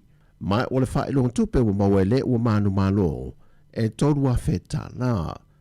O lanu o lo wha ngaina pe o na whailoa le fionga le tamai tai sui pānemia le fionga muripola ana rosa ale mo lio o. O mamanu o loo whaongaina I te tono numera ono ma le numera wha. O loo atangi ai whaatufunganga, mato mai ese a Sāmoa. O na whaiva alofia au, e tūlanga ese ai si o tātou watunu. O le whae loilo ma le loko wa wha autuina mo le nei tau sanga le wha amna tuina lo nono sa le wha tau sanga o le tuto tasi o Sāmoa. Sāmoa ua tasi mo se amatanga fou. Mai I le wha amasinonga, wa toi tolu po umamata opo le tumalo whale alili no mea mua na fuafua e amata I loilo I lumo le wha amasinonga maa walunga le nei vaiaso. Peo na se le fio le talo sanga le fionga toi lupe po mo le nuku o na semo. E wha sanga le wha ai unga le wha amasinonga na tu ina mai mua. E wha le au ngai na ilona na fuori pāne mene. O le isi mata opu o le tu inatu leo se fautuanga mai le loia sili. Ona o le leo sita I o le polo inga le wha amasinonga. I mōri mauia sa ilia e tu la I lumo le wha amasinonga. Pei tai wa toi tolu po atu le wha amasinonga I le ilo ina ia mata opu. I le aso mua le masino me. Wa wha mautu mai le sui kom seno mtanga luenga leo le ia antaua Samuel wa whamasanga. Wa wha se e atu I le whilo su e su enga mo le lua se furuati na e au tu la I le vanga wha upu whai le JPP le foe. E le ofiso le loia sili mo sa la tau whau tuanga. Pei tai le mai a ia su e su enga sa wha atino e le vanga wha upu whai le wha tua tue le tua sa mo tasi na wa tu la I le foe lua fe lua se fumal tasi. Le foi wa mai ona wha ala wilo e le sa avea ma pandemia le fionga fia mena o mimata afa. Wa mai ona wha atino su e su enga le company su e tusi mai New Zealand. Ma vane le reporti e le aini whainga wha ala tua o iai I le afa wati na e sa whaia mo iai su e su enga. Pei te ino wa mai e le whainga palo te tele le tūsanga o mawai matula I ma iai le whainga malo wa iai nei le foe. Na toi wha atino e su enga iati na e la whaia.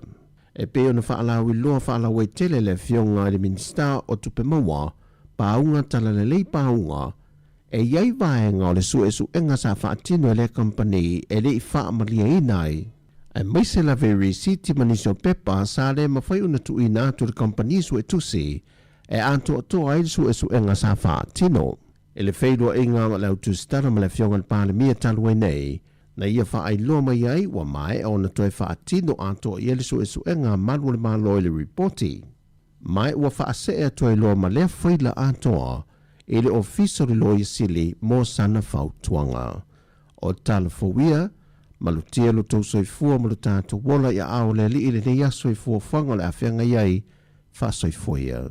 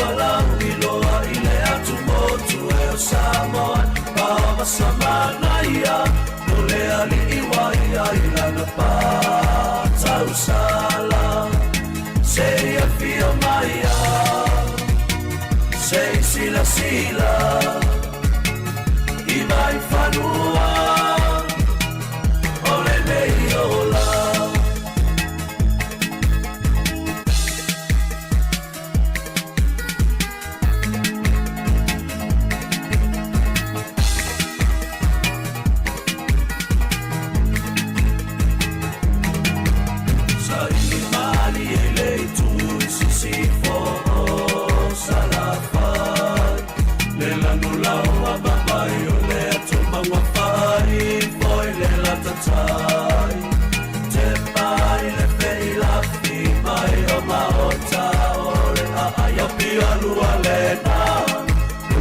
malio baba sale o afio ai sei afio maia sei sila sila i vai fanua ole neiola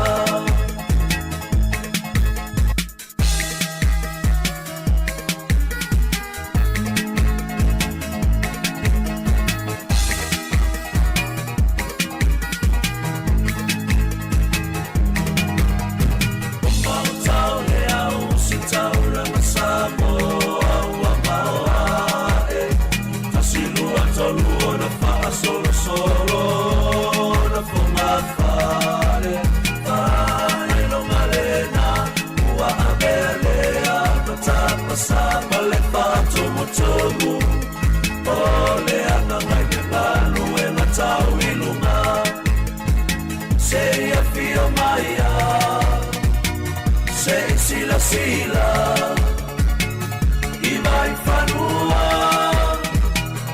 ole neiola baba saya ia malielo finangalo lo finangalo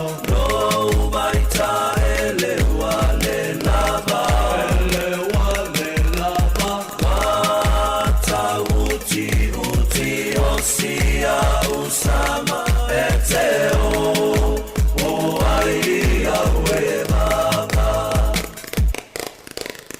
ole ola ngale nei wasili ona fainata ole lo totele ora fetu tai taiala ya file mu pe ole lupe ole So teachers are Sāmoa. Mafai fo ina ngolo wa no pe ala po some top of news from tala pe silia tu ta tau mai fa ro supermarket no pam pensini. Da fire tato sa ina so fa wele la so fa no me e ya no le fa pitoa. We are telling us Sautina my teachers.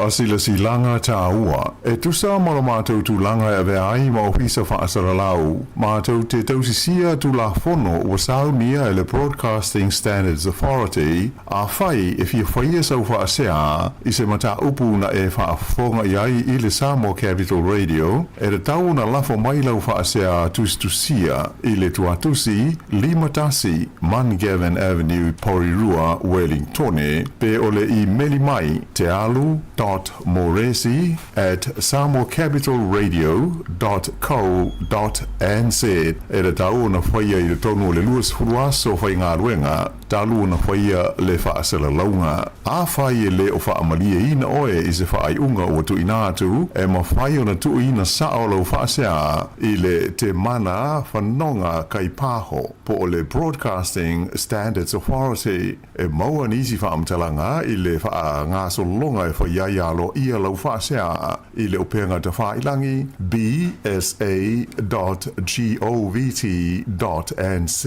whawhitai. O lea ua luas fulua minuti o te enei le tūlai se fulma lua, ia, te whaamalo atu le tātou atinu le ngā lue, alo fo i le toa tele i tau maftanga, tari ngā sula ni vaenga o lea ouli, ale tautua le nei a si whaonga lau moe Wellington, le tāle tasi, ia, mai ale o le tātou o nanga i lunga o le frequency, le tasi ono, te si ma le tasi whamo, ia ai tunatu tātou whasalaunga i Sāmoa e peo na masani ai, ia i tautua i lungo o tātou upenga te whailangi o le Facebook, ma le YouTube, i nā i le tātou visa i nā i lalawaya. Luas fultolo minuto te nere tu lais fulma lua, ia, manatu o solonga manuia fuafanga le neitei le aso, la tau lo whaawo pea ngā luenga, ma i la tau lo lunga le awala o lo ngā lua i tabarafi, ia, whai ma whai se malo longa e, mo e foise sifasiri ngā malosi o na toe whaawawile o ngā luenga, ia, awat fosia, wa e fosi loa e le o tusai ma le malosi, ia, na o le manua, ia, le tūlanga e tūla i mai ai, ia, e tautua nā, ia, whaamua pia le tātou saonga le mū, ia, o whianga ia i so se ngā luenga lava o lo whianga i tātou nei taimi o le awauli, ia, le la tātou woi whaafia whianga nei taimi, ia, e malo lava le ono sa i ngā luenga o lo whaawo pia le ngā luenga le toa tele, ia, e le i malo lo le toa tele mai lava na leila, se i wanga nai nei si moko fo ia ta i se fulu minute. Ia, nala na mo wai malo lo nga si vaenga le o pisi al temi a mi se anga luenga foi le ai faia oka faia oka fale fainga luenga ma company peila o si vaenga na a o atu temi ia ele uma le pikere oka ia ele tai ona uma ia ona ye lo le mel na o le tu al temi faile break o le lunch ai tope ia uma le oka ia lo winga o ele na lo mafuta mai lo e fia fa lo la vai ni musika ya mau pere ki o la le tio por Facebook o le YouTube ile si fonga lo mua por le Sāmoa Capital Radio musika o mano longa matau mafutanga o le au si fonga o le laumua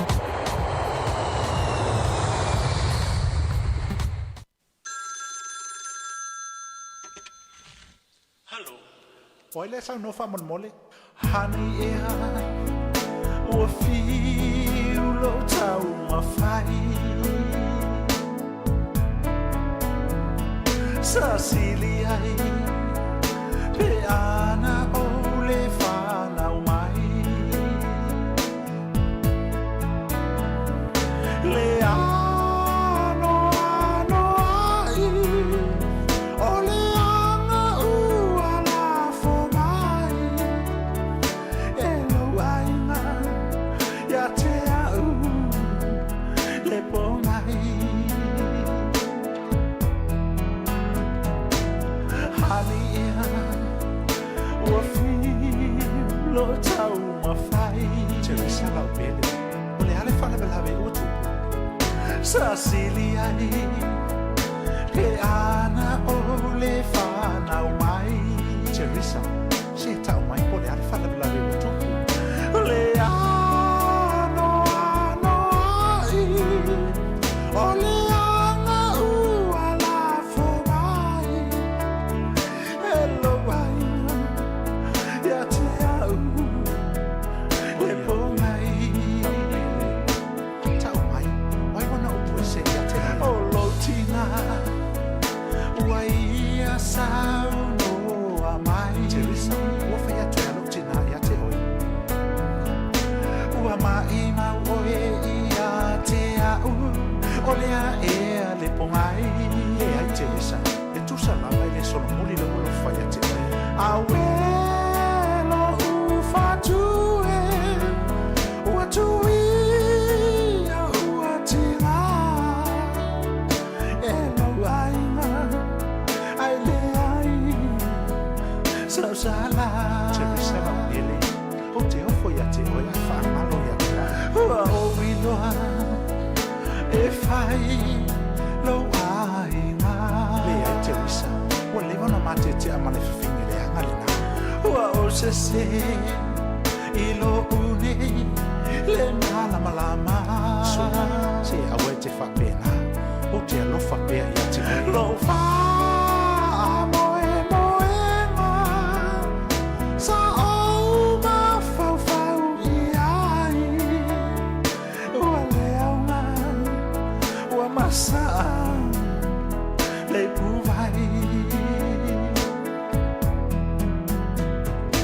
ua o iloa e whai lo ainga te wisa whai atu fwoi wa lewa na pale wa alfafine le na ua o se i lo une le malama lama suma se awe te whapena o te alofa la wai atu moe moenga sa au ma fau fau i ai te wisa la pele ua leaunga ua masa o te fiafifi le puvai la pele le ali ie le ali ie e ai e a se tofi o ita le ali ie le ali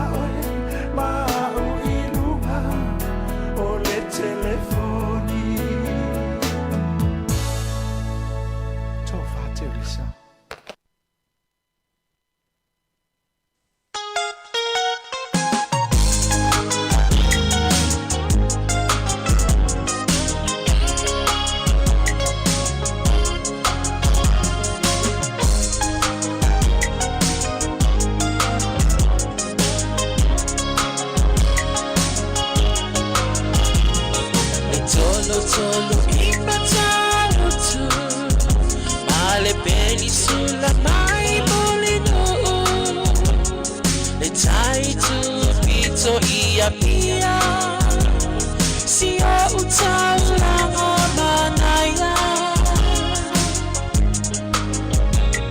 e fe pula mai le sau o ata uma o petu o le lani e solo mia ia umasia uhani a o masa vali vali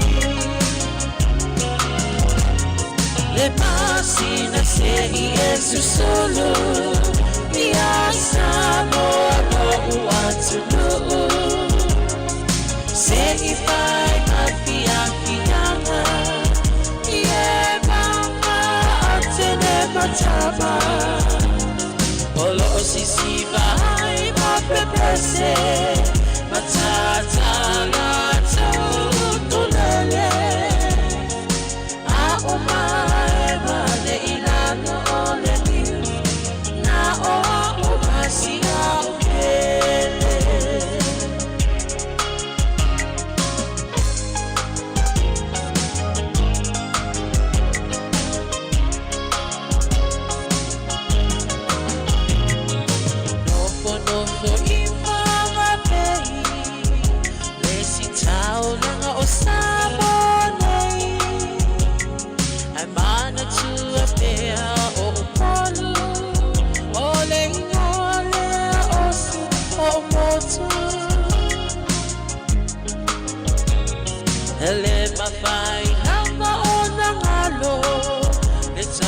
Tape mali o vai singano Olo ono hai tine matama yung alona awala lau papa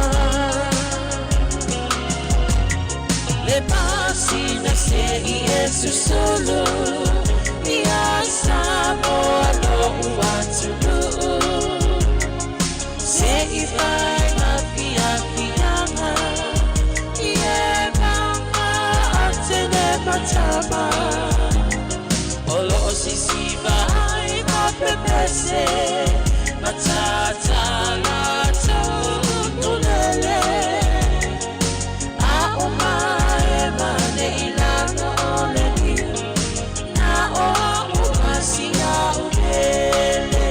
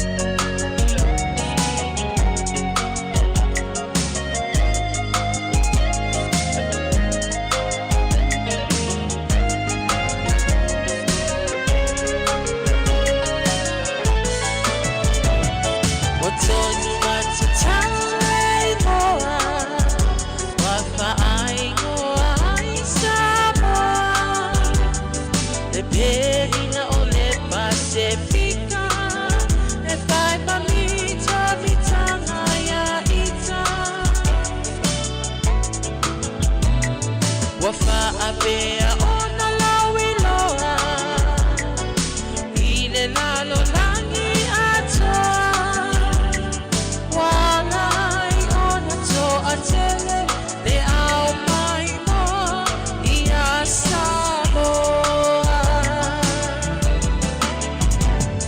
le pasina se Yesu sulu ia Sāmoa lo uatulu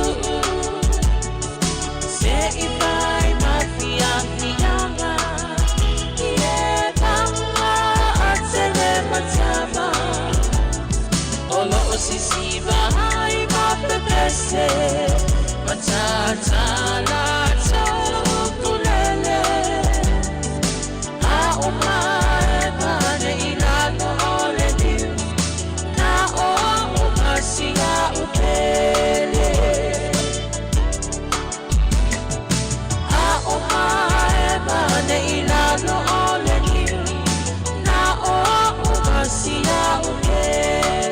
Fonga Maria le faili ia ale rubber band ma le toi suina mai o le pese na le tolo i mataus ai matau tu ma le penisula i mulino ia ona i pese tuaia ia oka se mana ia etalo pese ia ele ia si meta te mafo fai o ta mafo fai i Sāmoa isi o tatu tunu mana ia toi mai tau atu i tapenanga nu mafio anga ia i le tuto tasi o tatu tunu fa amasuina le ono se fulma le fatau sanga ia il masino yoni ia mai tawatu la ia ele ngata i tapenanga ia i le tu i fa anga tama ia e pe o kirkiti fa Sāmoa moni ia mai atuna ua fai fo ia nga kirkiti anisi onu mafio anga ia o fautasi ma nei el to la langa menga o fautasi anisi o fio anga ia ma lato kuleninga ka se ma nei el mata tu fo ilung ole ngale o pinga te fa ilang il temini nei o tau toi mata tu ai Sāmoa il taimini nei tapenanga nu mafio anga ia imo meo ai misira va tu nga fautasi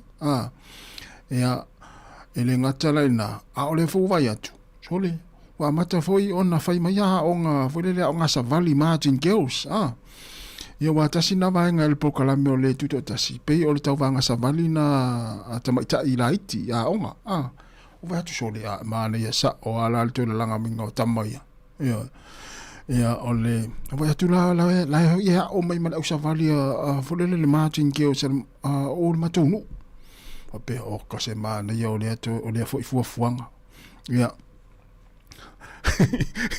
mo ya la tala le fai tau te loa ya pe o te mel fu tatu fa longo vo le au fa sala la le mai le fa sala ina mainga ia por kala mi singa fu ia fa pe la fa te inga ele o mato mai tau atu le wanga mai ia le au savali mai le onga tu langa lua po le primary school le fi anga sala i lua i savai ile te mi nei le wanga mai tono le malai ia mo le lato fa po le lato show po le vanga fa pena i tu te loa la te fa pe e pepero la utala ia tu te tali tonu la la le te vai atu la fa mai nga savali o ia atama ita ila i te la nga tu langa lu se matonu ia wala o te lo pe fa tau vanga pele ai a nga fa pe la iti ele tele ni au savali te loa na le mai a fo le a mata ni tau sanga le show male matulanga fa pena au te lo ele fa tau vanga ia au te lo le amatanga na ia o toe la langa mainga o nai vaenga ia le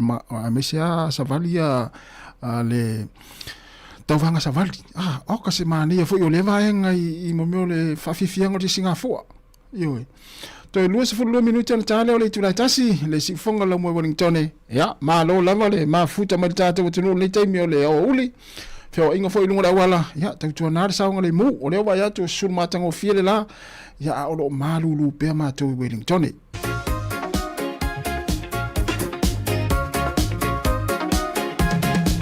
Well, I was sitting at the bar, she was looking at the jukebox selection, and I've never seen a cuter behind. I had to rush her with a glass of wine and control my mind. Now I couldn't believe my eyes when she turned and looked my way. She was everything a man could want, but she was only playing with another man. Oh yeah. Ooh, I've never seen a woman like